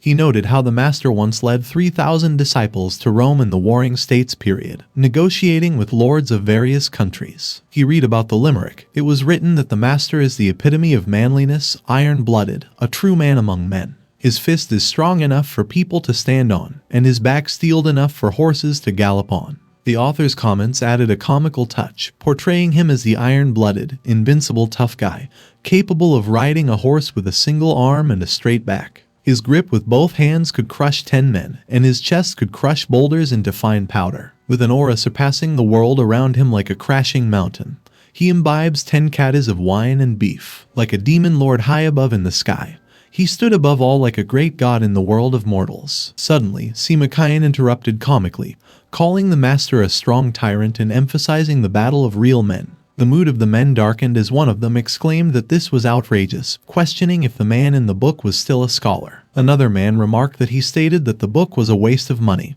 and that their 2 silvers had been wasted. But soon, their conversation shifted as one of them asked if Cheng Dalei would come to the 10,000 Scrolls Academy. Another confirmed that he had received the letter and thought that Cheng Dalei would likely come to look. One of them remarked cynically, suggesting that a mountain bandit coming to study was more like burning a book. Suddenly, the man grew serious, suggesting they make a bet. This prompted another to inquire about the terms of the bet. As they walked, one proposed a bet: if Cheng Dalei didn't show up, he would be given 2 taels of silver, and his blood would be recovered. He rolled up the book, declaring that if Cheng Dalei did come, he would eat the book. However, one of them was surprised when he saw something. Further along their path, the man expressed astonishment. Pointing to someone, he asked if the man walking up the stairs was Cheng Dalei. The one who bet grimaced at what he saw and clenched the book, while the other 2 smirked at him. Meanwhile, Luo Fang, who pretends to be Cheng Dalei, was carrying his younger brother going uphill. His face appeared battered, with his younger brother looking weak and calling out to him.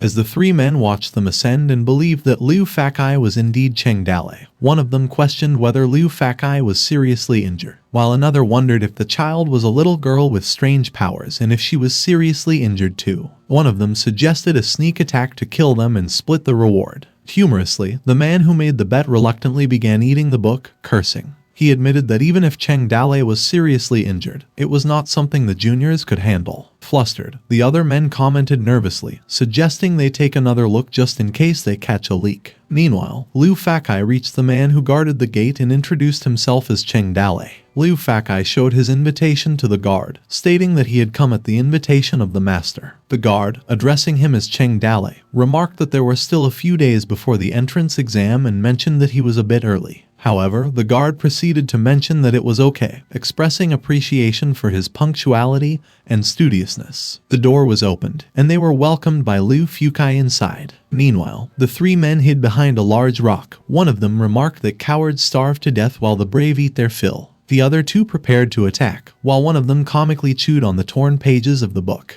As they were going to charge Luo Fang from behind, the guards swiftly intervened to protect him. They swiftly subdued the attackers, who were left defeated. The guards admonished them for their rude behavior, calling them vulgar people. The attackers stumbled down the stairs. One of them, who had been chewing on the book, looked at his companion bewilderedly as he noticed them defeated and humiliated, unable to comprehend what had happened. One of the guards, Ziwo, reminded them that martial arts were not allowed in the academy, emphasizing that they should abide by the rules set by the master for the Tao. Another guard, Ranboniu, questioned how they, as members of the 12 sages, could follow the path of Tao if they ignored the rules and used force against the guests of the academy. Ziwo echoed the master's teachings, emphasizing the importance of being filial to one's younger brother and not offending his superiors. He noted that committing crimes was not easy, but those who were good at causing trouble were rare. After the incident, Luo Fang's expression turned into one of confusion and he wondered if he was the scholar.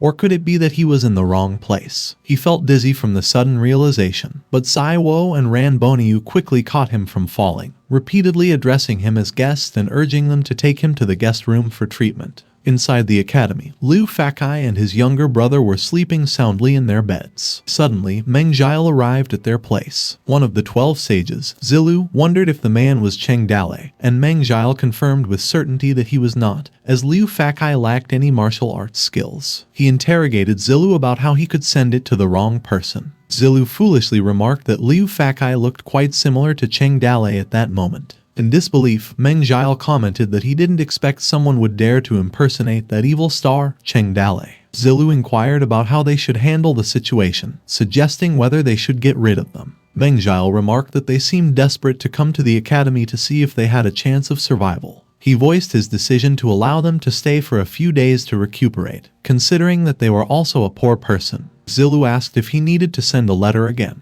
Meng Zhile answered that it wasn't necessary, as time was running out. He concluded that it appeared Cheng Dalei was not fated to join the academy, so they should let him be. Bing Jiao commented, Amitabha, all causes and effects in the world have their laws of fate. Meanwhile, at the roadside tea stall below 10,000 Scrolls Mountain, the listeners couldn't believe the man who claimed it was true. He asked them why he would lie to them. He insisted that they had to believe him. He slammed his hand on the table and exclaimed that he saw with his eyes that Cheng Dalei was seriously injured and now hiding in the academy. The man pointed to his bruised companions, indicating they could also testify, and the injured men nodded in agreement. He turned his attention to Sima Qian and ordered her to spread the word that Cheng Dalei was hiding in the academy. Sima Qian smirked and remarked she would think about it. With a sly grin, Sima Qian thought that Cheng Dalei was protected by an immortal, wondering how he could suffer such a serious injury. She doubted that the one in the academy was an imposter. A malicious smile formed on her face as she pondered the situation. To her, it didn't matter if it was real or fake. As long as she gave it a little push, the demons subduing gathering and the academy admission would be held at the same place. She let out a malicious laugh. With a mischievous grin, Sima Qian thought that it was time to have some fun.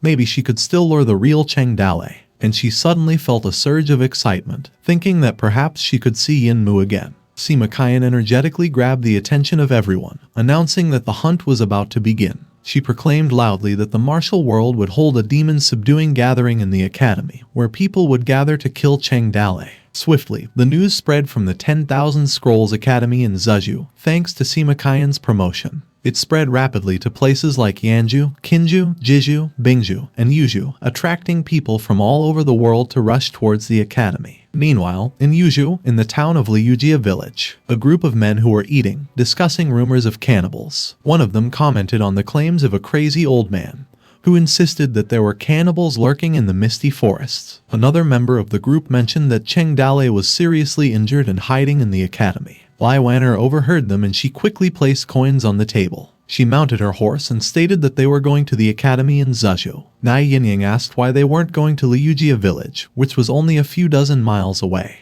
Lai Wan'er replied that Cheng Dalei was no longer there. They rode off swiftly on their horses, passing some people on the side of the road. Overheard them talking about the man who pleaded with a doctor to go to Liujia village and have a look. However, the doctor hesitated, asserted that he was only human and questioned if the people in the village were not. He also mentioned that it was 10 miles away and would be a waste of time to travel back and forth. The doctor lamented that all doctors had been driven away, and none were willing to go there anymore. Despite the man's continued pleas, Lai Wan'er listened silently as they continued their journey. Their horses ran swiftly as they traversed the path. Lai Wan'er wished to see Cheng Dalei soon, feeling that he needed her now. She also contemplated that she needed to share with him what she had seen and heard on her journey. She thought that if it was him, he could change everything. Meanwhile, at the border of Yuzhou, Meng Shuanqing was seen climbing a volcano. Upon reaching the summit, he witnessed the lava bubbling. His eyes widened in amazement at the sight. He suddenly let himself fall to the lava, but he transformed into a small insect and emerged from the lava, buzzing away in the place. The insects flew towards the forest, and the insects formed as Meng Shuanqing, who lay on the ground, surrounded by crows. There was a sound of a horse halting,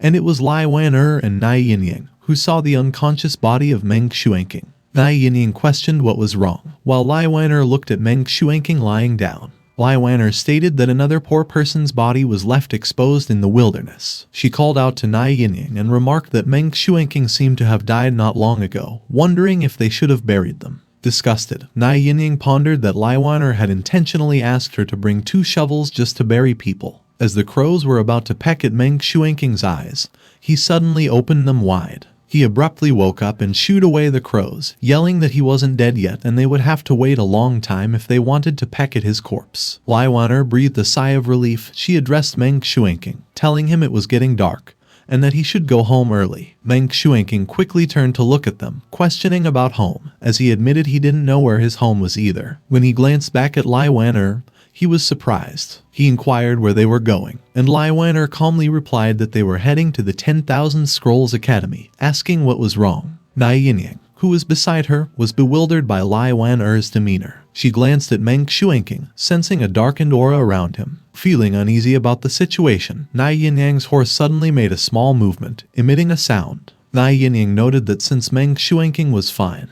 they should hurry up and get going, prompting Lai Wan'er to remember and agree. As they left Meng Shuanqing, who remained seated by the large tree, Yinyang advised Lai Wan'er that she was inexperienced in the martial world and shouldn't trust others easily. Lai Wan'er observed that Meng Shuanqing was just an old man, questioning what danger there could be. Yinyang glanced back at Meng Shuanqing and commented that the old man seemed a bit strange, and his background might not be simple. She suggested they stay away from him, feeling a similar aura to the old nun in him, while Meng Shuanqing just looked at them leaving. Meng Shuanqing pondered and mused that Yinyang must be the old nun's disciple, and he also wondered about Lai Wan'er, repeatedly saying her name. As he kept thinking about Lai Wan'er, Meng Shuanqing's eyes widened as he realized she was a descendant of Lai Menzi. Noting her resemblance to Lai Menzi's personality and her tendency to meddle in other people's business, he also recalled Lai Wan'er mentioning that she was going to the 10,000 Scrolls Academy. With a smirk, he questioned if the academy was open again, mentioning Meng Fuzi,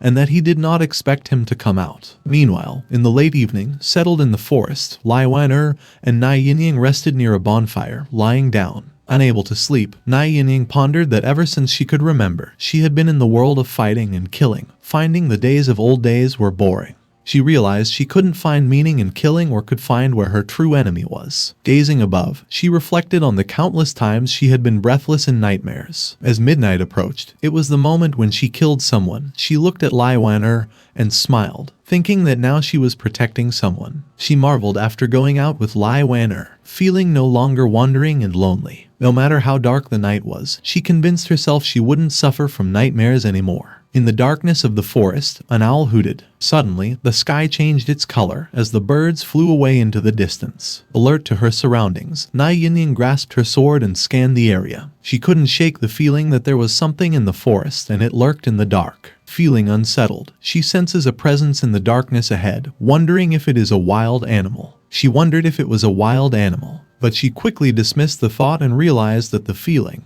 this bone-chilling fear she felt, reminded her of the time when she encountered many insects, a man-eating insect, and was constantly chased by them. She shuddered as she remembered and thought that it was the same feeling as when she faced the swarm of man-eating insects when she was a child. While standing in front of the foggy surroundings, she contemplated that something deeper was stirring in this chaotic world and that something deeper was getting restless. In another place, the trees dried up and the fog began to spread. Meng Shuanqing, who just transformed into an insect, approached someone and mentioned that he heard what the old nun had related, that someone was hiding somewhere in the forest to suck the essence of man. He addressed it as Charm Fox. Charm Fox greeted him as Meng Shuanqing the Immortal Gu, commenting that he hadn't seen him in many years and thought he was dead. Meng Shuanqing responded by questioning the end of the power that he sought even after devouring the lives of a nation. He inquired whether the obsession that had lasted for hundreds of years to pursue the purest original form. He further added that in the end, he became something neither human nor ghost, immortal nor demon. However, Charm Fox rudely got his attention and acknowledged his failure, but inquired what about him, pointing out that not only had he failed to become immortal,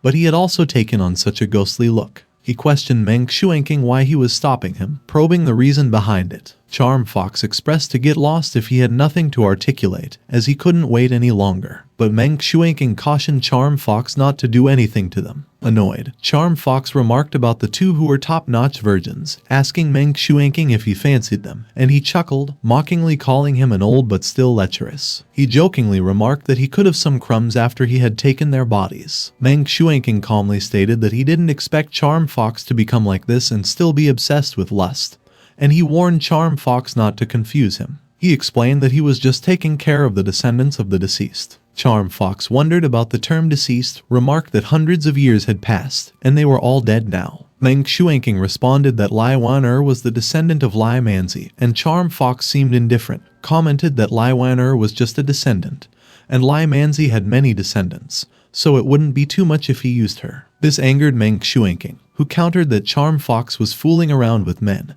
and questioned him if he hadn't noticed the protective aura of the national spirit on Lai Wan'er. Charm Fox realized what he had stated. Meng Shuanqing clarified that Lai Wan'er came from a shelter of Gaosheng and that she had a high-ranking status as a steward. He further asserted that she was heading to Meng Fuzi's 10,000 Scrolls Academy, as per agreements made between Lai Manzi and Meng Fuzi back. So 300 years later, the chaotic world came and Meng Fuzi came out, prompting Charm Fox to fall silent and feel disappointed.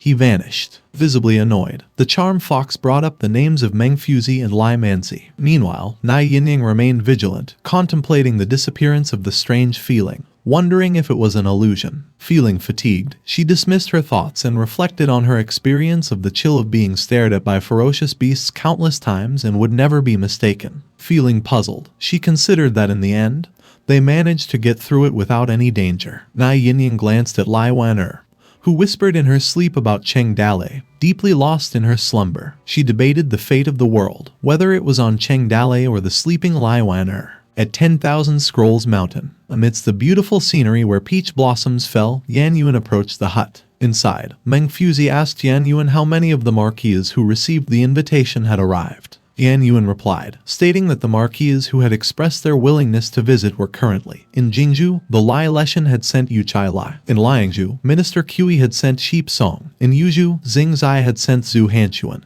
And in Ring Tribe, Zhun Wendao had sent Wu Simu. He also mentioned that the only people who had arrived at the academy were the siblings who impersonated Cheng Dalei. Calmly, Meng Fuzi remarked that they would wait for 10 more days, and if the peach blossoms had yet to fall, there was no need to rush, and Yan Yuan confirmed. Worriedly, Yan Yuan stated that more and more people were gathering at the foot of the mountain, led by Sima Qian. Meng Fuzi mentioned Sima Qian's name, recalling her as the little girl who runs very fast. Yan Yuan explained that under Sima Qian's leadership, the gathered people were cursing and accusing them of sheltering Cheng Dalei. They demanded that the academy hand over the evil bandit, threatening to trample the academy otherwise. Meng Fuzi imagined Sima Qian with a grin, commenting that the girl seemed quite vengeful. Concerned, Yan Yuan asked what they should do. In response, Meng Fuzi stated that they would let the 12 sages set up the 6 arts tests at the mountain gate. Those who were uninvited could go up the mountain if they passed. He also added that if anyone attempted to break in,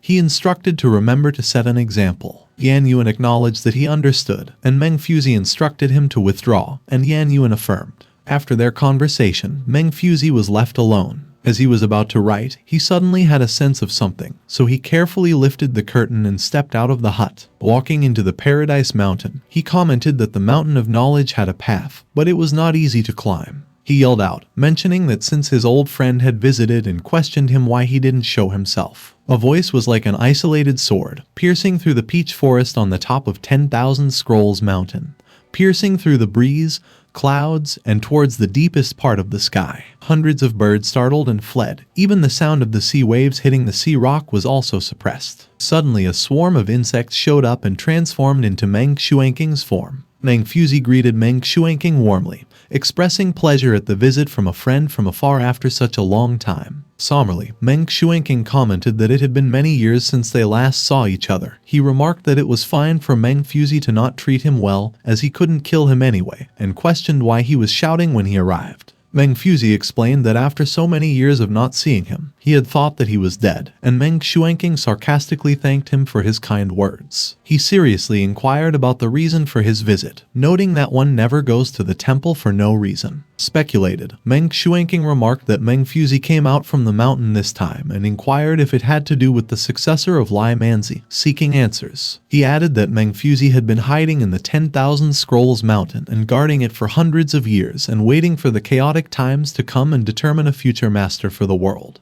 Meng Fuzi calmly stated that he had already expected this day to come, and he was just being entrusted by others. It was simply a matter of loyalty. Meng Xuanking remarked that Lai Manzi could obviously live forever, but he gave up the country for thousands of years and turned himself into the power of Gaosheng to suppress the world. He mocked the effort as futile since the world still became chaotic. Sneering, he also added that Lai Manzi died so happily when he could not die even if he wanted to. Meng Fuzi rebuked Meng Xuanking's remarks and stated that what Lai Manzi pursued was the security and prosperity of the nation and not the world's supreme position. He highlighted Meng Xuanking's words as what he had sought the path to immortality, acknowledging that he had not yet achieved his wish. Meng Xuanking confirmed and admitted that he was in a bad mood, much like Charm Fox. He questioned Meng Fuzi why he didn't also help him as he did to Lai Manzi. Surprised, Meng Fuzi asked how he could help. In response, Meng Xuanking asserted that his love, his motivation to survive, his willingness to fight for righteousness, and the enemies he vowed to destroy were all gone. He felt he had lived long enough and explained that he had come this time to request Meng Fuzi to end his life. Moved by compassion, Meng Fuzi answered that he could not kill him. Furthermore, he advised Meng Shuanqing to go back and take care of the side of God he raised. Reflecting on the past, he acknowledged Meng Shuanqing used hundreds of thousands of human lives to raise that monster and warned that if the lords found it was used, he was certain that they would use human lives again. Meng Fuzi conveyed his worry that only the immortals could get rid of it. Finally, Meng Shuanqing reiterated the mention of real immortals and inquired of Meng Fuzi whether true immortals truly existed in the world. Meng Shuanqing pondered over what kind of guy could be called immortal. Clenched his teeth, Meng Fuzi remarked that he didn't know for sure. However, he expressed his belief that there was no contradiction between immortality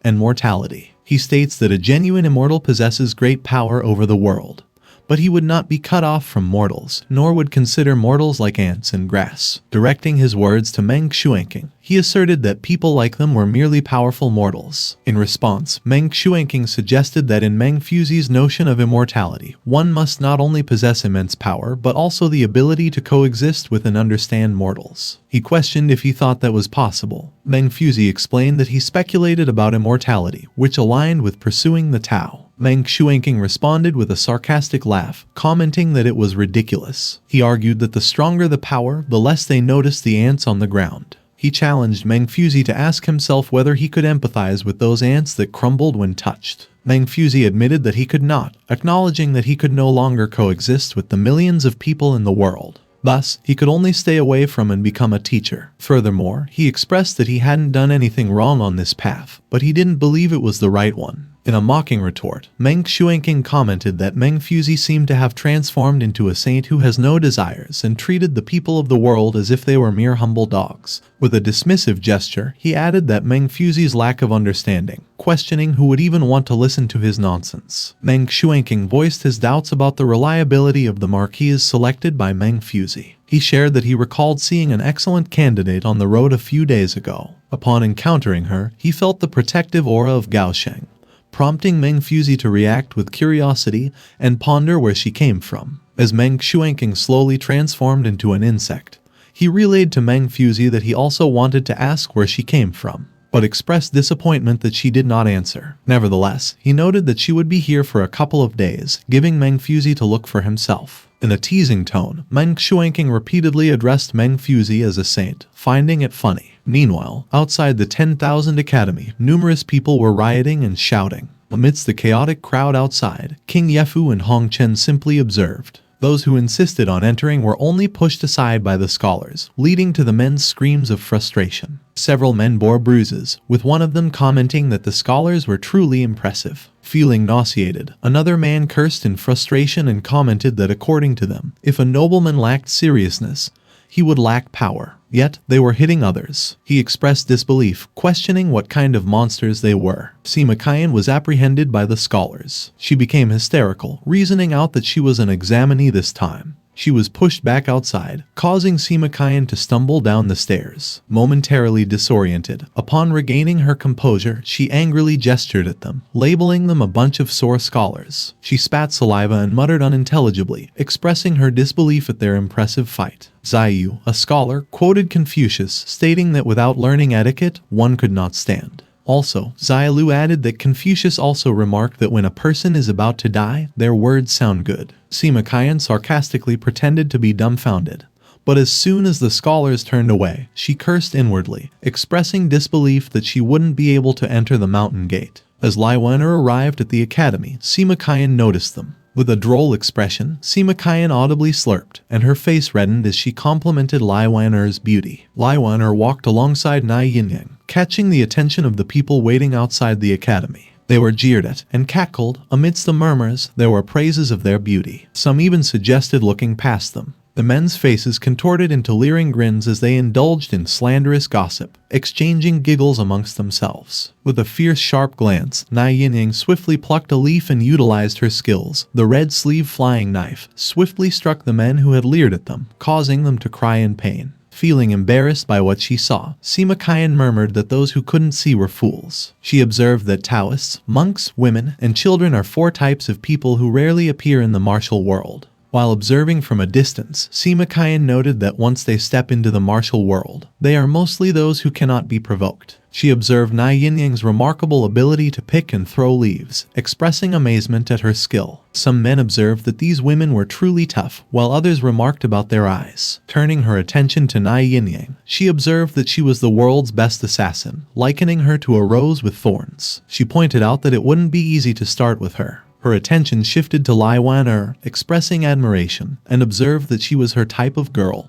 Chuckling to herself, back to Lai Wan as they reached the gate, she greeted King Yefu, mentioning that it had been a long time since they last saw each other. Respectfully, King Yefu returned Lai Wan greeting and inquired if she had also received a letter from the academy. At the same time, Sima Qian was hiding nearby. She listened to their conversation and thought that Lai Wan must be the imperial princess, and expressed disbelief that she was present. Lai Wan smiled and answered that she hadn't received a letter. She had only heard that Cheng Dalei had come to the academy, so she came to see him. King Yefu began to explain Cheng Dalei's presence at the academy, but before he could finish his words, Sima Qian abruptly interrupted him. Sima Qian shouldered King Yefu and began muttering, while Lai Wan looked at them blankly puzzled. Sima Qian murmured to King Yefu that she knew he wanted Cheng Dalei to come to the academy to meet the master. She voiced her concern that if he were to reveal to Lai Wan that the Cheng Dalei at the academy was an imposter, she might simply leave. She questioned how he would be able to attract the real Cheng Dalei to the academy if Lai Wan departed, leaving King Yefu feeling uncertain about his course of action. Sima Qian hesitated, contemplating that such an action would contradict his purpose. However, he quickly added, Amitabha, he does not lie. With a cunning look, Sima Qian addressed King Yefu as a wooden fish head, implying the unpleasantness of lying. She pointed out that this was the art of language. In a playful tone, Sima Qian suggested to King Yefu that as long as he didn't tell Lai Wan that the Cheng Dalei in the academy was fake, he should allow her to enter. With a mischievous grin, Sima Qian stated that spreading the news about Cheng Dalei would also attract attention to Lai Wan's news. She questioned if he didn't think so, leaving King Yefu feeling gloomy. Lai Wan asked King Yefu what had happened to Cheng Dalei, causing King Yefu to stumble over his words as he tried to explain. But Sima Qian, excited to have caught Lai Wan's attention, remarked that Cheng Dalei was in the academy, and that if she wanted to see him, she would have to take the 6 arts test at the academy. Glancing at Sima Qian, Lai Wan inquired of King Yefu about who Sima Qian was, making King Yefu nervous in response. However, Sima Qian intervened and confidently introduced herself, and Nai Yinyang seemed to recognize Sima Qian's name. Giggling, Sima Qian's eyes brightened as she expressed her long-standing admiration for Lai Wan. She asked Lai Wan if they could have tea, eat a meal, and become friends. Acting strangely, Sima Qian thought that Lai Wan smelled good, giggling at her thoughts, and considering her cute. Disgusted, Lai Wan faked a laugh and replied they would discuss it later, while Nai Yinyang called out to Lai Wan, who thought Sima Qian was being weird and too close. Irritated, Nai Yinyang urged Lai Wan to go ahead and take the test. Lai Wan was bewildered, but she stated that she would leave the horses in his care. As they ran, Nai Yinyang warned Lai Wan to stay away from Sima Qian, whom she claimed was a well-known pervert in the martial world, and that many chivalrous women had supposedly suffered because of her. Puzzled, Lai Wan noted that Sima Qian was a girl. Frustrated, Nai Yinyang replied that it was because she was female that she could succeed every time. Angered, Sima Qian muttered a curse directed at the perceived pervert. Later, Lai Wan signed up for the test and introduced Nai Yinyang as her attendant. She asked if she could take her up the mountain for the test. The person replied that she could bring one person to assist her, and Lai Wan thanked them. Following that, they reached the first gate, where the first challenge was etiquette. Xiaolu introduced himself as one of the 12 sages and asserted that Meng Fuzi didn't like rude people. If they wished to enter the academy, they had to answer his question. Xiaolu asked what etiquette was. Before Lai Wan spoke, there was silence. She lowered her bamboo hat, gesturing respect to Xiaolu, and responded that etiquette meant courtesy and respect for masters and elders. With a serious demeanor, she explained that according to the Book of Etiquette, one should possess a heavy and dignified foot, a respectful hand and upright eye, a calm mouth and voice, a straight head and solemn aura, as well as a dignified demeanor and appearance. Xiaolu pondered that the standard royal etiquette could only be trained from a young age to cultivate such a royal demeanor in every gesture. He inquired Lai Wan'er about the 5 etiquettes. Contemplating for a moment, Lai Wan'er initially thought Xiaolu was being rude, but she dismissed the thought, assuming he was inquiring about the 5 etiquettes. She elucidated that the 5 etiquettes included auspicious, the etiquette of sacrifice, inauspicious, the etiquette of funeral, honorable, the etiquette for vassals to meet the emperor, and praise honorable, the etiquette for daily life. Satisfied, Xiaolu commended that Lai Wan'er's performance was excellent, and that she passed. They entered the gate and ascended further. Yinyang complimented Lai Wan'er, declaring she was amazing and understood everything. Lai Wan'er, slightly embarrassed, admitted that she had been learning etiquette since childhood, so it wasn't difficult for her. Feeling confident, Yinyang observed that she still wanted to take her on a hard journey. As long as they found Cheng Dalei, they could leave and question the need for further tests. Lai Wan'er was ridiculed by Yinyang's words, which implied that the academy was a place of culture. Yinyang affirmed her, asserting that she wasn't a cultural person but a martial artist. However, Lai Wan'er reminded her that they weren't there to take the test but to find someone. Doubtful, Yinyang commented that after seeing Xiaolu, she gave up that idea. While glancing back at Xiaolu, Yinyang highlighted that the academy was full of hidden talents and skilled individuals. But she believes that if Lai Wan'er wanted to force her way through, just giving her a hint would take her right away. Disregarding Yinyang's words, Lai Wan'er maintained that they should proceed, explaining that it was just an exam, and after passing, they could go up. Minutes later, Lai Wan'er heard music. As they continued to ascend, the poem revealed that the splendor of sweet potato is as yellow as Yun. The heart is worried, and Wai Kai is hurt. Yinyang inquired where the sound was coming from, noting that it sounded like it could make people cry. Lai Wan'er replied that the poem was called The Flower of Sweet Potatoes from the Book of Songs, Zioya. Upon reaching a small hut, the music expressed, the flower of sweet potato, its leaves are green. Following were the lines, knowing that himself and so, it is better to have no life. On the head of Zhengyang's tomb, the 3 stars are in Zhengyang. People could eat, fresh food could be full. While listening, Lai Wan'er observed that this was a poem about starving people, which pertained to the time of King Yu when the Western Rong and Eastern barbarians invaded the Central Plains and smoke was everywhere, causing a large number of people into famine and starving to death. After Lai Wan'er's comment, Xiaolu ceased playing his flute and praised her on her insight. He introduced himself as one of the 12 sages. He remarked that finding a friend was difficult and wondered if they could play a song for him. Afterward, Lai Wan'er began to play the gyukan. She mentioned that, nowadays, the world is pitiful and lamentable, but immersing oneself in it cannot have any effect on the people. The sadness in her eyes was evident as she continued, mentioning that she didn't wish to make any more sorrowful sounds, nor did she want to play decadent music. She had once learned a grand and sincere piece of music from her husband. Following from the phrase that if all capable people in the world could have such courage, there would surely be a peaceful day. And the melody resonated. She noted that she would also like to ask someone for his comments. Xiaolu watched her attentively as she played the beautiful music. Suddenly, he became surprised as he pondered that the song was powerful and majestic. While Lai Wan'er recalled the day when she was playing gyukan to Cheng Dalei, the longing in her eyes was evident as how happy Cheng Dalei was, and he commented that it was a pity that he didn't win this song in the lottery. During that moment, Lai Wan'er felt a rush of excitement as Cheng Dalei shared that once the background music played, the Merlion guards, the ring, pirates, and horse bandits would be after him. Playfully flexing his biceps, he joked that even Cheng Fenyong wasn't enough, leaving Lai Wan'er bewildered. She found herself laughing heartily at Cheng Dalei's humor as he gave an example of how he could kick the faces of the Merlion guards without being noticed. A smile played on Lai Wan'er's lips as she reminisced about their time together, and she continued to play skillfully. The melodies spread to other places, carried by the wind. Intently listening, Xiaolu remarked that the music was so powerful and majestic that it evoked the spirit of a man and engulfed the power of a mountain. After Lai Wan'er was done playing, Xiaolu praised her, saying it was a good song and that Lai Wan'er felt in her heart.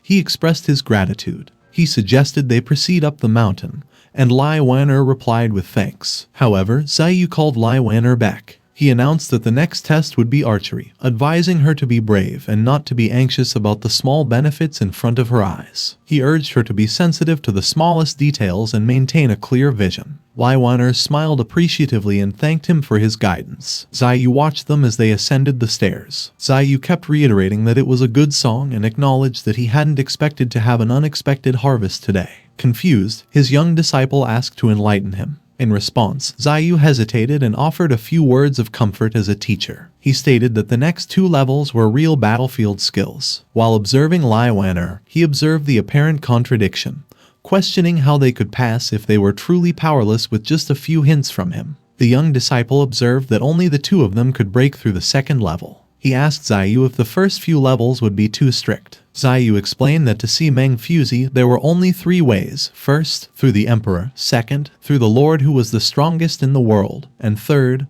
through talent. He added that Meng Fuzi's order was for them to set up the 6 arts tests to stop the rude people of the martial world. If someone could pass the 6 arts tests with their talent and character, they were also qualified to see Meng Fuzi. Later, Lai Wan'er arrived at the martial arts arena. Yinyang inquired if the place was available in the academy. Amid their conversation, one of the sages turned towards them and proclaimed that characters could recite the books of sages, soldiers could wield a sword on the battlefield, and their demeanor was the mark of a true gentleman. With a welcoming gesture, he invited them to the 3rd test, archery. Soon, a carriage pulled up, transporting caged animals. The disciple of the sage released the animals, prompting them to scatter away. Perplexed, Lai Wan'er sought clarification, and the sages offered a simple explanation.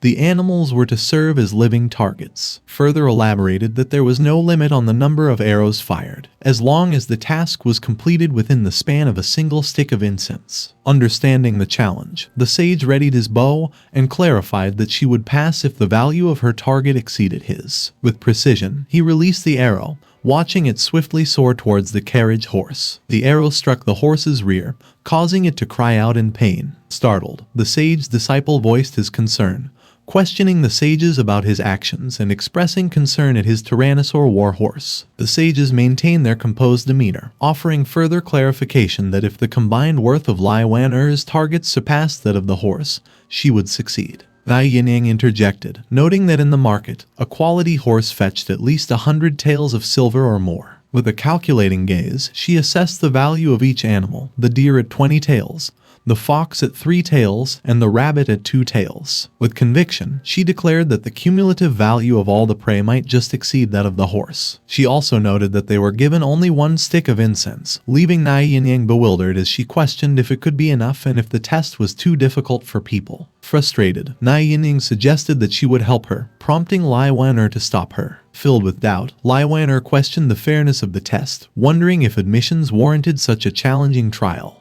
Recalling the earlier hint from Ziyu, she began to suspect that another layer was a trick. The sages interrupted her musings, inquiring if she had yet to start her attempts. They elucidated that as the smaller animals scattered, the difficulty would greatly increase. Satisfied, Lai Wan'er affirmed that the bow was suitable. However, Yinyang displayed worry and voiced her concern that the bow was not enough. Undeterred, Lai Wan'er positioned herself with calm determination, emphasizing that while the bow might lack strength, it was still suitable for her purposes. Determined, Lai Wan'er aimed at the sage. Visibly shocked, Yinyang muttered to herself, believing that this sick scholar knew how to make things difficult. Even Lai Wan'er, unable to tolerate it any longer, seemed inclined to force her way in. Yinyang tightened her knife grip as she glanced at the sage's disciple. Meanwhile, Lai Wan'er released the arrow, which flew straight ahead and almost hit the edge of the sage's hair. The sage looked behind him, and Lai Wan'er commented that the prey was not abundant but precious. The arrow she released found its mark on the dummy soldier. Lai Wan'er noted that there was no mention of restricting her to shooting solely at the cage. Recalling the sage's instructions, she claimed that he hadn't specified limiting her shots to live targets. With this interpretation in mind, she observed that he targeted the horse outside the cage, deeming everything around him could be a target. Satisfied, the sage remarked that a child could be taught. Lai Wan'er elaborated on the varying values of armor used by ordinary soldiers as relatively cheap, only worth 2 taels of silver. The elite heavy infantry, cavalry, generals, and senior officers wear chain armor, scale armor, and plate armor that are all very costly. She indicated the armor deliberately obstructed from view by the sage costs several hundred taels of silver. She noted that particular armor was worth more than the combined worth of all the prey targets. Lai Wan'er questioned if her performance could be deemed a passing one. Delighted by her, the sage praised Lai Wan'er and confirmed that she had passed. Their attention was suddenly drawn to the sage disciple, beseeching for help. Yinyang threatens the frightened disciple, causing him to repeatedly beg for the sage's help. Somberly, the sage and Lai Wan'er reviewed the situation, while Nai Yinyang remained indifferent. Afterward, the sage requested Lai Wan'er to ask Nai Yinyang to release her disciple. Embarrassed by the misunderstanding, Lai Wan'er chuckled nervously as she explained the situation, urging Nai Yinyang to promptly release the disciple. Minutes later, Lai Wan'er urged Nai Yinyang to bow as a gesture of apology. Once they departed, they proceeded to the next stage of their journey. The stages, where Meng Fuzi remained on the 10,000 mountain peak, with only 2 more stages for Lai Wan'er, the library and the academy room housing,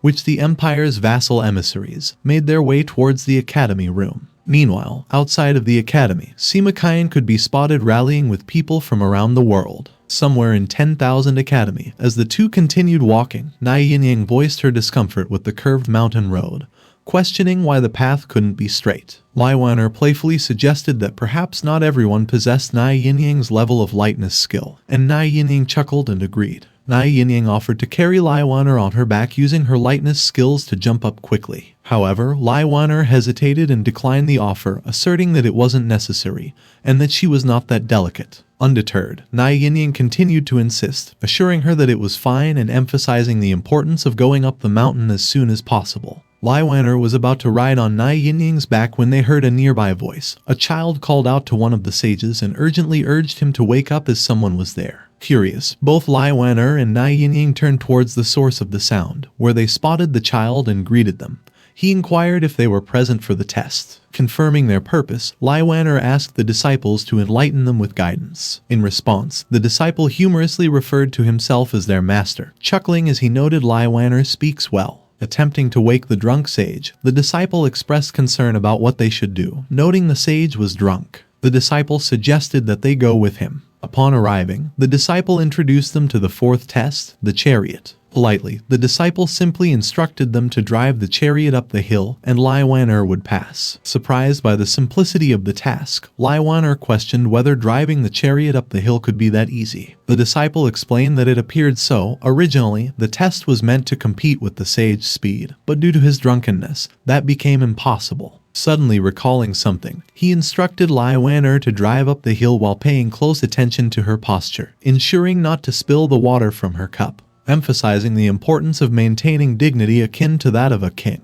he stressed the significance of composure, even in challenging situations. Furthermore, he politely described the art of driving the chariot, likening it to a dance, where each turn should possess rhythm and beauty. Having followed the instructions of the disciple, the chariot journeyed onwards, successfully traversing the path toward the end point. With satisfaction, the disciple declared that they had passed. Advancing to the next level, literacy, Lai Wan'er faced another sage, who remarked that her ability to pass the previous level was sufficient to demonstrate her knowledge and abilities. However, Lai Wan'er sought further enlightenment. In response, the sage instructed her to provide a couplet for the academy. She began crafting the following lines: Sun, moon, west, round heaven, earth eyes, poetry book number, lane, saint, sage, heart. The sages read the couplet with delight and praised Lai Wan'er's skillful handwriting. With evident satisfaction, he confirmed her passing of the stage. Moving on to the next challenge, the 6 arts exam focusing on arithmetic, Zai Gong expressed surprise at someone truly passing the previous level. He admitted that he hadn't prepared any test questions for this level yet. Nevertheless, he warmly welcomed Lai Wan'er to the final test of arithmetic. In response, Lai Wan'er respectfully bowed and requested further guidance. Zai Gong explained that arithmetic applied the knowledge she had acquired thus far, indicating that he wouldn't test her with typical math problems. Instead, he proposed that she could assist him in calculating the annual accounts and taxes of Langya City and Zhezhou for 1 year, and he stated that if she could calculate it, she would pass this level. With quiet determination, the surroundings fell silent as Lai Wan'er focused on examining the accounts. Flipping through the documents, she found herself considering the task to be easy, and that it was similar to calculations she had performed many times in Toad City. As Lai Wan'er began calculating, Nai Yinyang became dizzy as she observed Lai Wan'er. At the same time, Zai Gong observed Lai Wan'er's serious demeanor. He complimented her remarkable flipping speed and her evident familiarity with the internal affairs of the city, enabling her to swiftly sort through the documents. Intrigued, he wondered about Lai Wan'er's origins and who had trained her to possess such skills. Moments later, Zai Gong congratulated Lai Wan'er on successfully passing the test. With courtesy, Zai Gong gestured for Lai Wan'er to follow him. Zai Gong advised Lai Wan'er to stay and meet Meng Fuzi in a few days, as he would conduct a test and select a disciple. Lai Wan'er responded that she was there to find Cheng Dalei since she heard that he was in the 10,000 scrolls, before asking Zigong which rooms he was in,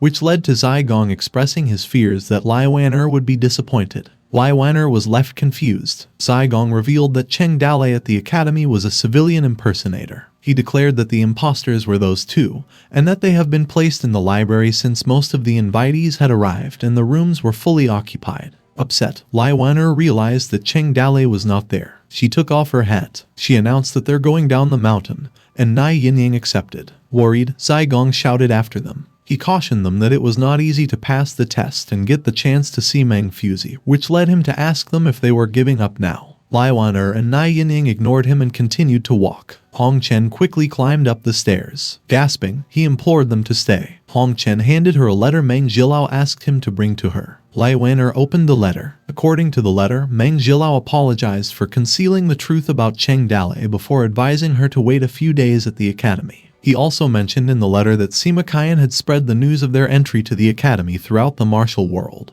and that if Cheng Dalei was in Zhezhou, he expected him to come to the academy looking for her once he received the news. Meng Jilao also suggested that she should wait for good news in the academy instead of going down to the mountain and searching blindly. He continued to say that Lai Wan'er had many questions and obstacles in her eyes after several years of absence. Meng Jilao believed that Lai Wan'er may be able to find some answers from the academy. Lai Wan'er sighed after reading the letter. She requested Zigong to take them to the place where they were staying. Butterflies continued to fly around the academy. Too many people wanted to make a profit in the chaotic card game, but not everyone had the right to be at the table. A few strange men were sitting on top of the tree. Someone also thought that it was possible to make a little money with a stall, where people were trying to sell fried chestnuts and others were selling roasted melon seeds, boiled melon seeds, fried melon seeds, and melon seeds for 5 copper coins per caddy, which made passers-by wonder why they were selling melon seeds.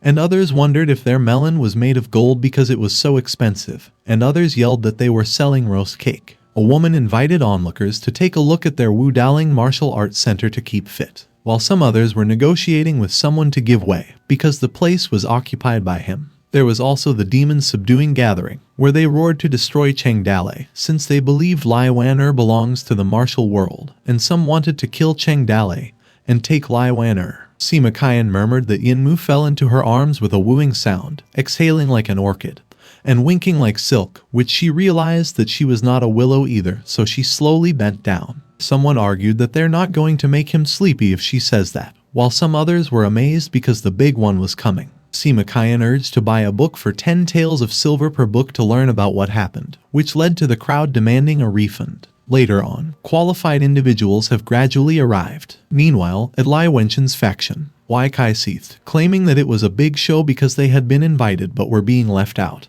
and one of his men replied that it was just the literati's pretensions. While at the Minister Qi's faction, Song Pokeng was listening. Song Pokeng observed that the academy that popped up out of nowhere was a nest of talent, that even if the lords didn't come, he noted that they still have their spies there, especially responsible for recruiting talents. He opined that it was best for them if they could get the academy into their faction. Song Pokeng also heard that Cheng Dalei was recovering from his injuries at the academy.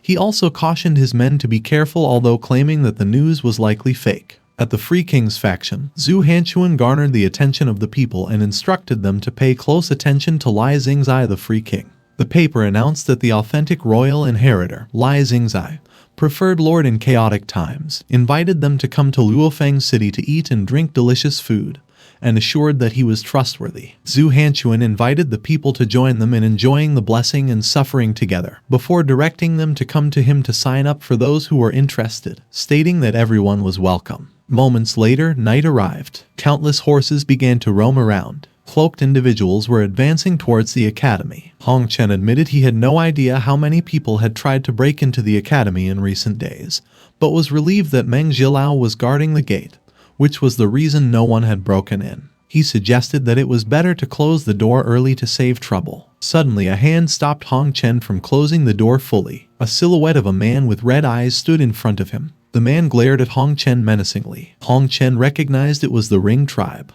The men introduced themselves as the Northern Barbarians, who had visited by the order of Jin Wendao. A woman gave Hong Chen the letter from the academy. Wu Simu asked Hong Chen if that was how their academy treats their guests, and the woman explained that Jin Wendao especially sent them to visit from a distance since he was a bookworm who loves books like life and admires the empire's culture. Anxious, Hong Chen verified the letter. He apologized to them for coming all the way there before asking them to follow him. Jin Wendao's faction appears at the academy since the eldest prince of the Ring tribe couldn't read the words on the letter. He sent someone else to come. In addition to the lords from all over the world, 2 little ants climbed onto the card table at 10,000 Scrolls Academy by accident. Someone expressed his amazement at the many books. Luo Fang's brother remarked that there were more books there than the scholars in their village. Saigong mentioned that there were tens of thousands of volumes of books in the library, because generations of sages spent 100 years collecting them from various places, and they were usually looked after by him.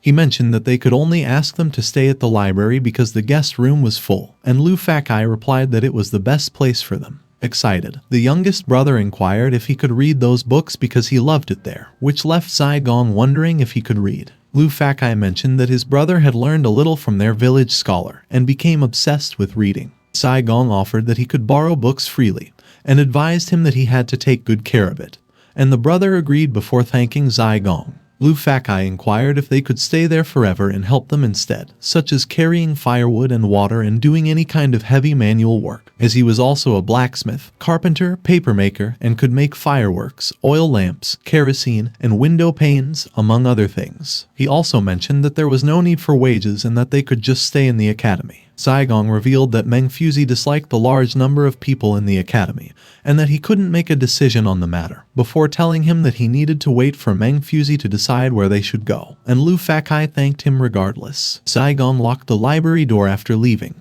He came across Yan Yuan, who questioned if it was inappropriate for outsiders to stay in the library. Saigong reassured that there was no problem since the books there were all copies of Meng Fuzi transcripts, and the original books were stored in his study so there was no harm in damaging them. He also remarked that the academy also liked people who were eager to learn. Meanwhile, at the academy room, someone called out to Lai Wan-er. Yinyang reported that she just heard about it while shopping at the foot of the mountain. She explained that the reason so many people had gathered at the foot of the mountain was due to the demon's subduing gathering, before informing her that the demon was Cheng Dalei, leaving Lai Wan-er wondering if it would be dangerous if he came. Lai Wan-er also pondered if she had become the bait to lure Cheng Dalei there, and Yinyang reassured, assuring her not to worry about Cheng Dalei since with his power, it would be impossible for him to be injured by the group of chickens down the mountain. Yinyang opined that the so-called demon's subduing gathering was just a joke to Cheng Dalei. Lai Wan-er queried Yinyang if she mentioned that Cheng Dalei would come to her. She expressed her wish for Cheng Dalei to come to her right away, but she was concerned that he might encounter danger. Yinyang questioned what she was afraid of, since she boldly confessed, and Cheng Dalei still left her alone in the end. She reminded Lai Wan-er that she had come all the way from Liangzhu to look for Cheng Dalei,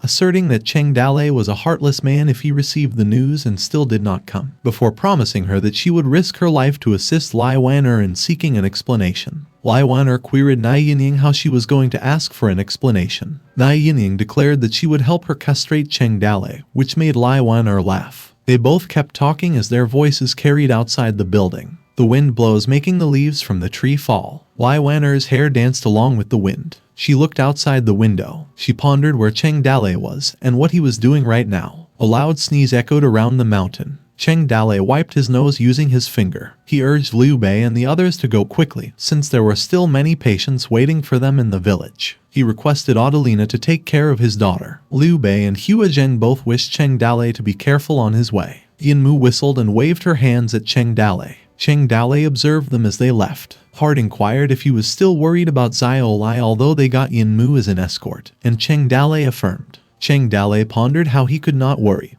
and now there was another important person looking for him. He announced that they were going. Hart suggested that now that Xiaolai's matter was settled, it was now time for him to find Lai Wan-er to be his wife. Cheng Dalei aspired for Lai Wan-er to wait for him. Hart reminded him that their destination was the 10,000 Scrolls Mountain all the way to the east, the 10,000 Scrolls Academy. Hart snapped her fingers, and a mission notification appeared, stating the mission progress update to snatch the Fort Mistress Lai Wan-er Phase 3. Step 1 was capture Yinyang alive, which had been completed, and Step 2 was to accept Lai Wan-er's heart, which was in progress. A third step was added which stated to take the sword and break through the mountain, which was the road of the emperor. Meanwhile, at the 10,000 peak mountain, blossom leaves began to fall as the wind blew. Mengfuzi was writing something. The day when the peach blossoms fall is approaching. In the academy room, Mengfuzi's unofficial history was scattered along with some books. Song Poking asserted that when the 12 sages of the past generations finished their studies under Mengfuzi, they would go down to the mountains to start their own families and take on students. He also revealed following Mengfuzi's orders, which included keeping quiet about one's background while hiding the academy's existence. He recognized that such a force had been dormant in the empire for so many years, like the sages who only listened to Mengfuzi's orders, sending people to win them over, like high officials, generous salaries, and beautiful women were all useless, and that it would be a great threat if they couldn't use that force. Song Poking mused how sacred Mengfuzi was. He also pondered what Mengfuzi wanted to do when the world was in chaos, and out of nowhere,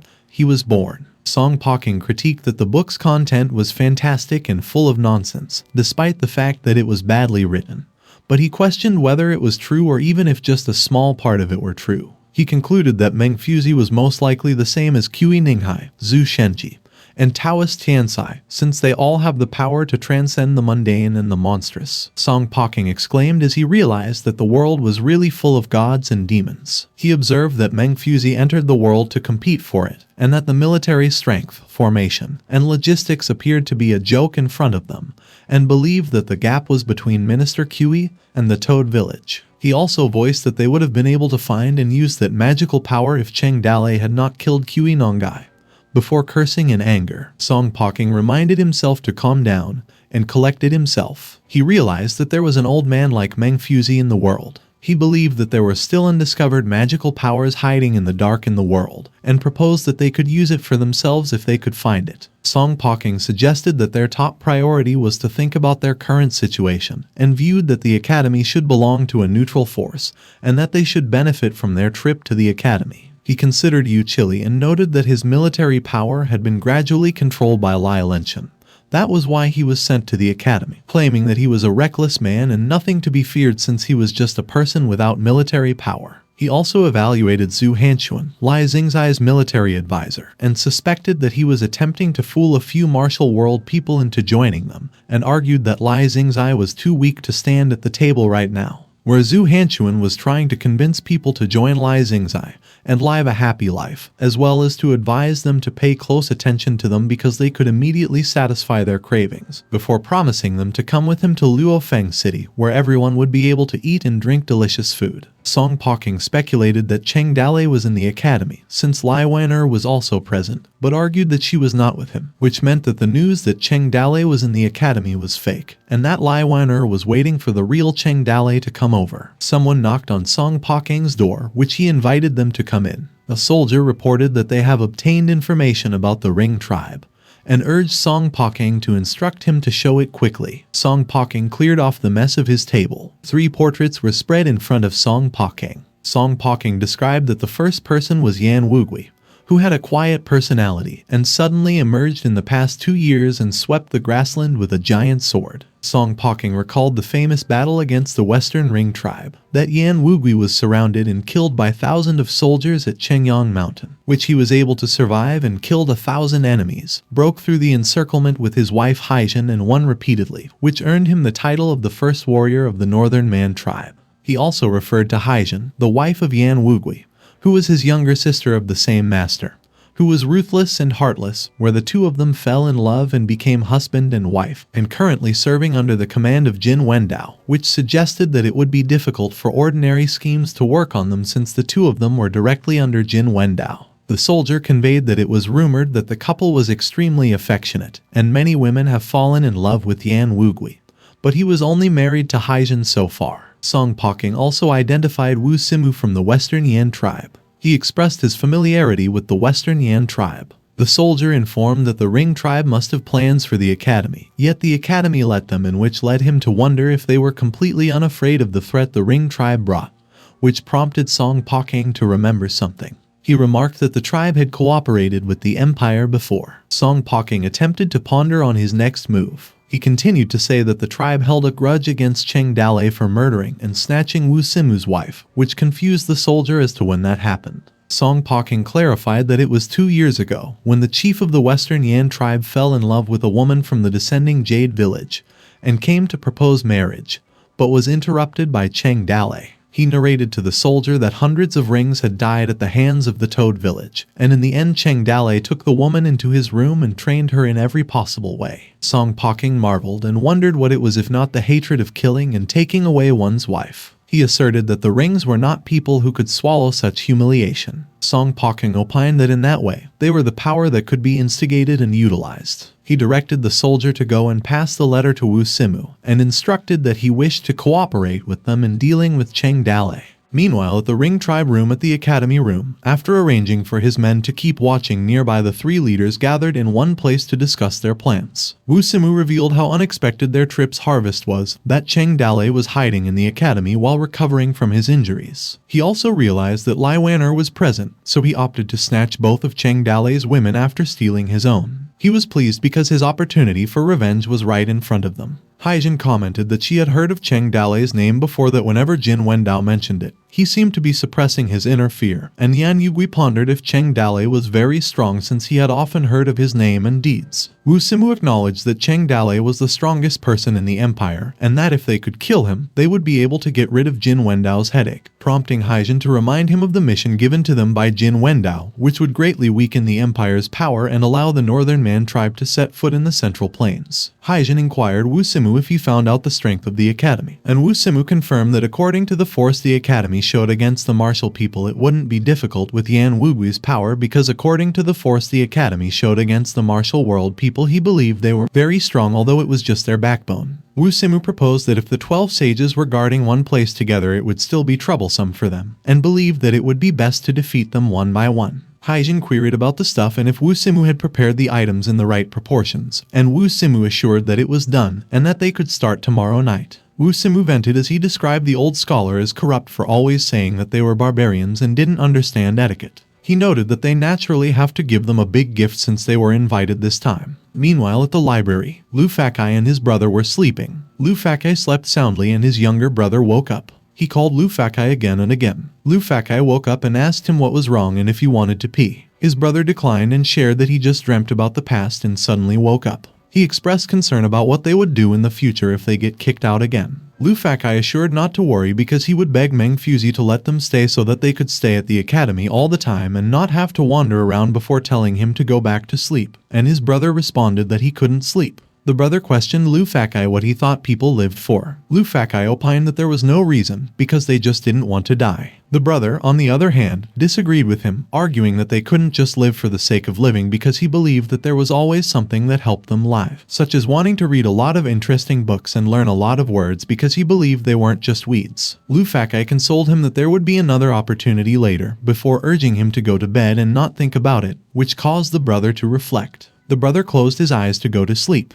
Luo Fang observed his brother as he fell asleep. Luo Fang was heartened by his brother's action. He hoped to keep on living like that. At the academy room where the ring clashed with Yu Chili and others, someone voiced their disbelief that the academy actually invited the Ring tribe, and another voice questioned the other what he meant. Yu Chili asserted that they were in the empire's hinterland before inquiring how the Ring tribe came in, warning him not to think about going back now that they had arrived, while Yan Wugui taunted him to come. Yu Chili's soldiers aimed their spears at Yan Wugui. Many sages went to suppress the conflict, and among them was Zai Gon, the library's guard. Meanwhile, at the library, Luo Fang's brother was reading scrolls. He continued to read with focus. He turned around as he was suddenly alerted by someone. A slash appeared out of nowhere, cutting Luo Fang's brother's throat. As he held the book, Luo Fang's brother's blood gushed out. Haijin looked down as Luo Fang's brother fell face to the ground. With the bloodied dagger in her hand, Haijin observed the corpse. She directed the others to proceed as planned since time was running out. She instructed to find a place to hide the stuff first. A Ring tribe warrior queried Haijin about Luo Fang's brother's body, and she reassured them not to worry and that it was okay, since he was not a disciple of the sage, and just an outsider living at the library. Another man asked where they should put the stuff, and she replied that they placed it in the miscellaneous room on the first floor. She advised that the other kids would knock over all the bookshelves on the second and third floors and take a few books. Haijin and her men continued to do their mission. As the night grew old, Luo Fang almost came back to the library where his brother was. He held something in his hand. He smiled as he focused on what he was holding. Luo Fang declared to his brother that he was back and that he brought him a midnight snack. Luo Fang called for his brother as he saw the mess on the floor. He quickly climbed the stairs. Luo Fang stopped after climbing the stairs. He dropped the snack he got for his brother. His tears fell as he called for his dead brother. Luo Fang's dead brother laid as if he was sleeping. He watched his brother's lifeless body from a near distance. The conflict between the two sides was temporarily suppressed with the intervention of the sages, one of whom declared that Meng Fuzi had no discrimination because anyone had the opportunity, which naturally included the Ring tribe, and Yu Chili believed they were clearly colluding with the Ring tribe.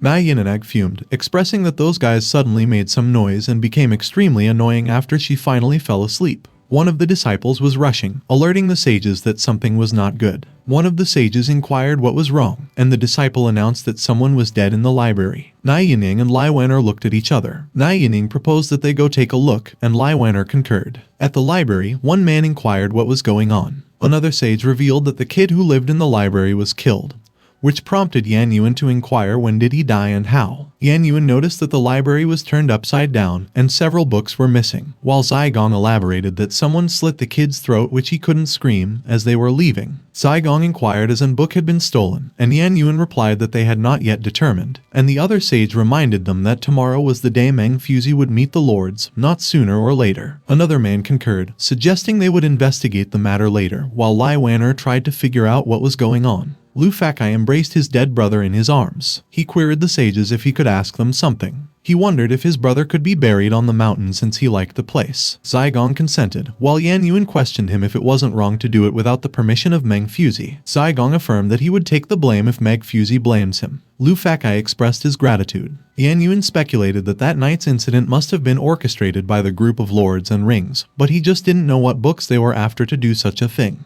He voiced his concern about involving the brothers in their fight. Zigong reflected on how he appreciated Luo Fang's little brothers for how hardworking, cute, eager to learn he was, and that he was considering taking him as his disciple, but he never mentioned that it would happen. One elucidated that it was chaotic times, while another voice pondered whether Meng Fuzi could truly select the one who would end the chaotic times among the groups. Peach blossom leaves began to fall. It slowly falls to the ground. Moments later it finally fell. A hand grabbed the soil. Luo Fang persisted in digging with his bare hands. A shovel was thrown in front of him. Lai Wen'er and Yinyang arrived and observed Luo Fang. They persisted in digging for Luo Fang's brother's grave. Later on paid their respects. Luo Fang clung to his brother's gravestone. He mentioned that he didn't know how to write and asked them if they could assist him in writing the words on the tombstone. Yinyang volunteered to handle it. She inquired about his brother's name, and he responded that his nickname was Guo Lair, which he disliked, so his brother never allowed him to call him that, and he went to a private school and named himself Liu Yufu. Luo Fang proposed that they just carve it in another way, and Yinyang consented.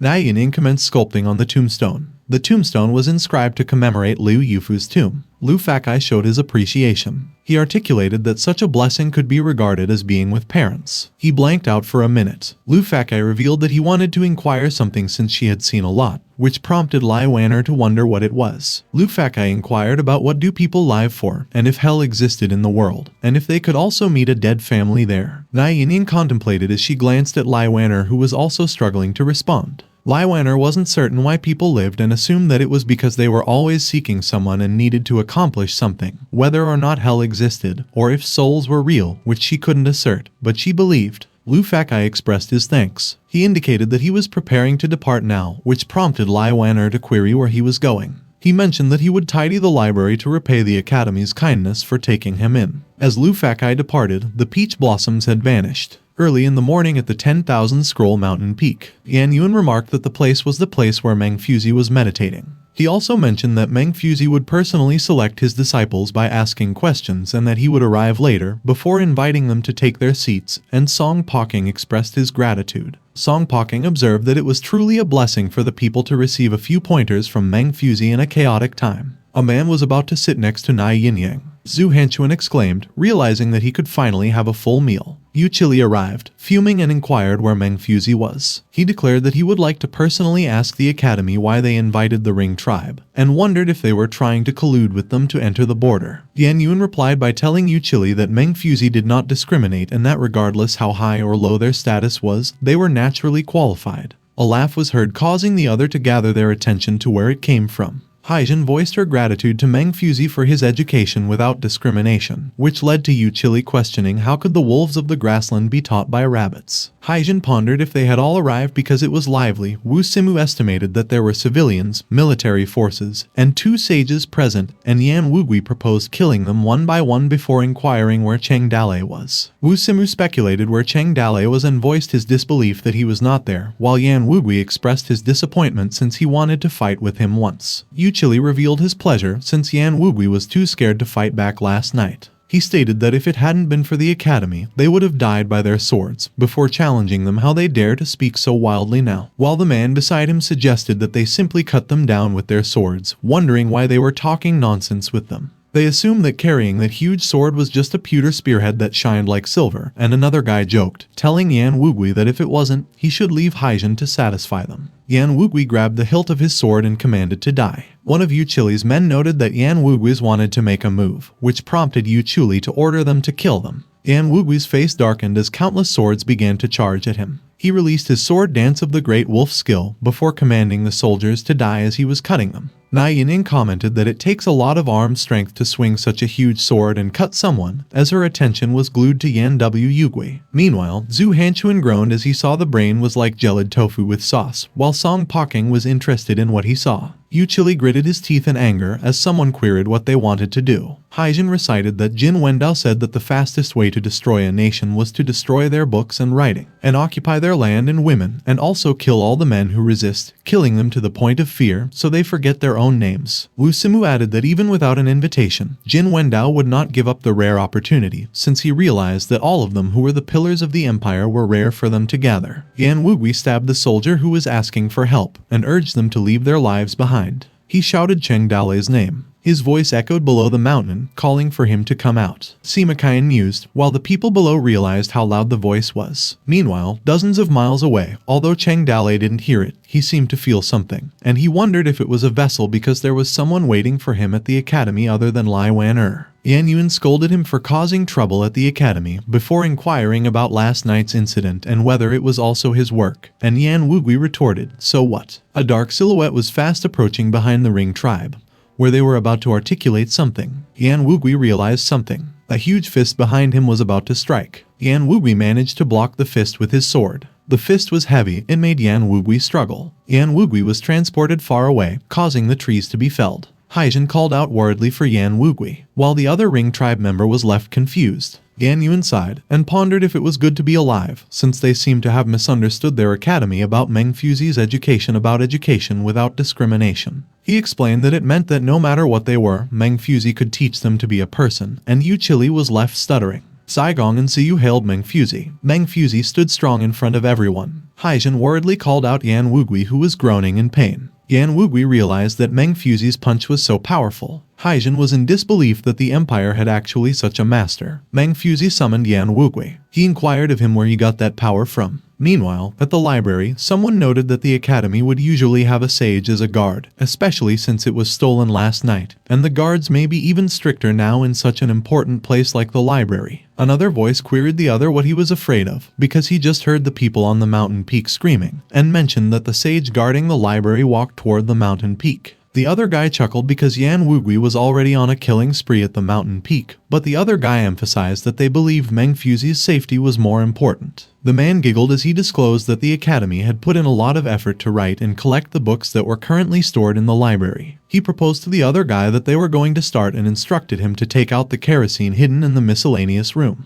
The other guy clenched something on his fist. He commenced lighting up the books as he chuckled maniacally. The man remarked that Jin Wendao was a scholar who loves books as much as his life, but now he ordered them to destroy the place. He also observed that the collection of thousands of books, the crystallization of the hard work of imperial scholars, were destroyed by a barbarian fire, and those who wanted to put out the fire would also receive an additional gift. The man muttered that they would receive a burn as he ignited the books. He opined that destroying the books was even better than grabbing a few imperial women. At the miscellaneous room, the man questioned the other guy if he hadn't found anything yet, and he responded that he was looking because it was dark. The man behind him addressed him as Patter, which confused him and prompted him to turn around to see who it was. Luo Fang grinned creepily. He thrust his sword towards the man. The man's throat gushed out blood. Luo Fang persisted in stabbing the man who was screaming in pain. The other man arrived, inquiring who it was. Luo Fang realized it was the Ring tribe and mumbled that the academy had let a bunch of trash in. The Ring warrior cursed Luo Fang as he charged at him, and Luo Fang accused them of killing his brother. Luo Fang drew out a sword. He deftly dodged the Ring warrior sword.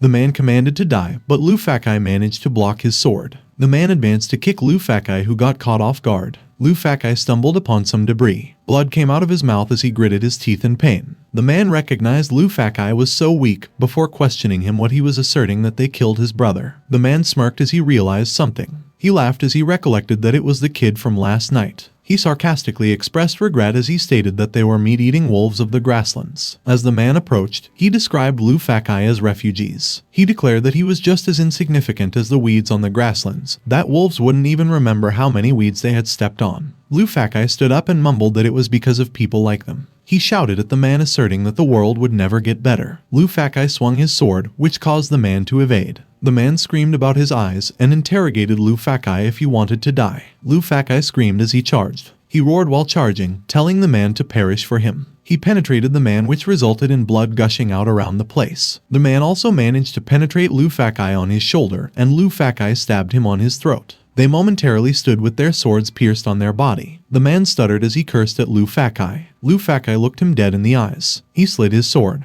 Luo Fang took his sword out of the man's throat. The man fell to the ground, and Luo Fang stood in front of him. He proceeded to stab the man. Without hesitation, he repeatedly urged to die. Enraged, Luo Fang bellowed at the man to die. Luo Fang was exhausted, coughing and gasping for air. He coughed once more, proceeded to chuckle. He continued to cackle hysterically. Luo Fang proclaimed that the Ring tribe was not that good either. He realized that although it wasn't killing like 100,000, he also realized that he could also eliminate 2. Luo Fang had the notion that he could also exterminate them all. Rewinding the clock a little, before the Rings and others went out, Haijin revealed that she had a small accident when she snuck into the library last night and killed someone, alarming the sages, but was fortunate that it was only a nameless boy, leading them to believe that there were only some book thieves, or else they would have searched all of the academy's guest rooms last night, where they appeared to have found nothing. Haijin also expressed that she believed it would be best to eliminate all the envoys of various lords and the people of the academy in one go on their trip, which led to Yan Wugui calling out Haijin. Haijin also outlined that they would hold Meng Fuzi and the lords as hostages for the siege point, and attract the 12 sages to ascend the mountain peak, defeating them one by one. She also suggested that they only need to dispatch 1 or 2 to incinerate the academy's 100-year history as for the library, prompting Yan Wugui to share his ominous premonition while on their trip. He mentioned there was a strong individual hiding in the academy, and he suspected it could be Cheng Dalei or someone else, prompting Haijin to assure him not to fear. Yan Wugui inquired of Haijin if she recalled the bloody battle 2 years ago, where thousands of enemy soldiers attempted to encircle and annihilate both of them. Haijin reminisced that at that time, the gods of the grasslands, the everlasting sky, favored Yan Wugui, which was the reason why they survived the siege. She asserted that Yan Wugui became more valorous in battle and had acquired the immense power bestowed by heaven. Yan Wugui, on the other hand, acknowledged that he wasn't frightened because, after the battle, he had a vague sensation that there were 2 formidable individuals in the Empire twice. He noted that one of them was in the direction of Liangzhu in the Empire just a year ago. He also observed that another emerged and took action in Yuzhou a few days later, and its consciousness swept across most of the Empire in an instant, becoming as mighty as the heavens. Yan Wugui believed that after the chaotic times, the Empire's waters were exceedingly deep, like a bottomless abyss, before cautioning Haijin that they must be vigilant everywhere, prompting Haijin to remind him that they were in Zhuzhou. Haijin reminded him that he was the Ring tribe's premier warrior, having decapitated thousands and being favored by the everlasting sky as her hero and beloved. She cited that in just 2 years, they had achieved remarkable feats in the Heavenly War, and as long as they fulfill their mission, she was convinced they would secure sufficient achievements, more troops, more provisions for the tribes, and could unify the grasslands. She also vowed that they would lead the tribe's Iron Horsemen into the Central Plains again, and conquer the world, living and dying together, because no one in the grasslands could match them. She also didn't omit to mention the scrawny Imperials. Meng Fuzi was poised to attack Yan Wugui. Meng Fuzi opted not to converse, so he utilized his peculiar power to render individuals unconscious. He persistently summoned Yan Wugui, as he indicated that he couldn't prolong the conflict, as it might unveil too many secrets about divine power, and Yan Wugui clarified that he hadn't encountered a formidable one. Yan Wugui maintained that he hadn't encountered anyone with a robust physique that he couldn't overcome, a man who honors his guests with wine as a courtesy, and a wolf with an iron fist. Yan Wugui collided with the rock. Meng Fuzi dashes at him like an unstoppable chariot. He employed his stone-crushing skills against Yan Wugui. Meng Fuzi propelled Yan Wugui against the mountain. The lords were astonished. Meanwhile, Yinyang counseled Lai Wan'er that they must not provoke Meng Fuzi. The Ring tribe men realized that it was over, and Haijin anxiously summoned Yan Wugui. Yan Yuan suggested that it was wise to respect the spirits and gods and keep a distance from them, while Zai Gong concluded that the might Meng Fuzi possessed was the bastion of the entire realm, which he refused to acknowledge with mere force. Song Poking discerned as if a demon had descended from the heavens, recognizing Meng Fuzi as the genuine Tai Sui deity on earth, and acknowledging most of the accounts in that tome as factual. He inferred that Yan Wugui also possessed power akin to Meng Fuzi's capabilities. Meng Fuzi persisted in his charge towards Yan Wugui. He articulated that in pursuing the foe, one should be as swift and precise as an archer. Meng Fuzi struck Yan Wugui, causing him to be hurled to the ground. He articulated that it was akin to playing a musical instrument. The rhythmic assaults could subtly fracture the adversary's entire skeletal structure. Yan Wugui vomited blood as Meng Fuzi landed his blow. Meng Fuzi also managed to fracture Yan Wugui's rib cage. He also caused the earth beneath them to fracture. Countless stones commenced their descent along the cliff. An individual adeptly evaded the tumbling rocks. Meng Fuzi advised Yan Wugui that if he rejected a toast only to be forced to drink a penalty, and if he did not adhere to his rules upon arriving at the academy, he would enlighten him on the regulations. Meng Fuzi declared that since it had come to this, he wished Yan Wugui peace and rest, and resolved to first inter him at the mountain's base and methodically evaluate the individual's gear after selecting the candidate. Meanwhile, Sima Qian was on the verge of commenting on Meng Fuzi to the populace. She perceived an earthquake, and the crowd exhorted to observe as a segment had vanished from the mountain summit. Pondering the happenings, Sima Qian, trembling with fear, professed it was all a mirage and it didn't frighten her, urging them to resume the readings from the previous encounter Meng Fuzi had with a certain empire princess. Onlookers at the mountain peak surveyed the shattered cliff. Meng Fuzi advanced. He neared them steadily. San Yuan queried Meng Fuzi about the unfolding events, and Meng Fuzi responded that the instigator had no future. Wu Simu realized the end had arrived, before asserting it shouldn't unfold thus, having believed the Central Plains inhabitants were as fragile as clay figurines, easy to shatter, asserting their inability to resist, especially the scholars, while Haijin voiced concern for Yan Wugui. An order was given to apprehend all members of the Ring tribe and judge them post-trial. The proclamation clarified that the agitator had been neutralized. While the Empire's soldiers regarded Meng Fuzi warily, commands were given to take their seats. Meng Fuzi declared that those who remained would be granted an equal opportunity for dialogue. The attendees settled into their designated spots. Meng Fuzi elucidated that in ancient times, there existed a Jixia Academy, a venue where countless academic factions vied. He posited a question for them to deliberate. A scroll was unfurled before them. Meng Fuzi inquired whether warriors could employ martial arts to breach the law. Wood chips fall to the ground. A hand was carving a wood. Luo Fang was making a wooden sword. He sat on top of the body of the two corpses. Meanwhile, Meng Fuzi discussed the current chaotic world, which was the first one was Cheng Dalei assassinated Yang Longting.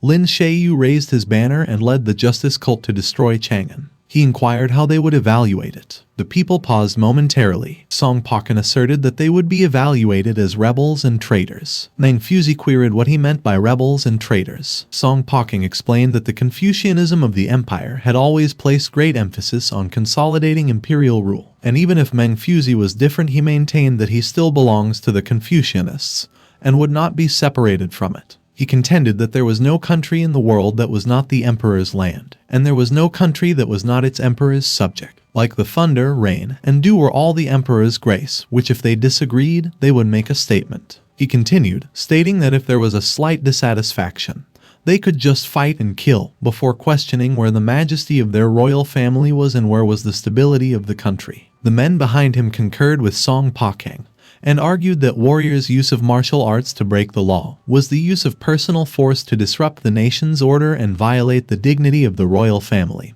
which was truly inappropriate. They proclaimed that those who use martial arts to break the law were rebels and traitors, which left Lai Wan'er to ponder for an argument. Meng Fuzi listened as the people spoke. Song Poking opined that when Emperor Ming was in power, the world was weak, the rings were watching from the outside, and the people were in famine, complaining and struggling in the difficult times. He argued that during those trying times, only when the empire was stable could it unite to resist foreign enemies and provide people with meals to eat. He noted that they needed to designate Yang Longting as the god of war in order to appease the people, and kill Lin Wenchen for the sake of civilians. Song Poking claimed that Cheng Dalei had killed Yang Longting for personal revenge, causing the empire to lose all face, ridiculed by outsiders, and not thinking about the empire's face, leaving him wondering how that was different from a spy. He remarked on the son of Lin Wenchen, Lin Sheiyu, the founder of the justice cult, who was using the chaos of the famine to coerce the public, all for his personal revenge, and plunged the world into chaos and made countless people destitute and homeless. He questioned where the warrior was, disregarding the overall situation and acting recklessly like that, which harmed the people and caused the country to crumble, which made the people suffer. Meng Fuzi invited anyone if they had other opinions. Yu Chili realized that Song Poka was truly a civil servant since his mouth could turn the dead into the living.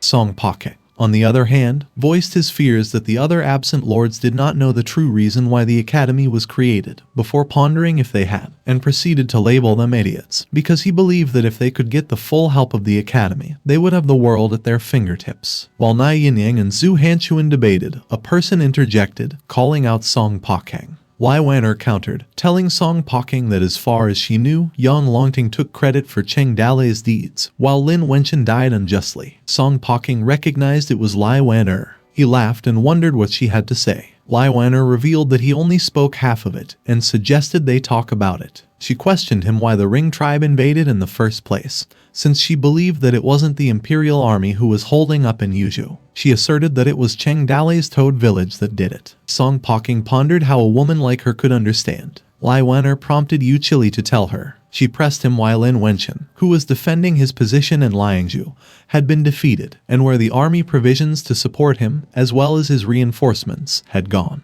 Yu Chili pondered for a response. Lai Wan'er challenged Song Poking to explain why a large amount of money and rations were invested in the imperial army, which in the end stole Cheng Dalei's credit to save the empire's face, leaving Song Poking irritated. She stated that 4 years ago, Emperor Ming had allocated money and food relief to the victims of a severe drought in Yuzhou, which in the end thought none of that money or food could be distributed to the victims, leaving her to inquire why. She also questioned why did Song Poking lie about the disaster when there was no famine in Jiangnan. She also wondered why were the people's grievances boiling and why was the justice cult responding to all calls. Lai Wan'er posed to Song Poking if it was all due to foreign enemies and natural disasters. She continued, asking him if it was a man-made disaster, leaving Song Poking pondering if that was actually Lai Wan'er, who he noticed that her body had the stability, an aura of a person in power, which left him to speculate if she was still the same naive child who just turned 20. Song Poking admitted that he forgot to mention that Lai Wan'er was born into the royal family, enjoying glory and wealth and being worshipped by the people, and that he was supposed to go to the Ring tribe to make peace, but chose to ignore those responsibilities and flee the marriage to join bandits. He continued, stating that now it seemed that Lai Wan'er had forgotten the rules and responsibilities of the royal family. Lai Wan'er responded that Emperor Ming had pleaded with her and revealed something. She elaborated that the empire needed time to recuperate. That was the reason why she agreed to the marriage, and also ventured to the king's curtain of the Ring tribe. Lai Wan'er recalled that although it ended with the assassination of the leader of the Ring tribe by Cheng Dalei, the grasslands were in turmoil, and she was freed from his destiny as a peacemaker, which resulted in the empire having truly ushered in years of peace. She demanded, asking what he was doing when the empire had been peaceful in recent years. She mentioned Yu Chili's name from the general's faction. Lai Wan'er exposed that he had been recruiting troops everywhere, raising veterans to form private armies during the Ring tribe invasion. And he exhibited fear, fearful of losing his own troops, but privately sending people dressed as horse bandits to plunder villages, before denouncing him as a simple bandit, or worse. She criticized him for shouting about bandits and urging that Emperor Ming fill his own pockets with military funds to suppress bandits. Lai Wan'er accused him of being a soldier and a bandit with a way of eating from 2 pots, which irritated Yu Chili. Yu Chili slammed the table. He denied what she was saying was nonsense, and warned her not to slander him. Meng Fuzi groaned in agreement. Yuan asserted to present their arguments if they wanted to refute, and if they wanted to break the rules, Meng Fuzi would teach them what the rules were. Yu Chili paused for a moment. Lai Wan'er on the other hand pointed at someone. She highlighted Song Poking's name to Minister Qi's faction before reminding him that he was instructing various officials to issue exorbitant taxes and levies to enrich his own pockets and control the empire, all while getting rid of dissidents and recruiting people to form a faction. She also unveiled that he was colluding with pirates and human traffickers to catch people and sell them as slaves. Lai Wanner elaborated that the army was robbing the people's food, officials were asking for their food, and the despot and ruffians were also collecting land rent from them under the layers of exploitation, and the people had been drained of their last drop of blood, and that there was no food in the storage, and the last line of defense was broken in the year of famine. She contended that the civil and military factions were behaving unscrupulous and disregarding human life, as she managed to calculate them carefully. Lai Wanner designated them as the biggest corrupt officials traitors. Her voice echoed throughout the mountain. Meng Fuzi observed seriously at Lai Wanner. A moment of silence passed the meeting. Song Poking inquired Lai Wanner if what she was stating was that the Emperor Ming didn't pay attention to his personnel, and if he was an incapable ruler. And Yu Chili pondered if she was just spouting a few words and curing her late father as an incapable ruler and a trash emperor. Lai Wanner countered, saying that it was not up to Emperor Ming to decide whether to be an incapable emperor or not, and that depends on how officials did. She asserted that the civil servant represented the prime minister's faction, with Minister Kui holding half of the court's disciples and money, while the military officer represented the generalship faction, with General Yu Chili holding the Imperial Army's military power in his hands. She proposed that if they wished for Emperor Ming, the late emperor, to not be an incapable ruler, they must first ask the Prime Minister and the General to vacate their positions and give up their power. Lai Wanner advised they get out of the empire. Enraged, Song Poking and Yu Chili voiced their irritation at Lai Wanner. Lai Wanner accused them, telling them that they were both malignant tumors because they only knew how to lie on the empire's land, sucking the flesh and blood of the people's nourishment, and that she believed they should be cut off with a sharp blade. She noted that Emperor Ming's imperial power had been emptied by them, and the Merlian Guard was wholly pledged, which they couldn't cut them off, which in the end, they still oppressed the people till they reached their limit, and the emergence of the justice cult was inevitable. Lai Wanner remarked that if Lin Shayu did not exist, there would be Lai Shayu or Zhang Shayu, and she believed that without the justice cult, there would be the evil cult or the light cult. She suggested that if they didn't want the warriors to use their martial arts to break the law,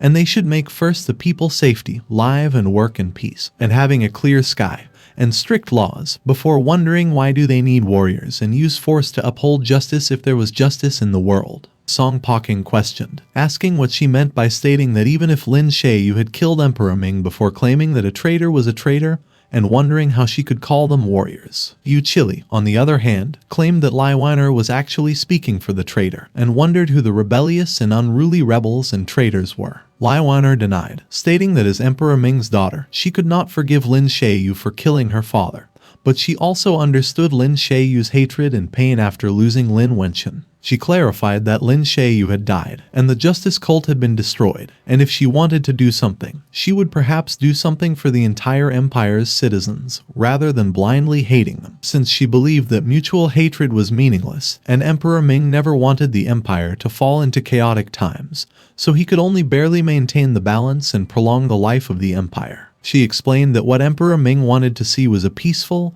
and prosperous empire. Meng Fuzi listened. He opened his eyes. Someone claimed that if he won the battle, the world would be in his hands. He also reminded him that the foundation of countless generations would belong to him since they could live for 1,000 years. Nanzi pondered, wondering how he could bear the responsibility of the world since he was just a martial artist. The young Meng Fuzi inquired how, and also if he hadn't thought of a name for his country. Manzi revealed that they're going to name it the Great Empire. Meng Fuzi chuckled and stated that it fits his personality. A moment of silence passed as they looked at the mountainous horizon. Manzi called out for Meng Fuzi as he had something to say to him. He stated that he had thought about its decision for a long time, and there was one thing he wanted to entrust to him, which led to Meng Fuzi's confusion. Manzi was about to tell him about his plan after he turned 100 years old. He paused before continuing. Meng Fuzi was flustered by what Manzi meant, that he wanted to give up the foundation he built, and even his own life, and turn his power into the nation's fortune to guard the world. And Manzi agreed. Manzi reasoned that there were still many guys hiding in the dark who were ready to move, and believed that he must ensure that they wouldn't come out to do evil, which prompted Meng Fuzi to ask if he was crazy. Meng Fuzi asked him how that was different from dying, given that they had fought for so long and finally sealed the demon at the bottom of the mountains in Yuzhou, laying the groundwork for the empire's generations to come. He exclaimed at him about wanting to die, leaving Manzi to think for a response. Manzi replied, telling Meng Fuzi that he had been thinking about it for a long time, and only recently he had realized that the mortal life was inherently short and fragile. But that was what makes it beautiful to be alive, and that the so-called eternal life was numb and soulless, which he deemed ugly and distorted. He also mentioned that Daji was going crazy, and Meng Shuanking's path to immortality had become a dead end, as well as the demons they had defeated, which had all been an incredible glorious past, but had all become ghost-like figures in the end. He also advised Meng Fuzi that he should understand that the power they had does not come from nowhere, but from the emotions that come from the souls of the people of the world, such as fear, love, worship, and more, which was a gift that people in the world live and work in peace and contentment, and assumed that sooner or later that he would be affected by that fear, and become a new demon and became a tyrant, and his brutal rule arouses fear and resentment from the people in the world. He continued to say that it was the people of the world who held them so high that if they took the wrong path, they could drag them down from the clouds to the abyss, which left Meng Fuzi realizing water could carry about, where it could also overturn it. Manzi agreed before telling him that he was also a human, and people were fickle, so he wasn't sure that in a couple of 100 years, when his family and friends died of old age, his true nature would not be distorted in time and turn into a new demon, which was like winning politics and becoming the Yellow Emperor. He also mentioned that he had finally put an end to the chaos of the 19 countries, and that he would never allow himself to start a new era of chaotic time. Meng Fuzi assured him that he understood, and asked if avoiding the mundane seemed to reduce the effect if he wasn't mistaken.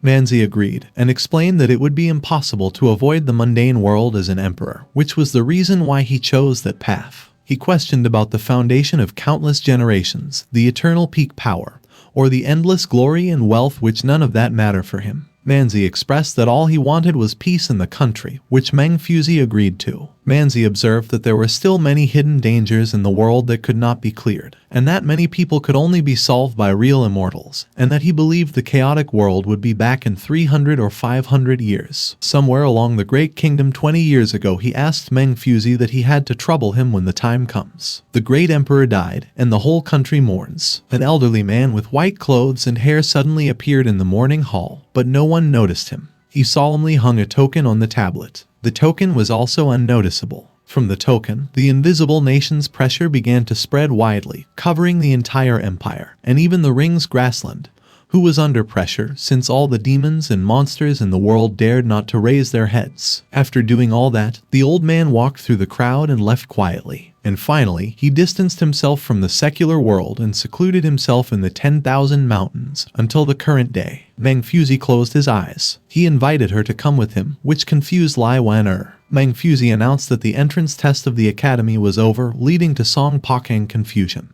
And Yu Chili wondered what the situation was and if it was over. Meng Fuzi declared that the rest could leave now, before instructing Zai Gong to see the guests off. Meanwhile, at the 10,000 peak, Yan Yuan escorted the guests. While the Ring tribe was tied up, Zhu Hanchuan outlined that he would bring dried foods on the way back to the city this time, and that if he went down the mountain and fooled a few people into returning to Luo Fang city, he would not be considered empty-handed. Yan Yuan asked the guests to leave since the entrance test was over and the academy would prepare to close. Meng Fuzi instructed the 12 sages to hurry up and go to the top of the mountain. He conveyed that he had things to explain. Song Pakang thanked Yan Yuan for seeing him off before making a request that he wasn't sure was appropriate, prompting Yan Yuan to assure him it was fine. He inquired if they could leave it to them because it appeared that the academy did not want to interfere in the war between the empire and the Ring tribe. Yan Wugui had also been killed, and the remaining dozen people posed no threat. Yan Yuan pondered for a response. Song Pakang went on to question if they could let them handle it if it was inconvenient for the academy, because the Ring tribe dared to infiltrate the empire's territory and kill people, and he believed they should be dealt with in accordance with the empire's laws. He argued that the empire and the Ring tribe had always had a deep blood feud, and they could also use the rings to demand some ransom from the northern barbarians, and in that way he believed that the families of the fallen soldiers would also receive a generous amount of pension. He requested if they could allow it, which led to Yan Yuan and the other sage looking at each other. Yan Yuan reasoned that they were invited by Meng Fuzi, which he asserted that they couldn't dispose of them casually without his order, while the other sage was also in agreement and commented that they should act in accordance with the laws of the empire. Song Pakang expressed his gratitude to them, Yu Chili inquired if that was the end and if Meng Fuzi had chosen Lai Wan'er as his disciple. Song Poking mocked and replied that if it was about choosing a disciple, he believed Meng Fuzi was choosing a monarch to lead the academy,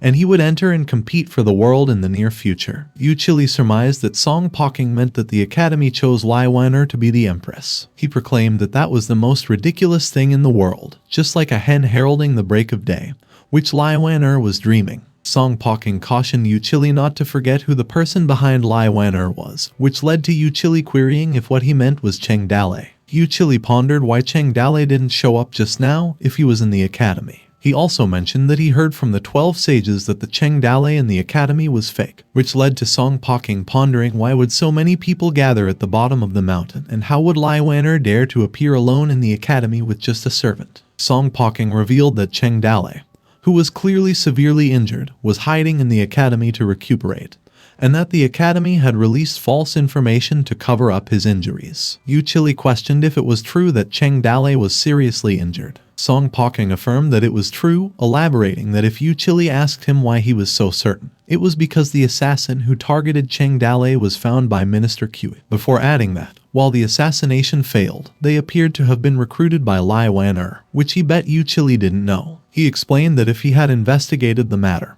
he should also know the news of Cheng Dalei going out, as well as Toad City recently closing their gates and tightening security. Yu Chili's man confirmed that it was true that Toad City was very well guarded now, and that their city spies couldn't get into the city. Song Poking highlighted that it was an important matter before proposing if they should cooperate while Cheng Dalei was seriously injured, leaving Yu Chili to reflect. Song Poking chided Yu Chili, informing him that he didn't seem to know the significance of the academy's master selection this time. He advised not to think of the academy as consisting of 13 strong men, aside from the sages and Meng Fuzi, because the foundation behind the academy was unimaginable, musing how many scholars were under the tutelage of the academy, not to mention fellow students and disciples, because even in Minister Kui's and the general's mansions, he speculated if their people would be present, and feared that mobilizing that force would be enough to overthrow the whole world. Yu Chili presumed that even if Cheng Dalei was seriously injured, he must personally go to the academy and ask Lai Wan'er to take the test. He assumed that it was in order to get the power of the academy. Song Poking acknowledged that he was right, before lamenting that they were unfortunate since they understood too late. He suggested that Meng Fuzi chose Lai Wan'er,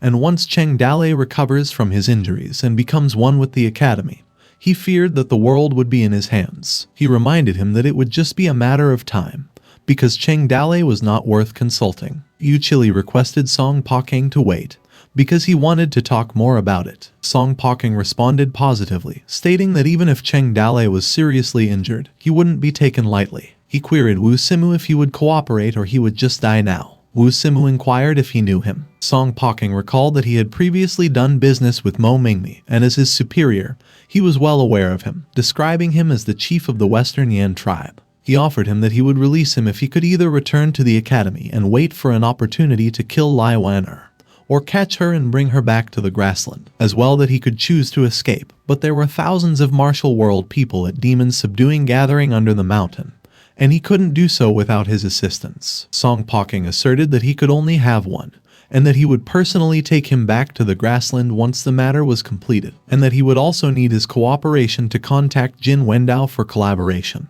And Wu Simu laughed, pleased that he could snatch Cheng Dalei's woman just as he had his. And at the corner, Haijin was disheartened. Song Poking approached her and addressed her. He requested her to help him kill someone, and Haijin confirmed that Yan Wugui was dead. Song Poking contested her statement and clarified that Yan Wugui was not dead, and that she had been through the battle with him on Chengyang Mountain, which she knew that he was favored by the heavens, convincing that he wouldn't die and would just come back like a hero. He guaranteed her that he had a way to wake Yan Wugui up. Haijin questioned him if he had a method. Song Poking concurred with her, revealing that he knew someone like Yan Wugui. He narrated that he was Minister Kui's son, Kui Nongai, and that he was once besieged and captured, tortured beyond recognition, and even had his body and internal organs cut off, but he was able to recover in the end, and that he believed Yan Wugui was the same, urging her to trust him because he was her last hope. Luo Fang was concealed at a nearby tree as he observed them below. He remained silent and continued to eavesdrop.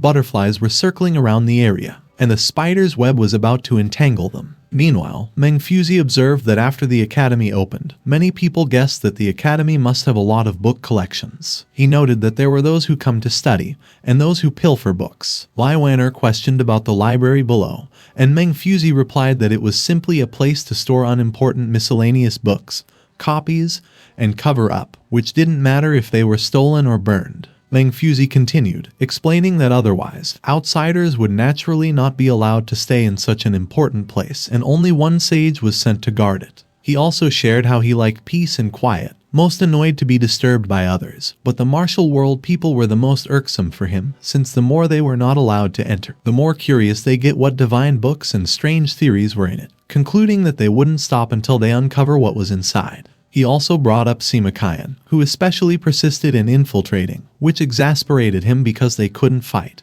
But they couldn't run either, flies, which they couldn't deter, and couldn't be bothered. He explained that that was the reason they had set up 2 different libraries, one on the mountainside and one hidden in the mountain peak. Meng Fuzi also unveiled to Lai Wan'er the building at the top of 10,000 mountains. He shared that it was the real collection of 10,000 volumes of books, and was usually guarded by him personally. Meng Fuzi speculated that he didn't know how many precious ancient books of knowledge would be destroyed once the chaotic world begins. He elaborated that that was the reason the academy spent hundreds of years sending out disciples to collect books from all over the world, and also authored books and biographies themselves, since classic ancient books from all dynasties, geography of the empire's mountains and rivers, cultural customs, and the 3 religions and 9 streams, everything was included and available. Meng Fuzi paused after his consideration. He declared that since Manzi established the dynasty, 108 cities in the empire's 13 countries had collected humanities, customs, archives, and various materials from all over the places, which were more realistic and detailed than what Lai Wan'er's family had collected.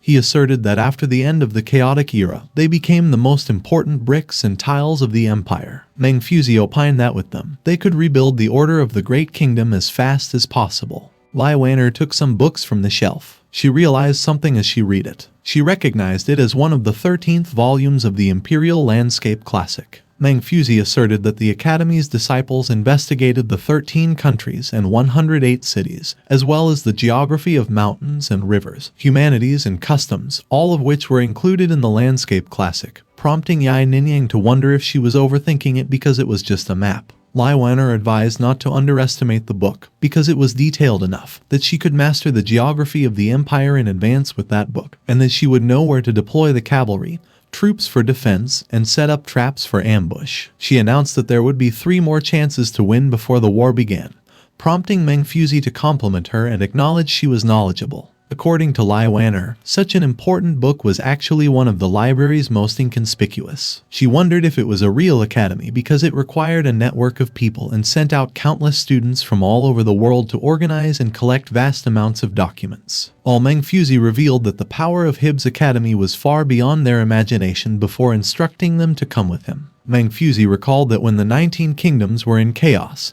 he led 3,000 disciples and 72 sages to travel around them, and searched for a benevolent ruler, which he found nothing. He mentioned that later on, he explained that if the monarch did not practice benevolent rule, he would beat him up repeatedly until he did, where at the time, Lai Manzi came out of nowhere, which caused Lai Wan'er to wonder if that was more than 300 years ago. Lai Wan'er questioned him if he had seen her ancestor. Meng Fuzi confirmed that he had, or rather Lai Manzi had, come upon him on his own initiative requesting him to assist him because he was the chaotic era's tyrant, capable of ending the chaotic world but not the benevolent monarch. According to Meng Fuzi, Lai Manzi had the courage to give up immortality and use all his strength to suppress the world, which was why he admired him. Meng Fuzi pulled a chain. The door opened in front of them. Meng Fuzi announced that they were in his collection room. Yinyang noticed a night luminescent pearl the size of a fist, which she assumed was worth a lot of money because there were so many in the room.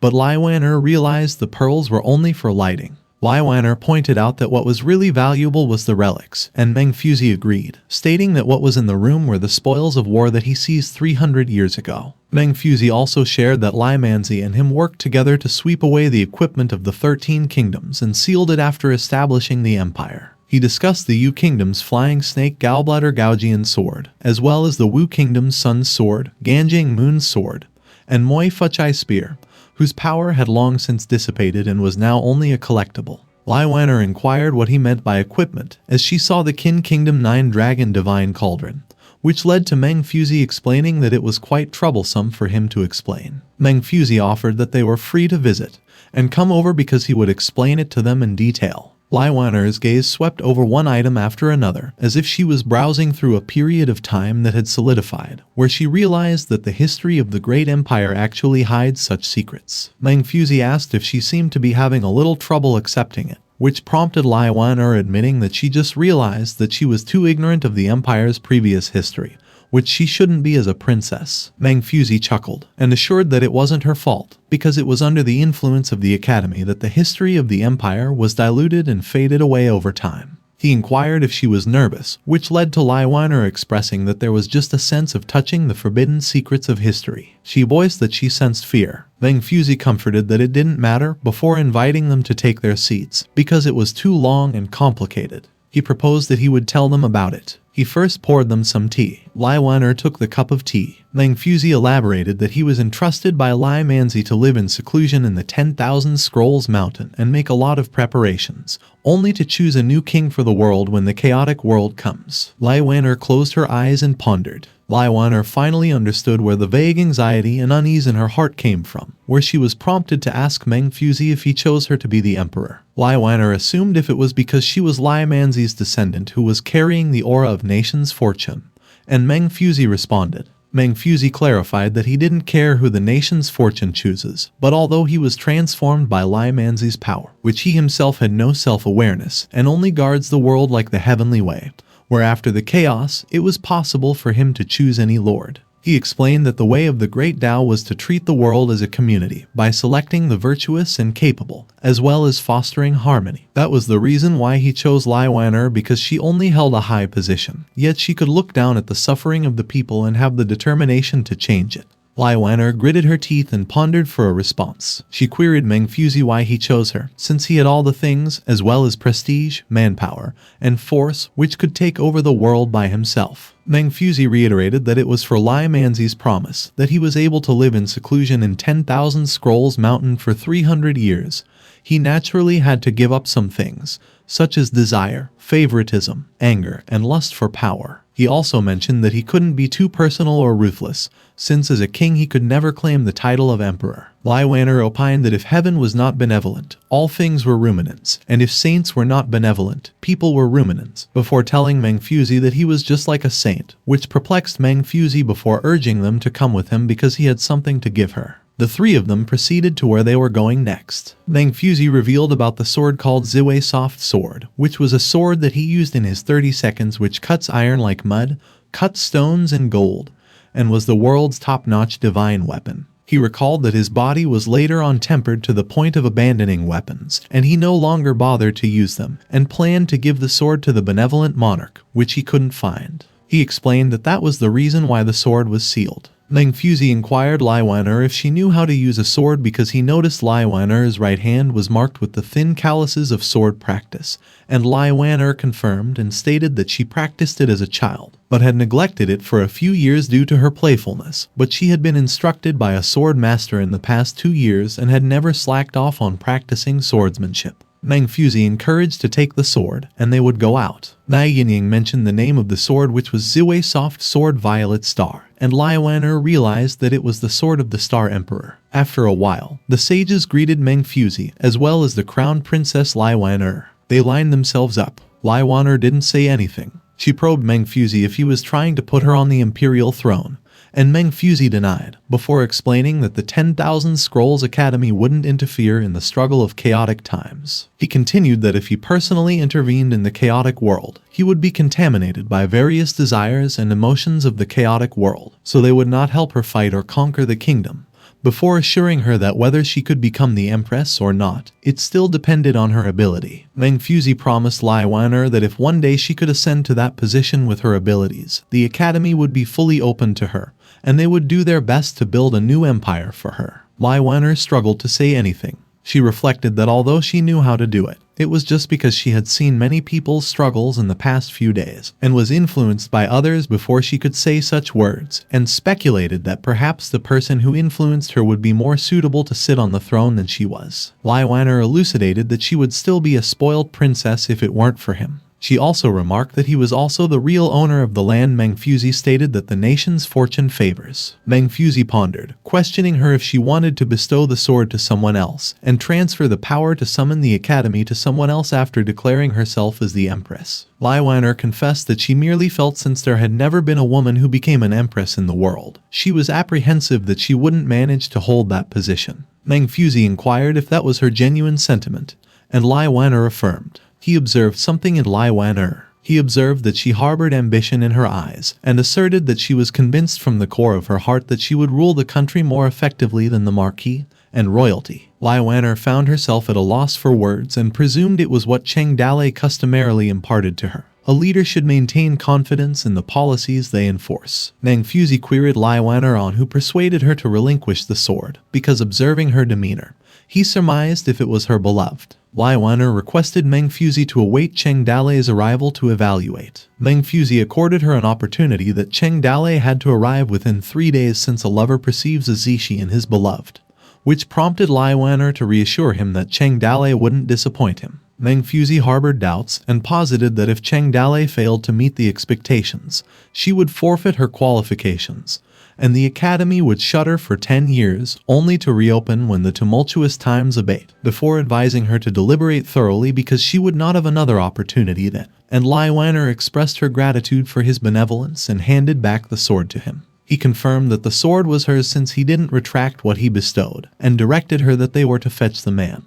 He further cautioned her that the matters best left undisclosed should remain so, as it was prudent for her to keep the Academy's secrets as confidential as possible, before alerting her that should she divulge the Academy's secrets to the external world in the future, she must remember the axiom that if they did not journey far, they must journey well. Lai Wanner assured him of her comprehension. Meanwhile, in the forest outside the Mountain Peak Library, a voice inquired of Lai Wanner the reason. Yinyang voiced that she deemed it also beneficial for her to ascend as the Empress, so that she could likewise serve as her royal guard with substantial prestige and authority. She also elaborated on her competence before questioning her why bestow Cheng Dalei the chance. Lai Wanner hesitated as she contemplated the propriety of her decision. She envisioned that were she the Empress, Cheng Dalei would desire her indulgence, which led her to blush, avowing that he couldn't be the one to crown her queen. Meanwhile, a man was in motion. Luo Fang gasped for breath as he hastened. Exhausted, he halted upon encountering Yinyang and Lai Wanner. He probed them on the whereabouts of Meng Fuzi and the sages. Lai Wanner disclosed that another library lay beyond the forest, where Meng Fuzi and the 12 sages congregated, and guided him to proceed straight along the path. Luo Fang expressed his thanks. He abruptly ceased. He glanced back at Yinyang and Lai Wanner. He queried their destination. Yinyang disclosed their descent from the mountain. Disturbed, Luo Fang cautioned them against descending the mountain. Lai Wanner inquired the cause of his concern. Luo Fang deliberated over an appropriate response. He verified her identity as Lai Wanner, before revealing that he had just been apprised that Cheng Dalei, astride a black bull with a mute companion, was confronting the martial world's adversaries at the mountain's base. He advised them against descending, citing the peril of wolves and tigers along the Academy's mountainous path. He recommended that they await Cheng Dalei at the mountain's summit. Lai Wanner speculated whether Luo Fang intended to relay the news to Meng Fuzi, and Yinyang expressed skepticism, deeming it wiser to await at the summit, convinced that Cheng Dalei's presence was still required for an audience with Meng Fuzi. Lai Wanner concurred. After a duration, Lai Wanner voiced perplexity over the emptiness of their surroundings. She inquired of Yinyang the whereabouts of her curtain fences. Yinyang recalled Lai Wanner's placement of it on the table. Meanwhile, at the library, Meng Fuzi decreed the closure of their gates for several days to dispel the throng at the mountain's base, citing the disturbance it caused over recent days, to which the 12 sages concurred. Meng Fuzi commanded Yan Yuan and Ran Boniu to transport the body of Yan Wugui, as he intended to personally oversee its disposal once the crowd dispersed. He mandated the remaining members to initiate preparations for sealing the academy within 3 days, and for a duration of the next decade, the academy would abstain from engaging in secular matters post-closure, a directive that received unanimous approval. Saigong revealed the presence of another individual within the academy, contemplating aloud the decision to either permit his stay or not. Meng Fuzi expressed curiosity about the individual's identity. Upon Luo Fang's arrival, he beckoned Saigong before conveying alarming news regarding the rings. He divulged their objective to besiege the library at the mountain's base, lamenting the demise of his brother at their hands, given their liberation and imminent assault on Lai Wan'er. Luo Fang inquired what was wrong, before instructing them to hurry up and eliminate them. He queried why they remained stationary. Saigong revealed that the academy was on the brink of closure, and until then, it would not show preference to any entity or meddle in worldly matters, adhering to their principle until the world was stabilized. Luo Fang questioned his reference to world affairs since they had extended an invitation to the Ring tribe. He accused them. Agitated, he pondered if they were jesting. He probed again whether they were mocking him. Enraged, Luo Fang declared that if they hadn't invited the Ring, they wouldn't have penetrated the central plane and his brother wouldn't have perished. He announced that the ring had been freed and was about to slay someone. He bellowed at them, astounded at how they could simply release them. The card table attendees finally noticed the inconsequential ant in the corner, yet the ant was so frail that even an inadvertent gesture could have crushed it. Yet, the ant persisted in waving its antennae, perched on the cards, emitting faint sounds. Eventually, the ant caught the attention of the card table owner, where Meng Fuzi elucidated that the academy solely dispatched invitations and never facilitated their entry into the country. He elaborated that the realms of officialdom and power were akin to battlefields, with the academy affording everyone equal opportunity. Hence it naturally would not favor any side. He further stated that an individual lacking the qualifications and the capability to defend oneself had no place there, which led Luo Fang to repeatedly bring up qualifications. Luo Fang conceded, acknowledging their falseness, lack of qualifications, and inappropriateness for being there. He berated Meng Fuzi, explaining their lack of alternatives because, after numerous days, only a single individual had succeeded in the examination below. He also expressed bewilderment over the reluctance to learn basic skills such as bending while walking, singing, or charioteering. He continued, expressing that their only recourse was to endeavor to survive like weeds while lamenting. Luo Fang contemplated their means of survival in the world, and why mere existence was fraught with difficulty. He recounted how his father had fallen in battle against the rings, his mother had succumbed to illness due to insufficient funds for treatment, and his elder sister resorted to selling herself to finance their mother's cure. In those tumultuous times, human life was undervalued, with people being dispersed and sold for a mere 5 taels of silver, a sum he deemed insufficient. He proceeded, noting the doctor's estimate of 30 taels of silver for treatment, a sum beyond their reach as his father's pension had been misappropriated by the county magistrate, forcing them to sell all possessions for a total of 20 taels of silver, ultimately leading to his mother's demise due to unaffordable medical care. His frustration and agitation stemmed from the shortfall of 5 taels. Luo Fang affirmed his need for merely 5 taels of silver, a target unmet even when the cost of treatment escalated, resulting in the loss of his father, sister, and mother. This led him and his brother to wander aimlessly, culminating in his brother's demise. He reminisced about the times when his family, comprising his father, mother, sister, and brother, lived harmoniously, only for their happiness to be shattered by the Ring tribe's invasion, which devastated their home. Luo Fang challenged Meng Fuzi regarding their whereabouts and his rationale for providing the rings with an opportunity, suggesting that if he was capable of combat, he should have ventured forth to offer the populace a chance. He lamented being the sole survivor. He blamed his inability to safeguard his family, self-identifying as a failure, a weed, a rat lurking in sewers, and the epitome of lowliness. He pointedly accused Meng Fuzi. Luo Fang contended that Meng Fuzi would remain indifferent to the plight of roadside weeds being trampled, provided it bore no impact on the world at large. He also reminded him of his elevated status as a true sage, distinct from the common folk, which underpinned his belief in discussing equity with the Ring tribe's lords. He voiced his indignation, questioning who would engage in discussions of fairness with them, highlighting the disparity in their willingness to refrain from killing. Luo Fang resolved to undertake the act of killing. Meng Fuzi maintained his silence. He directed the sages to fulfill their duties without concerning themselves with Luo Fang. Meanwhile, outside, near the peach grove, where Lai Wan'er and Yinyang were positioned, Lai Wan'er observed Luo Fang approaching. Lai Yinyang interrogated him about his destination. Luo Fang disclosed his intention to visit his brother. Lai Wen'er was perplexed by his statement, and Nai Yinyang commented on Luo Fang's odd behavior. Lai Wen'er exhaled deeply. She clasped her hands in anticipation, focusing on the task ahead. Lai Wen'er suggested descending the mountain to fetch Cheng Dalei, promising to await her return. Nai Yinyang expressed her reservations, fearing potential dangers. She questioned the prudence of such an action. Lai Wen'er countered, urging her departure by highlighting that she was not merely a charm, despite Cheng Dalei's treatment of her as such,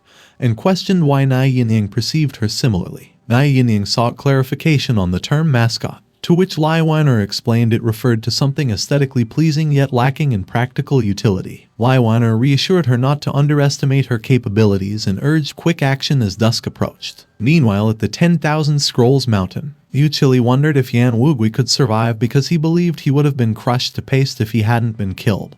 And even if he did, he was afraid he wouldn't be able to meet up with Meng Fuzi. He pondered that the rings in the academy wouldn't cause much trouble with Meng Fuzi's presence, which he remarked that Yan Wugui's mother wouldn't even recognize him, which was terrible. Song Poking responded by informing Yu Chili that it didn't matter because he argued that the rings were just pawns and that it was best if they caused some trouble, even if they died. He cited that the key was what Meng Fuzi uttered when he first saw Yan Wugui, and he was convinced that the ring and Yan Kui Nongai were the same, which prompted Yu Chili to wonder what he implied. Song Poking concurred, and disclosed that he must have inquired about his deeds in Jingzhou, before asserting that Kui Nongai was a very special guy. And Yu Chili concurred, affirming that Kui Nongai was a monster, born just a few years ago, while Meng Fuzi was an old monster that lived for hundreds of years. Song Poking also was of the belief that Yan Wugui was similarly characterized. He went on to describe Kui Nongai as immature and unsure of how to wield his true power, wishing that they could seize his power like Cheng Dalei, prompting Yu Chili to inquire Song Poking what he inferred. Song Poking conveyed that Cheng Dalei wasn't formidable when he killed Yang Longting, but in just a year or two, he had become strong enough to breach the defense of 100,000 soldiers alone, and counting the time, not long after Kui Nongai went to the village. He elaborated that Kui Nongai lost his strength after being ensnared by Toad Village, and was reduced to a wild dog on the way back, and that Cheng Dalei had grown extremely powerful since then. Yu Chili listened, and Song Poking continued to articulate that he believes this was due to Cheng Dalei seizing Kui Nongai's power. Song Poking explained that it was difficult to articulate clearly earlier because the Ring tribe were present, but he professed that it was the crux of their collaboration, that the Rings were merely a group of vulgar idiots, where their cloudy eyes could only perceive shallow things. He suggested that they needed to envisage the future. Song Poking maintained that the sole key to dominating that chaotic world was to master the divine power, and it was the Empire's future to discover and control it. He persuaded Yu Chili that he must command that power if he wished to regain the military might from Lai Lenchen, and Yu Chili listened attentively. A soldier appeared informing them that they had located it, and announced it was over there. Song Poking was pleased, and instructed to lead the way. After a while, they arrived at a place where rubbles of rocks obstructed the way. Song Poking stated they were going to excavate it since he was potent. The soldiers commenced moving the rocks, while Song Poking observed as they labored. Meanwhile, at the official road of the 10,000 Scrolls Mountain, the crowd was lively. A voice convinced people to join them with preferential treatment, complete and free accommodation. Another voice shouted telling everyone about a pair of underpants, 2 machetes, and a whole day mobile sea view suite every day.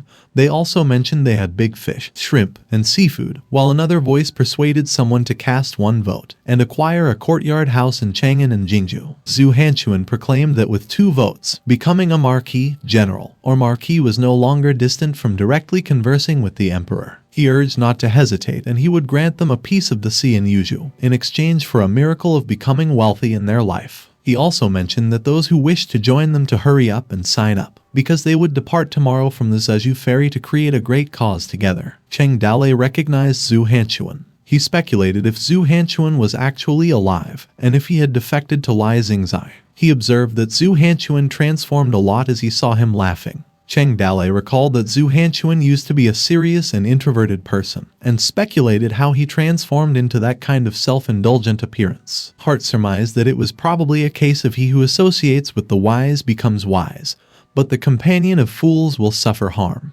Cheng Dalei grabbed one of the flyers Zhu Hanchuan distributed. His expression darkened as he whispered that Lai Xingzai hadn't absorbed well in the teachings of the Toad Village, since he merely adopted all the phrases he usually articulated, which was quite remarkable. He declared that they're departing, and warned her to be vigilant since the demons subduing gathering also convened there. He also revealed that he had no notion how many individuals from the martial world would desire to eliminate him once his identity was uncovered. After meandering around, Cheng Dalei was astonished as vendors hawked their wares like salted gourd, sugar-coated haws on a stick, baked cold noodles, tang hulu, and some presented acrobatic performances. He opined that the locale had utterly transformed into a temple fair. Hart encouraged him to sample the fare, asserting it was delectable, and Cheng Dalei demurred before expressing relief that he was still confronting a formidable adversary, and queried Hart how they could muster the momentum to eliminate the Toad King in such a manner, before voicing his disillusionment. A man chuckled and remarked that Cheng Dalei was so formidable, and that most individuals within the martial world possessed only rudimentary knowledge of martial arts,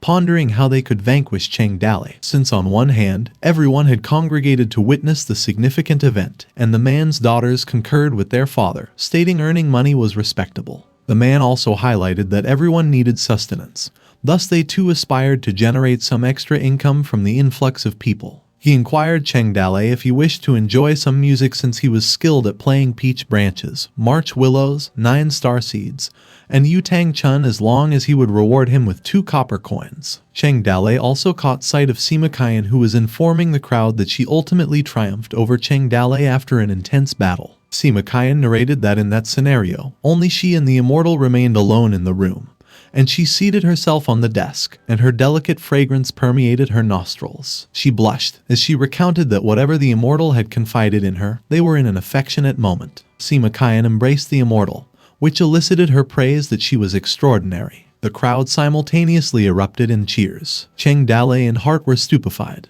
Hart, irritated, challenged Sima Qian and asked if she didn't seem to remember until she was beaten up. She flicked her finger, who caused Sima Qian to feel the impact. Sima Qian wondered. Sima Qian was amazed and guessed Cheng Dalei was nearby when she realized it was Hart's power. She noticed Cheng Dalei and wondered if Hart was with him, which she lamented because she couldn't see Hart, before asking where Yin Mu was and speculated that he hadn't brought her. Hart fumed, pointing at Sima Qian, while the man behind them proposed that he would sing them a segment of Yutang Chun if they gave him 2 copper coins. Hart continued to punch Sima Qian with her fingers. The crowd wondered if Sima Qian was beaten up, where others wondered who it was, since it had no trace of the attacker, while some others were thrilled and hoping for one more, and some mused that Sima Qian's imitation performance was so impressive. Sima Qian fell down. At the same time, Cheng Dalei and Hart observed what was happening. Hart mocked and pointed her finger upward. Sima Qian floated, surprising the audience. Hart commanded Sima Qian to twirl. She signaled her thumbs down, causing Sima Qian to fall to the ground, while the crowd applauded for the great job, while others voiced their wish for one more. Cheng Dalei reminded Hart that she had hit Sima Qian too hard, wondered if she had died, and insisted that she was still useful to him. Hart reassured him that Sima Qian could withstand a beating since she had thick flesh. Hart was still annoyed, while Cheng Dalei urged to look at Sima Qian. Sima Qian felt pleased as her face was on the ground. She was delighted with the smell of Hart's powerful fist, which made Hart question if she was enjoying it. Enraged, Hart vowed Sima Qian hadn't repented and decided that she would beat her up again, while Cheng Dalei munched on his food next to her. Hart executed Sima Qian using the personality correction fist. Sima Qian begged her for more, leading to Hart getting more annoyed. Hart noticed something. She turned around and examined. A few birds began to fly. Meng Zhilao, who was praying, also noted something. Hart revealed that someone nearby was absorbing fear points and killing more than 10 people in an instant, and absorbing it instantly, which she believed was a very powerful container, which prompted Cheng Dalei to inquire if she could determine the location. Hart admitted that he wasn't sure since there were too many people and all kinds of emotions were mixed up. She was convinced that she would be able to pinpoint his location if he did it again. Meanwhile, the trees were rustling. A guy pondered what that sound was. Another person expressed concern about what was wrong and if there was a giant insect in the woods, while another pondered what if there was a giant insect before realizing that there were so many people nearby, and he was still afraid of giant insects. A silhouette of a man was approaching. The sword in his hand was dragged to the ground. One guy realized that it was a seriously wounded person. Yan Kuigui voiced his wish not to die and remembered Haijin. He pondered where Haijin was and how hungry he was. He also noted how his body hurt so much that he needed her to come and help him bandage it, while observing that it was so noisy, which led him to speculate what the people were talking about. Because he couldn't hear what they were saying, he questioned if he was still on the battlefield in Chengyang Mountain, before asking if they were all enemies. Yan Wugui searched for Haijin several times and stated that as long as she was with him, he had nothing to fear. He realized that Haijin had gone and asked where she was and not to leave him. He feared that Haijin had fallen into the hands of the enemy, which led him to ponder where the enemies were. He concluded they were in the mountains and wondered if it was Chengyang Mountain, 10,000 Scrolls Mountain, or some other mountain. Yan Wugui decided he needed to take Haijin back if he wanted to live with her, so he wouldn't lose her. Silhouettes of people appeared in his sight which he identified as an enemy who needed to be killed with his sword. He realized his sword was still in his hands with which he could gain more power. Yan Wugui gritted his teeth as he was about to attack. He swung his giant sword. He slaughtered countless people with it. The crowd were terrified at the bloodshed Yan Wugui caused. As blood bloomed like a flower, people screamed for help. They noticed that Yan Wugui was able to swing such a huge sword with ease and exclaimed him a monster, while the others urged everyone to run and stop Yan Wugui. Exhausted, Yan Wugui was gasping for air. He complained that the people were so noisy as he was eating, and from them, something poured into his body. He realized that it was power. The man proposed to Cheng Dalei if he could let his daughter sing him a segment of Yu Tang Chung if he would raise his hand and reward them both with copper coins. Cheng Dalei observed the crowd gathering. Heart revealed that it was over there. Cheng Dalei affirmed that they were going. Copper coins were thrown at the man's bowl divided by. Cheng Dalei instructed to sing anything he liked, which puzzled the man. The man's daughter inquired him which song they should play, and the man decided that she should sing the first 18 touches. Sima Qian suggested that they should sing what she wrote just right the moment, and not the 18 touches which Cheng Dalei didn't request. Another copper coin was thrown in the man's bowl. Sima Qian chuckled as she mentioned that it seemed there was a chance to write the biography of Cheng Dalei this time. She recalled that the martial world people called Cheng Dalei the devil, and this time she would write a different version of him, with so many martial world people witnessing it. She pondered if the book wasn't on sale yet. She invited to follow her as she would protect his daughter. Meanwhile, the people screamed to run, as Yan Wugui was making his way through them, killing them one by one. The people pleaded with somebody to stop him, while others screamed for them to run, and some people wondered where Yan Wugui came from. Yan Wugui continuously swung his giant sword. Song Poking, on the other hand, assumed that he was right. He believed that they would have the instinct to survive,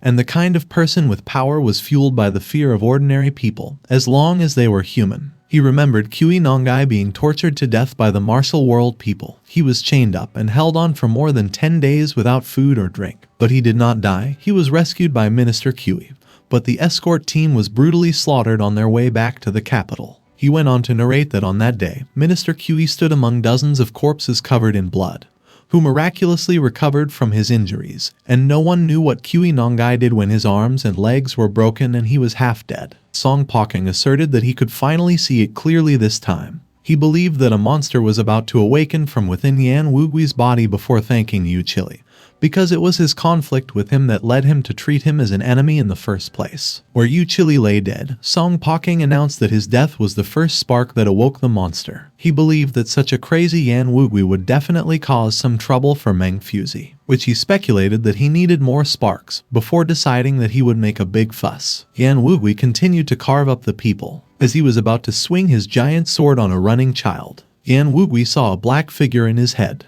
Yan Wugui was about to strike down the child with his sword. However, his sword missed and hit the ground instead. Cheng Dalei questioned if Yan Wugui was from the Ring tribe, and wondered why would a clansman with a container appear in the academy. Cheng Dalei inquired about Heart of Yan Wugui's past, and Heart reported that she couldn't see through. Heart communicated that Yan Wugui was confused and could only see some general superficial information. A system information appeared about Yan Wugui, who was the peerless martial artist from the grassland, whose age was 35, and a skills of wolf dance, sword arts, unyielding, and brute strength, and a hidden attributes of living and dying together, as well as an experience as the first warrior of the Northern Man tribe who went berserk. Yan Wugui growled and realized something. He saw someone and was perplexed. He observed that unlike other black shadowy figures, he saw a light-like figure and he couldn't feel hostility from it, which made him question if they were enemies since it was so strong, believing that he could gain more power if he could defeat them. He pondered if he could vanquish them and what they were conveying.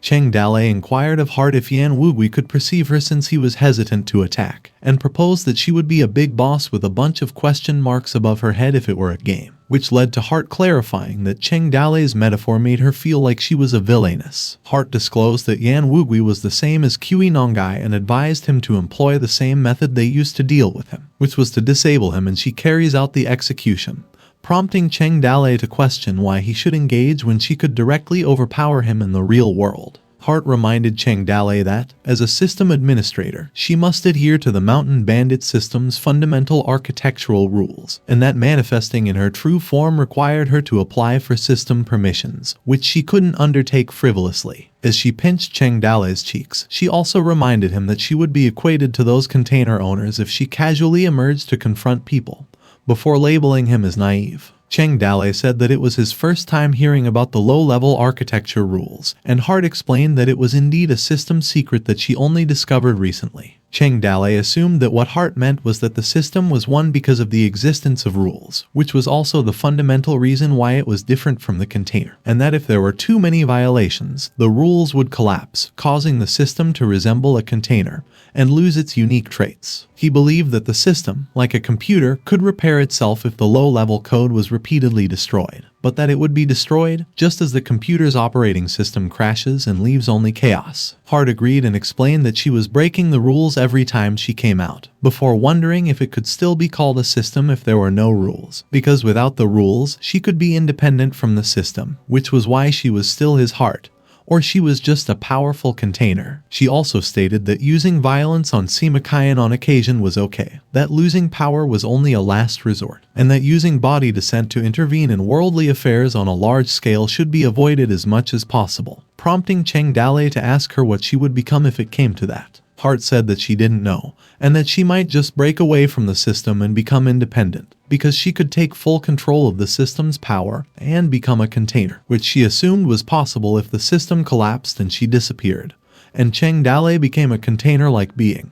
She asked if it wasn't good. A system notification appeared stating that the host obtained an achievement which the title was Where the Heart Was. It's eternal, which was to perceive the importance of low-level code, and cracking some secret of the system itself, leading to the intimacy between the host and Heart increased. Heart assured Cheng Dalei not to worry because it was different when applying for permission from the main body to descend, and that as a mortal, if he really encountered something he couldn't beat, she would solve it under the premise that she was his heart and Cheng Dalei were her young man, so it would be fine to continue like that, which Cheng Dalei doubt. Heart said that it was true and she wouldn't lie to him. However, Cheng Dalei just listened. Heart declared that they were the most unique team in the world. She said that they're going to kill Yan Wugui, and Cheng Dalei agreed and said just to leave it to him. A system notification appeared, stating that the host received a sudden side mission which was to kill or restrain the rampaging with a reward of 1 lottery. Cheng Dalei held Heart's hand as he absorbed her. Cheng Dalei stood and looked at his opponent. Yan Wugui was confused that the white light human disappeared. He wondered what happened. Cheng Dalei clucked out his sword. He disappeared in front of Yan Wugui. Suddenly he used the Alfie Quicksword, straightforward sword which pierced through Yan Wugui's chest. Cheng Dalei slashed Yan Wugui upwards. Yan Wugui gritted his teeth in pain. Blood started to drop on his shoulder, and Cheng Dalei claimed that Yan Wugui's body was not as tough as Nongai, and he decided the first thing he would do was to cripple his right hand that held the sword. Yan Wugui realized that his arm and wrist were severed and he couldn't pick up his sword. He reasoned that if he couldn't pick up his sword, he wouldn't be able to fight, leaving him unable to protect Yinyang.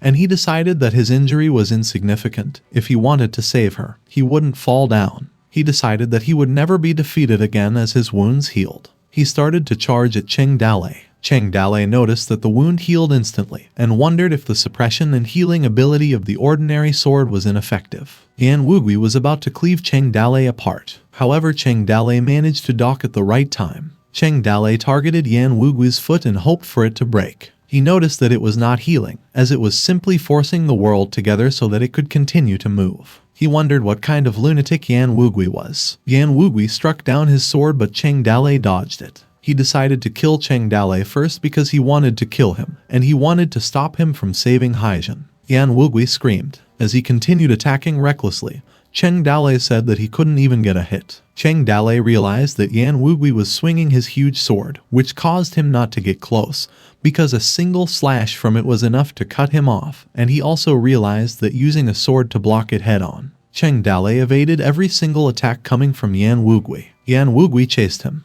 As they entered the forest, Yan Wugui cut some trees as he swung his sword towards Cheng Dalei. Trees began to fall. Yan Wugui was about to strike another one on Cheng Dalei. A notebook fell to the ground where an image of Cheng Dalei and Yan Wugui fighting were in it. A song played out, with the lyrics that monsters were roaming in the 13 states, and demons were coming out. The man continued stating that the toad's 3-foot ordinary sword was being used in a chaotic world. The daughter went on and sang that now that she sees the devil's true face, she knelt down and sighed. They continued, and stated that the child's moon-like heart slays the evil spirit, and the immortal cleanses the order of the chaotic world, and the road swallows the sky. Sima Qian was pleased, muttering that it was a great move to sweep away 1,000 troops, and the toad spread its wings, which she hoped Cheng Dalei would hit Yan Wugui harder and stab him in the waist. She claimed that the book would become big, since maybe it could even be adapted into a shadow play. Meanwhile, at the foot of 10,000 Scrolls Mountain, a man informed everyone that there was an excellent show to watch. He mentioned that a top master went crazy and was being blocked by a swordsman, which amused the crowd after they heard about 2 top masters. They dashed off, where someone shouted that he wanted to see his blood flow, while the others exclaimed that they would go over there and watch. The people watched as Cheng Dalei and Yan Wugui fought. Cheng Dalei, gasping for air, wondered if Yan Wugui went berserk, since the more he fought, the crazier he became, and swinging such a huge sword never stopped. He also noticed that Yan Wugui's attacks were completely overwhelming, which prevented him from lifting his head, since no matter how much he cut,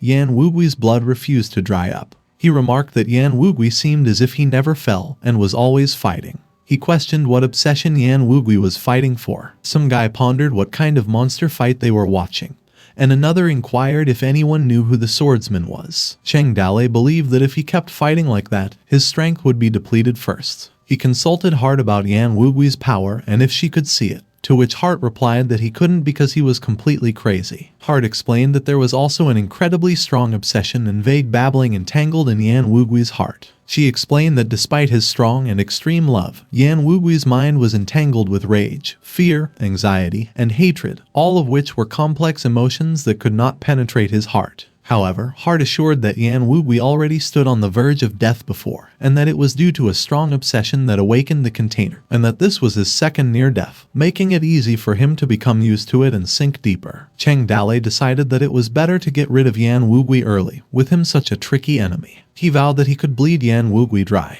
Cheng Dalei blocked Yan Wugui's heavy strike. He used the expert force as he slid down his blade, and released the colorless double-wing phoenix technique to take the opportunity to get close to the sword. Cheng Dalei used the Ilfei quick sword third style. He pierced through Yan Wugui's throat and resolved to slice it. Yan Wugui dropped his sword while he vomited blood. Sima Qian's brush swished through her note, whereas the audience realized that the winner was decided. Cheng Dalei stated that he needed one move to cut off Yan Wugui's head, whereas Yan Wugui groaned in pain. Cheng Dalei noticed that his sword was stuck. Yan Wugui's foot slid backwards, and a huge fist was about to hit Cheng Dalei. Yan Wugui grabbed Cheng Dalei's head, which caused Cheng Dalei to moan. Cheng Dalei reasoned that he couldn't lose the sword, because if he did he would have no way to deal with him, which led him to conclude that he mustn't lose and just let his heart come out to save the day. Yan Wugui continuously punched Cheng Dalei. Yinyang appeared, calling out Cheng Dalei. She assured him that she would help. A dagger pierced through one of Yan Wugui's eyes. Cheng Dalei noticed Yinyang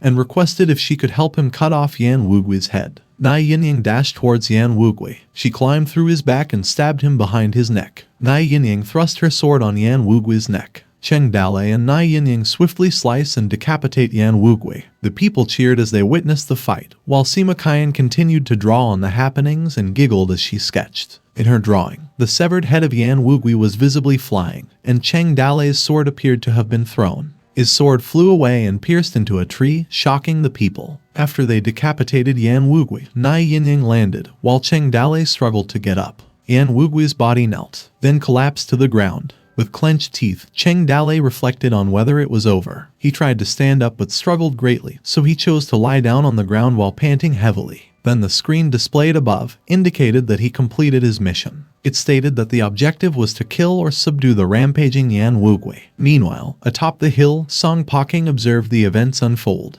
In his thoughts, he wondered if Yan Wugui was truly dead, which shouldn't be the case. However, Song Poking reasoned that with his head chopped off, even an immortal couldn't save him. As he contemplated, Song Poking recognized Nai Yinyang's figure. He realized who she was. He also identified Cheng Dalei, noting that Cheng Dalei was in disguise and finally arrived. He considered the exact relationship between Nai Yinyang and Cheng Dalei, and speculated where Lai Wanner was. Song Poking ordered his soldiers and inquired if the scout noticed Lai Wanner descending the mountain. One of the soldiers responded, informing him that the spies on the mountain didn't reply, indicating they shouldn't have been able to locate them descending the mountain. Song Poking also answered that it was understandable if Nai Yinyang's lightness skill was excellent, and they couldn't be found. He doubted that since Nai Yinyang arrived, Lai Wanner should also be present. He reasoned that there was no reason for Nai Yinyang to leave Lai Wanner and descend the mountain alone. With a smile, he instructed his soldiers to send a team back to the mountain to gather information about the situation. Song Poking also proposed that Lai Wanner might have been discussing with Meng Fuzi or could have been left alone. He instructed his soldiers to act according to the situation, which they affirmed. He recalled Cheng Dalei, choosing to watch while quietly observing. He considered how Cheng Dalei gained such power. Shortly after, Nai Yinyang assisted Cheng Dalei and conveyed that Lai Wanner was waiting for him on the mountain, and that she would take him up. Cheng Dalei apologized, mentioning he experienced a lot lately and left her out. Nai Yinyang replied, advising him not to talk to her about it but to talk to Lai Wanner instead. She also suggested they should go up the mountain, as she didn't feel comfortable leaving Lai Wanner alone, to which Cheng Dalei agreed. Suddenly, the people who watched earlier now approached Cheng Dalei, addressing him as a young warrior, and requesting to know his name. Some even expressed interest in signing his clothes. As the crowd gathered around them, they inquired about the type of swordsmanship he used, praising its power. Others speculated that killing Cheng Dalei would be successful, while some expressed interest in taking him as their disciple. Cheng Dalei covered his face with the wrinkled cloth, as the crowd continued to question which sect he belonged to and if he was interested in joining their sword sect. Turning away from the people, Cheng Dalei concealed his face with the fabric, while they kept wondering when he emerged in the martial world.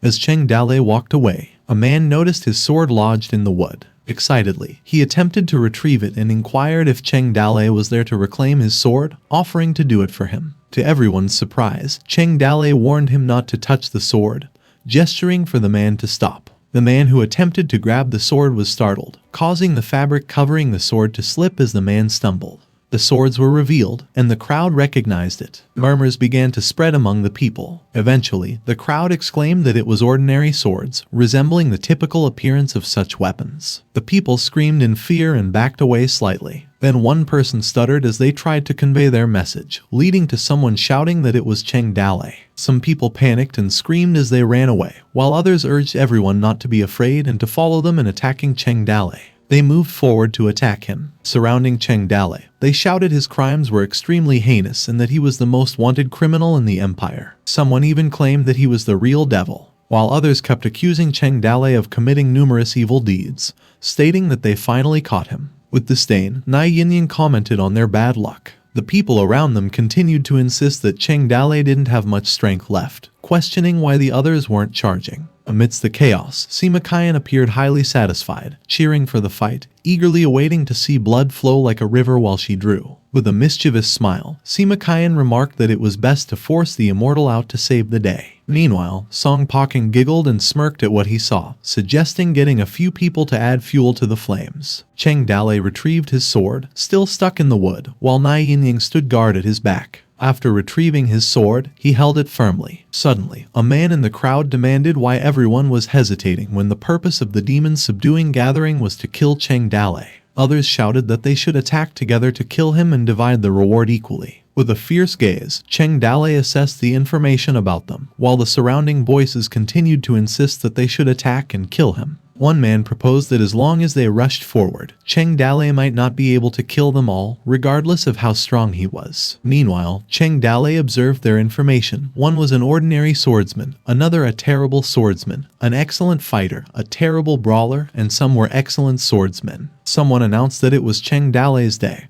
and even if he was skilled, it would be difficult for him to escape. He also mentioned that whoever could kill him would become the supreme martial artist. Hesitating, the ordinary fighter expressed that it wasn't very kind of him to do this and turned to someone for confirmation. The excellent fighter cut in and reminded that Cheng Dalei had just saved them by defeating the lunatic with the giant sword. He pressed on, wondering why they would want to kill Cheng Dalei, still clinging to morality in the martial world. Another man stepped forward, addressing other people, stating that now that Cheng Dalei had dealt with Yan Wugui, they had the nerve to draw their swords. In response, the guy barked that he didn't care if he wasn't, suggesting that there was no need to discuss morality when it came to Cheng Dalei. Some people wanted to fight, while others wanted to stop, causing chaos in the crowd as they fought amongst themselves. Yinyang glanced at the people in the back who were arguing, listening to their incessant quarrels about who was fighting desperately, who was protecting them, and continuously insulting each other with curses and derogatory terms. She approached Cheng Dalei and checked how much strength he had recovered, assuring him not to be afraid, as she would take care of him. Cheng Dalei simply responded that he was fine, albeit unsure. Yinyang inquired about what was going on. Feeling that someone was hiding in the crowd and deliberately adding fuel to the flames, Cheng Dalei looked behind him and remarked that the mastermind should be watching nearby. Suspicious, Cheng Dalei glanced toward the hill cliff and spotted the shadowy figure. Quickly, Song Poking fled from the cliff, and Cheng Dalei watched him go. He instructed to take the ring's corpse, as he still needed it, and noted it was not suitable to stay there any longer, to which Yinyang agreed. As the crowd gathered around them again, preparing to attack, Cheng Dalei looked at them and suddenly raised his voice, telling the people to come closer while pointing his sword at them. He also insulted them, calling them all a bunch of cowards trying to fight the boss. One person attempted to respond, despite trembling with fear. With his swords pointed at them, Cheng Dalei dared them to come on and show their skills. In determination, the people charged towards him, accusing him of being arrogant and not strong enough. However, suddenly, a large slash occurred, resulting in the bodies of the people who were about to attack being cut apart. Cheng Dalei, Yinyang, Sima Qian, and the other people were shocked by what they saw, while Song Poking widened his eyes in disbelief. The sword Yan Wugui had used was surrounded by a black aura, and despite lacking a head, it stood upright. Surrounded by a dark aura, his head emitted darkness. Yan Wugui recalled how his consciousness sank and fell into an endless abyss, with the light fading away. He heard screams, death, wailing, and hate, feeling as if he was about to die just like them. Then he saw a light and tried to reach it, but it disappeared completely, and he continued to descend, wondering what he would become. It seemed as though he had been there once before, recalling it was during the Battle of Chengyang Mountain. At that time, Hai Zhen awakened him from the darkness. Repeatedly, he called her, stating that he couldn't die, and refused to do so. He realized he didn't save her yet and didn't find her yet. He was determined to find her no matter what it took. Remembering their agreement to live and die together, he questioned how he could die in a place like that. Even as he fell into the endless abyss, that was when the black aura surrounding him burst out, forming into an orb. The aura of the black orb intensified greatly upon its emergence. There, his eyes glinted with a deep red hue. His weapon transformed into an axe, surrounded by a dark aura. On the one hand, a shield was formed. Then, a black aura formed on his chest. Suddenly, eyes formed, and they opened a sinister glow, and a mouth emerged as he smirked. His face manifested on his body, emitting an evil growl laugh. The people screamed, calling Yan Wugui a monster, while Cheng Dalei and Yinyang faced Yan Wugui head-on. Gritting her teeth in shock, Yinyang demanded what that thing was. Viewing information on Yan Wugui, Cheng Dalei answered that it was an ancient battle soul. Yan Wugui stood upright, while Cheng Dalei viewed his information, discovering that the monster on his body was named Xingshan, a world-famous legendary battle figure. His hidden attribute was to live and die together. It detailed the experience when Xingshan and the Emperor competed for divine power. There was a warning from the system not to become Xingshan's target, as he would hunt down anyone who did to the deaf. Overwhelmed by this knowledge, Cheng Dalei cursed at the danger, understanding that the container entered Phase 2. Frustrated, Heart warned him to be cautious, as he was now locked in an endless pursuit. She instructed Cheng Dalei to find and relieve Xingshan from his obsession or find a way to defeat him. Suddenly, a red emergency alert popped up, indicating that Xingshan's axe and shield were active, and his strong will was always present. He was given the mission to find a way to defeat Xingshan or resolve his obsession. After Cheng Dalei's realization, he ordered everyone to run. As a result, panic ensued and people fled. Those who were watching from afar were surprised, wondering how Cheng Dalei dared to fight such a monster. Meanwhile, Sima Qian was delighted, capturing the events through drawings. In her mind, she regarded it as a mythical scene and truly awe-inspiring. Satisfied, she believed the trip was worthwhile, noting that wherever Cheng Dalei went, there was always excitement. She expected the immortal to come out. On the other hand, Song Poking wore a large malicious smirk on his face. He boasted that his plan worked, emphasizing the power of obsession, desire, and human fear as the main gains from their trip to the academy. He declared that there was no point in staying and instructed that they would leave. The soldier inquired whether Song Poking didn't want to see more. In a serious tone, Song Poking merely responded that there was no need to stay any longer. He pointed out that Cheng Dalei had discovered them, and remaining would be dangerous. As he walked away, he commanded some of his soldiers to leave a few spies behind to keep watch, while the rest would go. Subsequently, Yan Wugui slashed, slicing through the trees around them in a single motion, causing a significant impact as they were cut down. His slashes illuminated the forest, casting eerie shadows. Yan Wugui went wild, while Heart explained that Xingqian was dead for thousands of years, and what they were fighting now was just a remnant soul. It was the obsession and worship of mortals that kept him alive across endless years. As Cheng Dalei charged, he remarked that it was just a wisp of soul, so there was nothing to fear. Amidst their readiness, Cheng Dalei declared that they would attack together and defeat him. Yinyang agreed without hesitation. They executed their plan simultaneously. Cheng Dalei wielded Alfie's quick sword, creating exploding fireworks with each strike, while Yinyang employed the 10-step instant kill technique. Together, they delivered numerous slashes against Yan Wugui. However, Yan Wugui utilized his axe and shield dance to protect himself, and his body began to heal from the wounds. After Yan Wugui's attack, Cheng Dalei warned Yinyang to watch out, and they managed to dodge the assault just in time. The force of the slicing left a significant impact, causing the ground to crack. Yan Wugui grunted in pain, and his blood dripped, almost causing him to lose his balance. However, he managed to regain his footing. He let out a monstrous roar. As Cheng Dalei and Yinyang observed him, Yinyang grew flustered and wondered how they could kill Yan Wugui. Cheng Dalei's frustration was evident as his brows furrowed in concern. Suddenly, Cheng Dalei suspected that the surroundings slowed down, wondering if it was Heart's doing and if she was preparing to descend in her real body, while Yinyang beside him remained stagnated. Then, Heart approached him and informed that the dimension cross permission was granted by the administrator, and that she would cross dimensions and reach the present world. She requested Cheng Dalei to step aside, as she was about to descend and would personally execute Yan Wugui. Cheng Dalei refused, insisting that she shouldn't descend. Heart replied that Yan Wugui was not something that ordinary people could deal with, and she urged Cheng Dalei to leave the rest to her. As she intended to explain further, Cheng Dalei interrupted her, asserting that she shouldn't descend. He reminded that using her real body to descend would break the system's rules. Heart attempted to deny this, saying it wouldn't, as she applied for permission to descend. But Cheng Dalei argued that she was lying. He stated that whether she applied for permission or not, the consequences would be the same. The point was that Cheng Dalei discovered that after each heart descent, she changed more and more things in the present world. Cheng Dalei reminded of the instances when she used her real body to descend. The first time was to subdue the white snake, after which she disregarded the system's reward rules and personally added a territorial buff to Snake Island. The second time was to execute Kui Nongai. After that, she even helped him repair his ordinary sword, and Yin Mu began to see her. Cheng Dalei voiced his doubts, noting that there was another time before those incidents, which marked the beginning of everything. At the same time, Heart remained silent, listening to Cheng Dalei's lectures. He also recalled the time when they faced the 5,000 horse bandits under Gui Jiangchu's command. Heart sighed, admitting that Cheng Dalei was correct. The earliest instance was 2 years ago when he snatched a bride from 1,000 miles away. She also acknowledged that when he was on the verge of death, she descended with consciousness for the first time,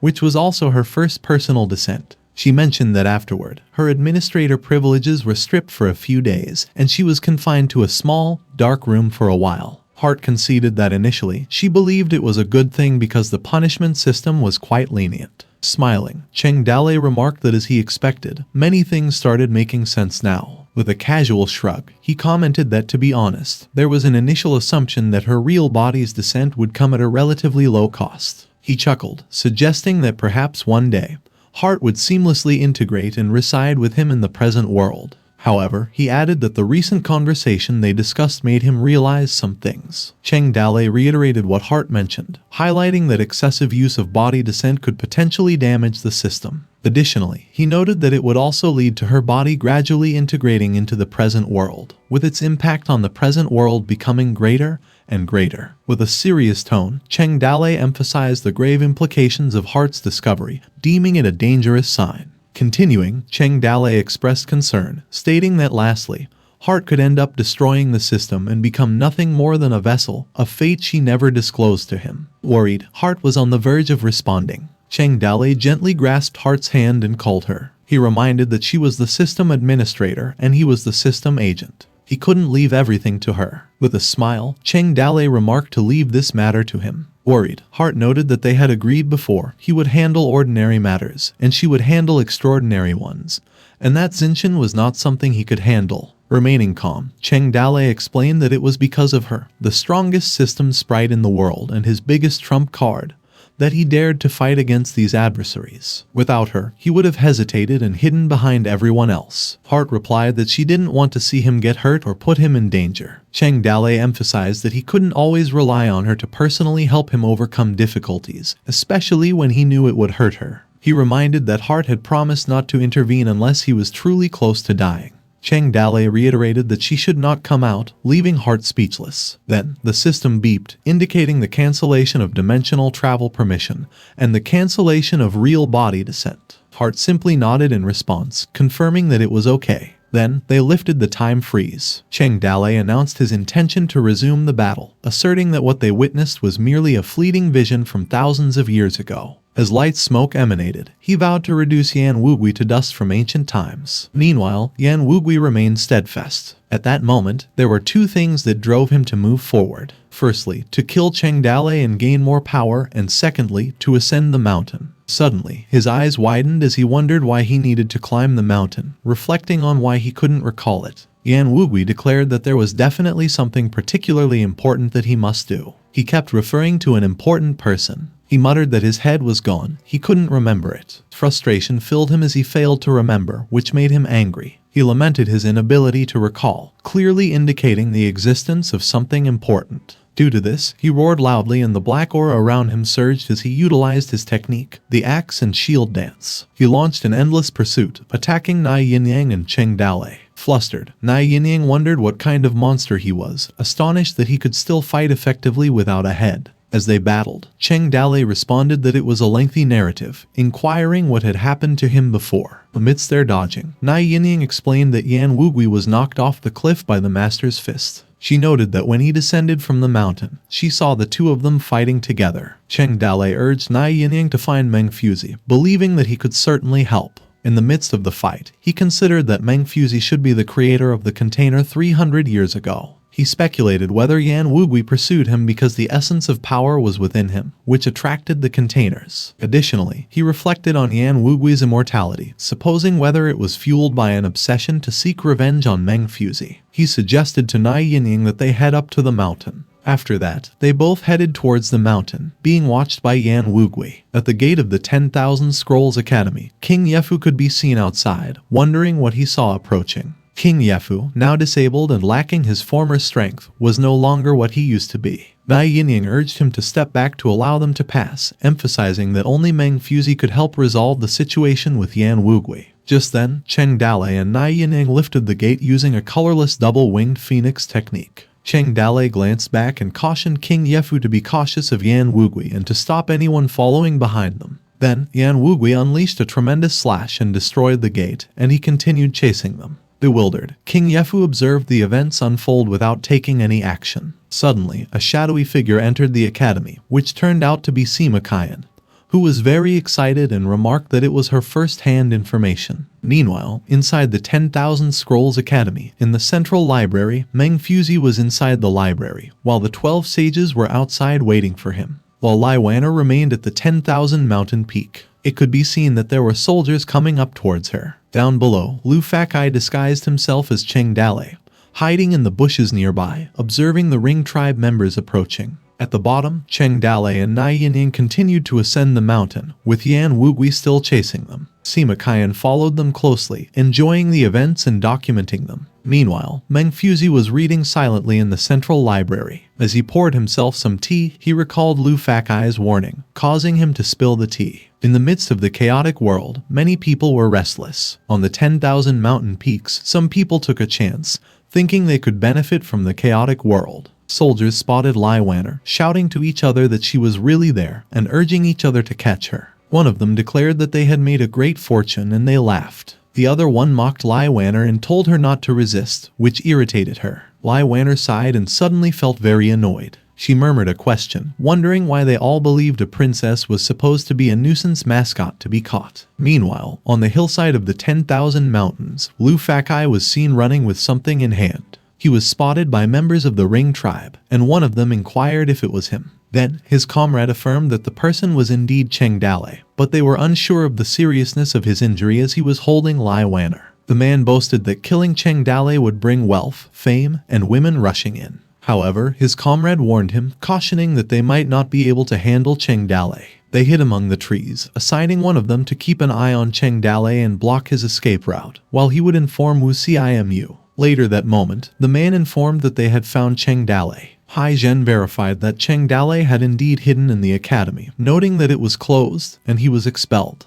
Wu Cimu responded that unfortunately, the library was guarded by sages, and they had no chance to take anything. Otherwise, they would have had a greater chance to deal with him. Determined, Hai Zhen ordered to chase him. Meanwhile, the two Ring tribe members hiding among the trees kept laughing. While Luo Fang kept yelling that he had divine power and could summon heavenly thunder, he threw a firebomb behind him. The other Ring tribe members behind him were alert as they saw the bomb and cautioned their companions to watch out while the bomb hissed. However, the rest of the Ring tribe got hit, causing them to cry out in pain. Wu Cimu smirked, recognizing that it was Cheng Dalei, and remarked that he was the only one who could pull a stunt like this with gunpowder. Grinning, he assumed that Cheng Dalei must be seriously injured, and that was why he used gunpowder to retreat. He instructed his men to hurry and kill them before Meng Fuzi arrived. At the top of the mountain, the sages heard the loud noise, prompting Zai Gong to wonder about its source, and Meng Fuzi also took notice. Meanwhile, as Cheng Dalei ascended, he commented on the use of gunpowder. Yinyang recommended they investigate. As they climbed the hill, Cheng Dalei suggested they split up, with some heading to the mountain's summit to find the master, while others would follow the direction of the gunpowder. In the midst of their conversation, Yan Wugui launched an attack from behind on Yinyang, who sensed it coming. Though she was partially struck, resulting in her vomiting blood and screaming in pain, Cheng Dalei was also heavily impacted by the attack and showed concern for Yinyang. Yinyang gritted her teeth in frustration. Then, Yan Wugui struck back at Yinyang while she was still down. Fortunately, Cheng Dalei intercepted him. The two of them were blown away by the impact. Yan Wugui was engulfed in the dust and smoke from the impact. Xingqian's aura flared around Yan Wugui. Cheng Dalei and Yinyang continued running uphill. Hart, following closely behind, remarked that she now understood that Yan Wugui was searching for someone, most likely his lover. The strongest emotion in his heart seemed to be love. Frustrated, Cheng Dalei questioned what they could do to break his obsession, suggesting killing his lover and wondering who she was. Hart replied that she didn't know, and even if they killed his lover, his obsession would only turn to revenge on the murderer. She explained that he wouldn't stop fighting until he avenged his enemy. Annoyed, Cheng Dalei remarked that Yan Wugui was a tough opponent and inquired what the best way to kill him was. Hart clarified that they needed to keep Yan Wugui away from crowds to reduce the amount of fear he absorbed. She recommended inflicting heavy damage on him multiple times until his strength was exhausted. That way, they could wear him down. She proposed a new strategy: to find the person Yan Wugui was obsessed with and, while severely injuring him, make him lose both his lover and the goal of revenge simultaneously, forcing him to stop. Frustrated, Cheng Dalei muttered that this plan was even more difficult. Hart answered that the last resort was for her to descend and crush Yan Wugui to death. Cheng Dalei disagreed with her suggestion. However, Hart urged him not to resist. She would be hurt if he got hurt. Cheng Dalei did not agree, insisting that she shouldn't descend until the end, no matter what. Meanwhile, at the foot of the mountain, Luo Fang arrived with a group of dummy figures. The Ring tribe members who followed him approached him. Hai Zhen addressed him, saying that he was at the end of his life. He told him that someone wanted to take his life and pleaded with him not to make it difficult for them. Fierce, Luo Fang looked at the shadowy figures of the Ring tribe among the trees. Then, he chuckled softly. He burst into hearty laughter. Then, he shouted that those who could kill him were nearby, and those who dared to kill him. Luo Fang took a gulp of water, huffed heavily after drinking. Then, he challenged the Ring tribe to come closer. He bragged that he had killed members of the Rings, caused trouble in Chang'an, and ventured into the grassland. He claimed to have seen it all, aiming to provoke a reaction from the Ring tribe. Luo Fang also declared that if they wanted his head, they should come and take it, daring them to face death without fear. On the opposite side, Wu Simu grew annoyed with his people. He demanded what they were afraid of, to which they nervously responded that it was Cheng Dalei. Wu Simu remarked that even though Cheng Dalei was powerful, he was still bluffing because of his past reputation. He reminded that this meant Cheng Dalei was likely at the end of his rope and seriously hurt. He confronted Luo Fang, inquiring how long he intended to continue to run wild and permitting him to take his life. Suddenly, a loud growl echoed. Wu Simu inquired what the noise was, wondering if Yan Wugui was approaching. Hai Zhen screamed and immediately looked for Yan Wugui. After a moment, Wu Simu commanded his men to hurry up and kill Cheng Dalei. The Ring tribe let out a loud roar as they charged. Meanwhile, on the mountainside, Yan Wugui continued his relentless attacks, causing chaos and wreaking havoc among the trees. Yinyang remarked that it was the first time he had encountered someone who could withstand his sword without succumbing to death. While evading Yan Wugui's attacks, she commented that they couldn't kill him, nor could they even trip him, prompting her to wonder what they should do next. Cheng Dalei proposed what they should do, stating that he would take care of Yan Wugui himself. He believed that her assassination skills would be useless against him. He decided to leave Yan Wugui to himself while they separated. Cheng Dalei instructed Yinyang to bring Meng Fuzi and advised her to be cautious, to which Yinyang agreed and reminded to be careful. Yinyang withdrew from the fight and headed towards the summit from a different direction. Then, in a one-on-one battle, Cheng Dalei utilized Alfie's quick sword and a straightforward blade. He pushed himself forward, urged himself to keep fighting, familiarized himself with Xingqian's attack patterns. He observed that the top of the sword should dance, while he skillfully dodged every attack of Yan Wugui. As he prepared to strike, Cheng Dalei pointed out how Yan Wugui dared to leave himself wide open and invited him to taste his blade's sharpness. He utilized the continuously executed hard-hitting techniques. Afterward, he called out to Hart, requesting in exchange for 10 boxes of gunpowder. His fear points decreased by 100,000, and the boxes of gunpowder were placed in Yan Wugui's mouth. Then Hart snapped her fingers, causing the gunpowder to explode greatly, resulting in Cheng Dalei being thrown off by the intense impact.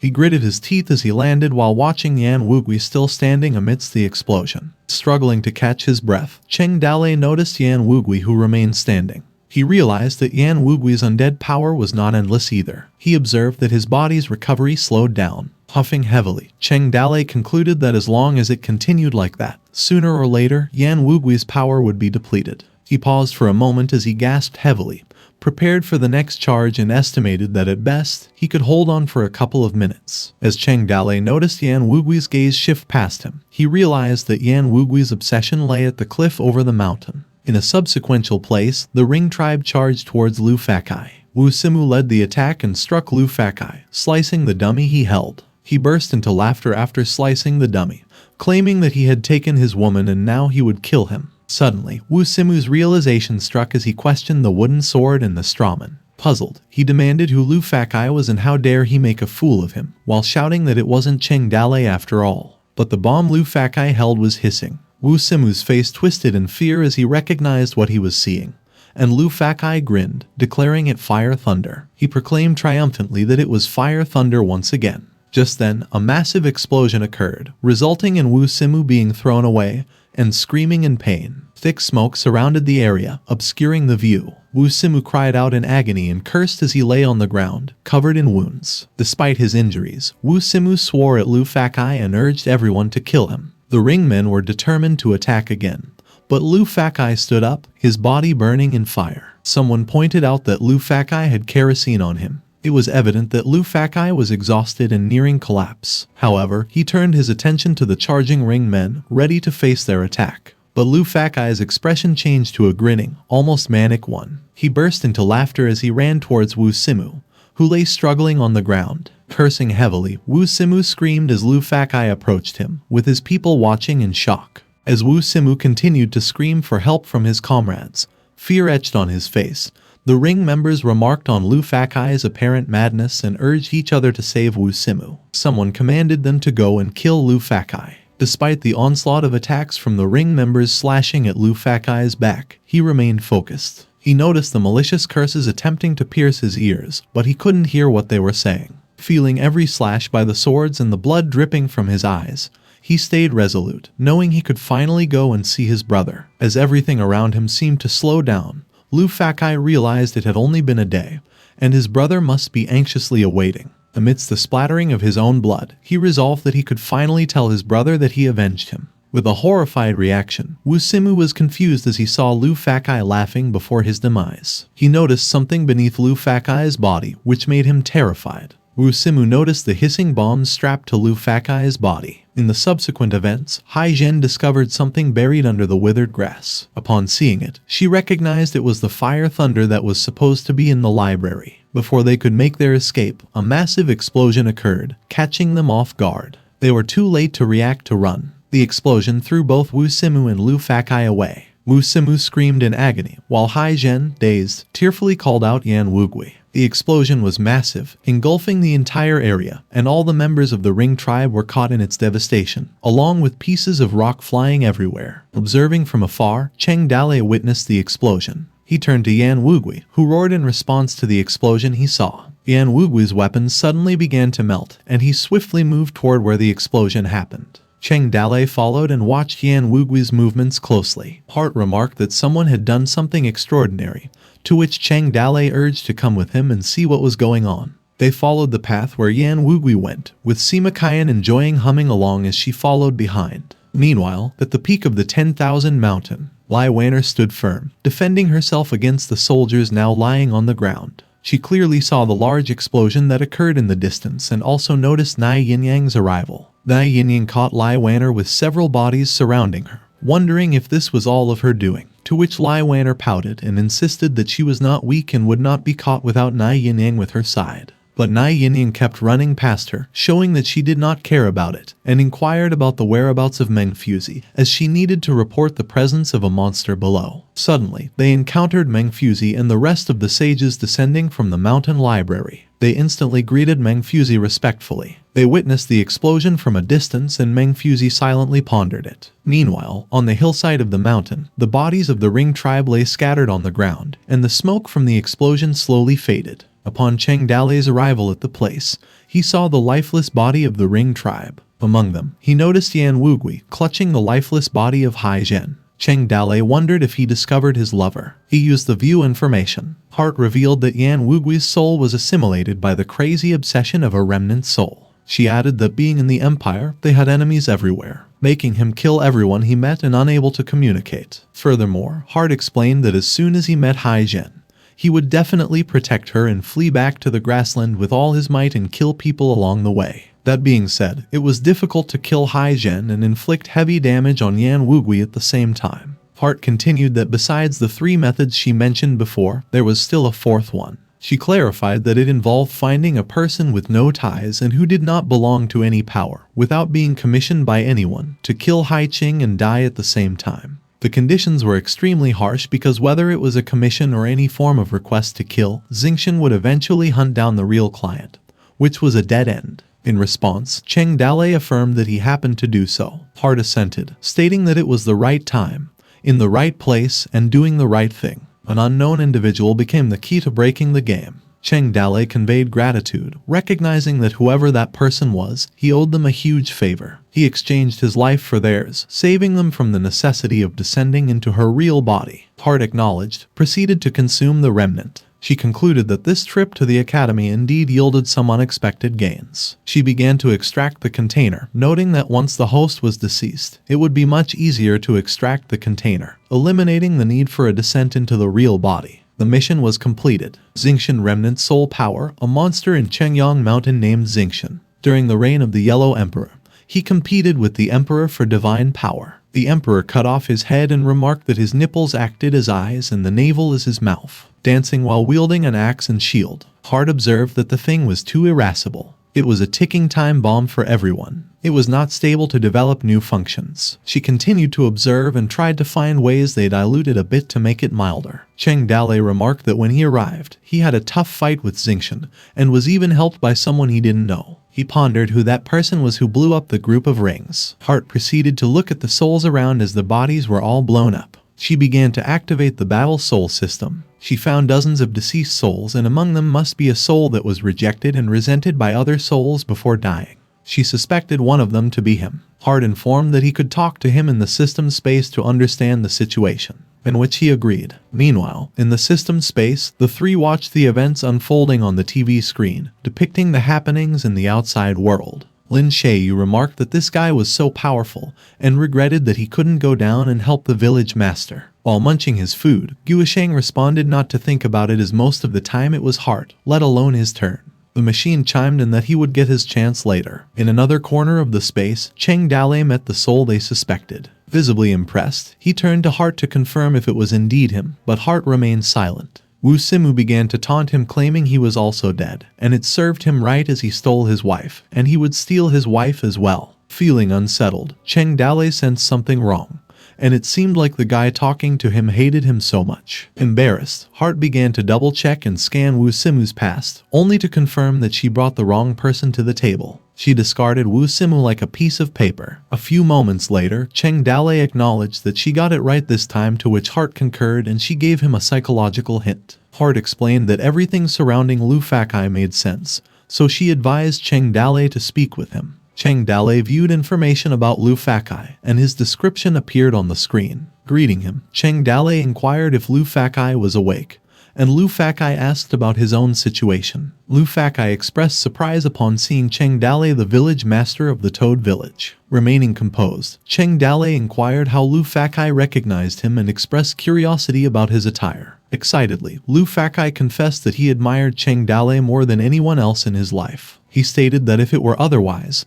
he would not have impersonated him. This left Cheng Dalei speechless. Cheng Dalei did not expect that anyone would dare to impersonate him. His bad reputation spread throughout the empire. Once his whereabouts were exposed, he didn't know how many people wanted to kill him. He added that Luo Fang was playing with fire by doing so. Luo Fang laughed, commenting on the chaotic times when everyone was in danger. He stated that whether he impersonated Cheng Dalei or not, he would still face death. He admitted that he was long targeted by various mountain bandits on the mountain road. He confessed that if he didn't use Cheng Dalei's name to make a living, he would have starved to death long ago and wouldn't have survived to this day. Suddenly, Luo Fang recalled something and took something out. With a smile, he called Cheng Dalei and handed him a letter from the academy. He explained that he accidentally came across it and wanted to give it to him. He exclaimed that he intended to repay him, but due to various circumstances, it had been delayed until today. Cheng Dalei smiled gratefully as he accepted the letter. They continued their conversation, pouring each other some drinks. One was a nobody,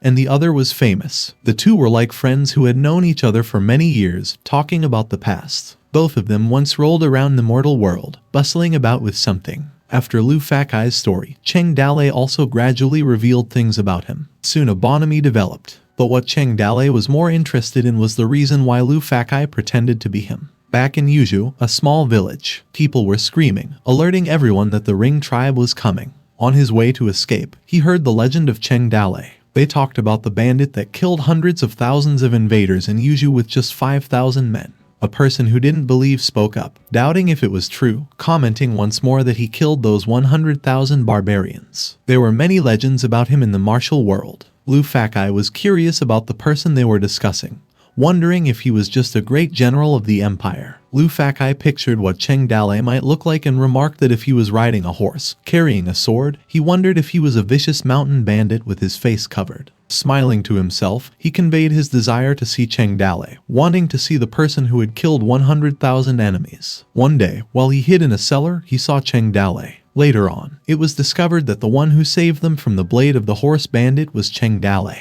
It turned out they were about the same age and somewhat looked similar. Luo Fang admitted that he wanted to follow in Cheng Dalei's footsteps. He also desired to stand out and learn good martial arts, but he could only work tirelessly to make a living. Only when he wielded a sword, he was happy and couldn't control himself. He sighed, mentioning that maybe one day he would become a swordsman like Cheng Dalei. A swordsman, hero, big shot, a local hero that eliminates the strong and supports the weak, drives out the barbarian tribes, and relieves the people from danger. That kind of longing couldn't be easily suppressed. So, he began to clumsily imitate Cheng Dalei's appearance. He began crafting an ordinary sword and axe, along with a bear mask. He sewed clothes and obtained a cow, applying ink to the cattle. Once finished, he truly imitated Cheng Dalei. Though it was a bluff, it was enough to survive in a world where bandits and thieves roamed freely. Returning to the system's space, Luo Fang recounted that was all that happened until today. Hart teased Cheng Dalei that he had a devoted fan.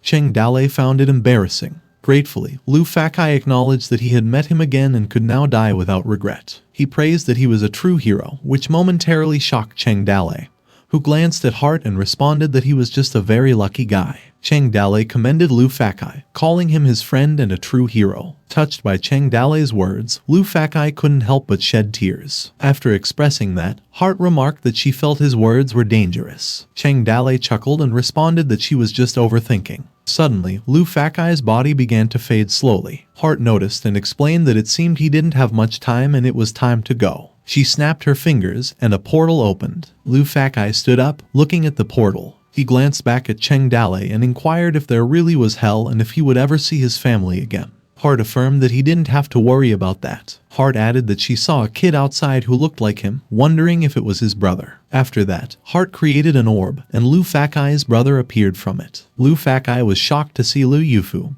who was equally surprised. Liu Yufu glanced at Luo Fang and exclaimed that he was back. Both ran to each other and waited for each other's embrace. Then they hugged each other, and Liu Yufu expressed that he had a cold and dark dream. They both cried, and Liu Yufu stated that Luo Fang wasn't there and many people came. Luo Fang reassured that it was all over now and promised that he wouldn't leave him again. At the same time, Hart watched and observed that in any case, this spirit still doesn't like pure tragedy. She added that the human tragedy caused by the chaotic world was too much. Cheng Dalei replied, expressing that he owed Luo Fang a debt of gratitude and that he was leaving. He remarked that she knew him, and he didn't like people working for him the most. Hart responded that what was his was hers, and she would send him and his brother to reincarnation so they could repay their debt together. But Cheng Dalei refused, stating it was different. Hart told him to forget it, expressing that even if she wanted to repay it, it would be a matter for the next life. Cheng Dalei didn't respond, glancing behind him and contemplating the idea of the next life. He called Luo Fang to the light portal, wondering if there was a next life and how he wanted to live. Luo Fang paused for a moment, reflecting on the next life. He turned to Cheng Dalei and answered that the world was too bitter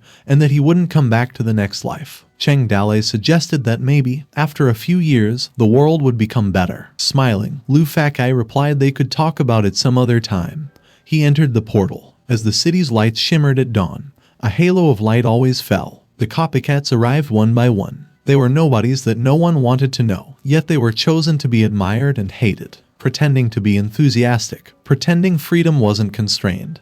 They wondered what they wanted to become in the end. They were the nameless generation. It was okay to be forgotten. For those who didn't struggle from start to finish, perhaps it would be tiring and difficult. Perhaps they would remain modest forever. Perhaps they would never become a glorious light. However, everyone wasn't born the same. Just call them the nameless generation. They entered the portal, their glimmering figures fading as they approached Cheng Dalei, who held out of it and said goodbye to his friend. He whispered that perhaps by the time they met again, he would have changed this world. Hart joked that the fan meeting was over. It was time to find his wife. Cheng Dalei acknowledged her remark. She added that although time moved slower here, it wasn't completely motionless. After that, Hart insisted they had to go, and they returned to the real world. Footsteps rushed toward Cheng Dalei, and it was Lai Wanner. As they met each other, Lai Wanner jumped and embraced him. Her face was filled with joy as she hugged Cheng Dalei tightly, while Cheng Dalei remained surprised by what was happening. Sima Qian described a point of view that occurred when Lai Wanner threw herself into Cheng Dalei's arms like a ball of flames. She observed that Lai Wanner hugged Cheng Dalei tightly, afraid that this was an impossible dream, and she didn't want to let go of the person in her arms. Furthermore, Sima Qian reflected that Lai Wanner had imagined meeting him 10,000 times beforehand. But when she really met him, it was totally different from her fantasies. As she wrote while feeling giddy about her story, Sima Qian noted that this time, she came out from Toad Village to find her sweetheart, but Lai Wanner didn't know if Cheng Dalei would show up. Excitedly, Sima Qian pondered what if Cheng Dalei didn't get the news, what if he was delayed by something. What if he didn't care as much as before? What if he already changed his mind? Sima Qian admitted that she didn't want him to fall into the trap, but at the same time, she also looked forward to him showing up and meeting him once. Back to the drama, tears fell from Lai Wanner's eyes. Distressed, she scolded Cheng Dalei, demanding why he left her in Toad Village. She waited for a long time, and she was really afraid that he lied to her. Cheng Dalei simply assured her not to be afraid, as he was there. He hugged Lai Wanner back and reassured that he was there. Lai Wanner wiped Cheng Dalei's face and inquired if he was hurt, to which Cheng Dalei responded that it was just a scratch. Cheng Dalei inquired if she had any water as he was very thirsty. Afterward, Lai Wanner suddenly kissed Cheng Dalei, which caught Cheng Dalei off guard. Surprised by the sudden gesture, he also returned the kiss to Lai Wanner. Yinyang reacted with surprise and embarrassment at what she witnessed. Amidst the unfolding event, Meng Fuzi and the sages were present. Meanwhile, Sima Qian delightedly declared that the moment they met each other, no family, country, or society mattered. The love affair between a man and a woman, which was often looked down upon by scholars, instantly became the main focus of this moment. As they passionately kissed, Cheng Dalei called Lai Wanner between their kisses, indicating that someone approached. However, they continued their passionate embrace despite the interruption. After they parted, both of their faces flushed. Calmly, Cheng Dalei proposed that they should leave, and he would take her home. Lai Wanner revealed that she wanted him to meet someone, prompting Cheng Dalei to wonder who it was. They approached Meng Fuzi. They stood beside him. He looked at the image of Heart and mused if there really was an immortal in the world. Heart smiled, glanced at Meng Fuzi, and hinted that it was quite possible. The next morning, Luo Fang's grave was dug beside his poor younger brother who died. Yinyang dug and buried them, showing signs of exhaustion. They gathered in the courtyard of the siblings. After the events on the mountain peak, they returned to the library. Meng Fuzi requested Lai Wanner to wait outside for a moment while he discussed something with Cheng Dalei. Lai Wanner wanted to listen in, but Meng Fuzi stopped her, assuring her that she should rest assured, as perhaps the light to end the age of war appeared. Later, Cheng Dalei held a hot cup of tea as Meng Fuzi approached him. Meng Fuzi remarked that it was better to be known than to be seen. Meng Fuzi addressed Cheng Dalei, while Cheng Dalei absorbed Meng Fuzi's words. Meng Fuzi replied that there was no need to be polite. They were of the same kind, and it was rare to find people like them who could speak on equal terms. Meng Fuzi approached Cheng Dalei and remarked that he was special. He corrected himself, saying they were both very special, as he also noticed Heart. He expressed happiness, stating he never encountered a tool with an independent consciousness before. Meng Fuzi remarked that Heart was even on the verge of becoming a separate entity, but she chose not to. He challenged the point of seeking independence only to become one of those crazy containers, implying that such a fate would be beneath her. Heart looked genuinely shocked at the accusation. Cheng Dalei cleared his throat and countered, explaining they called it a container, while Meng Fuzi referred to it as a tool. But they were likely discussing the same thing. Cheng Dalei wondered if it meant that no container ever became self-aware. Meng Fuzi responded that he never witnessed such a phenomenon since ancient times.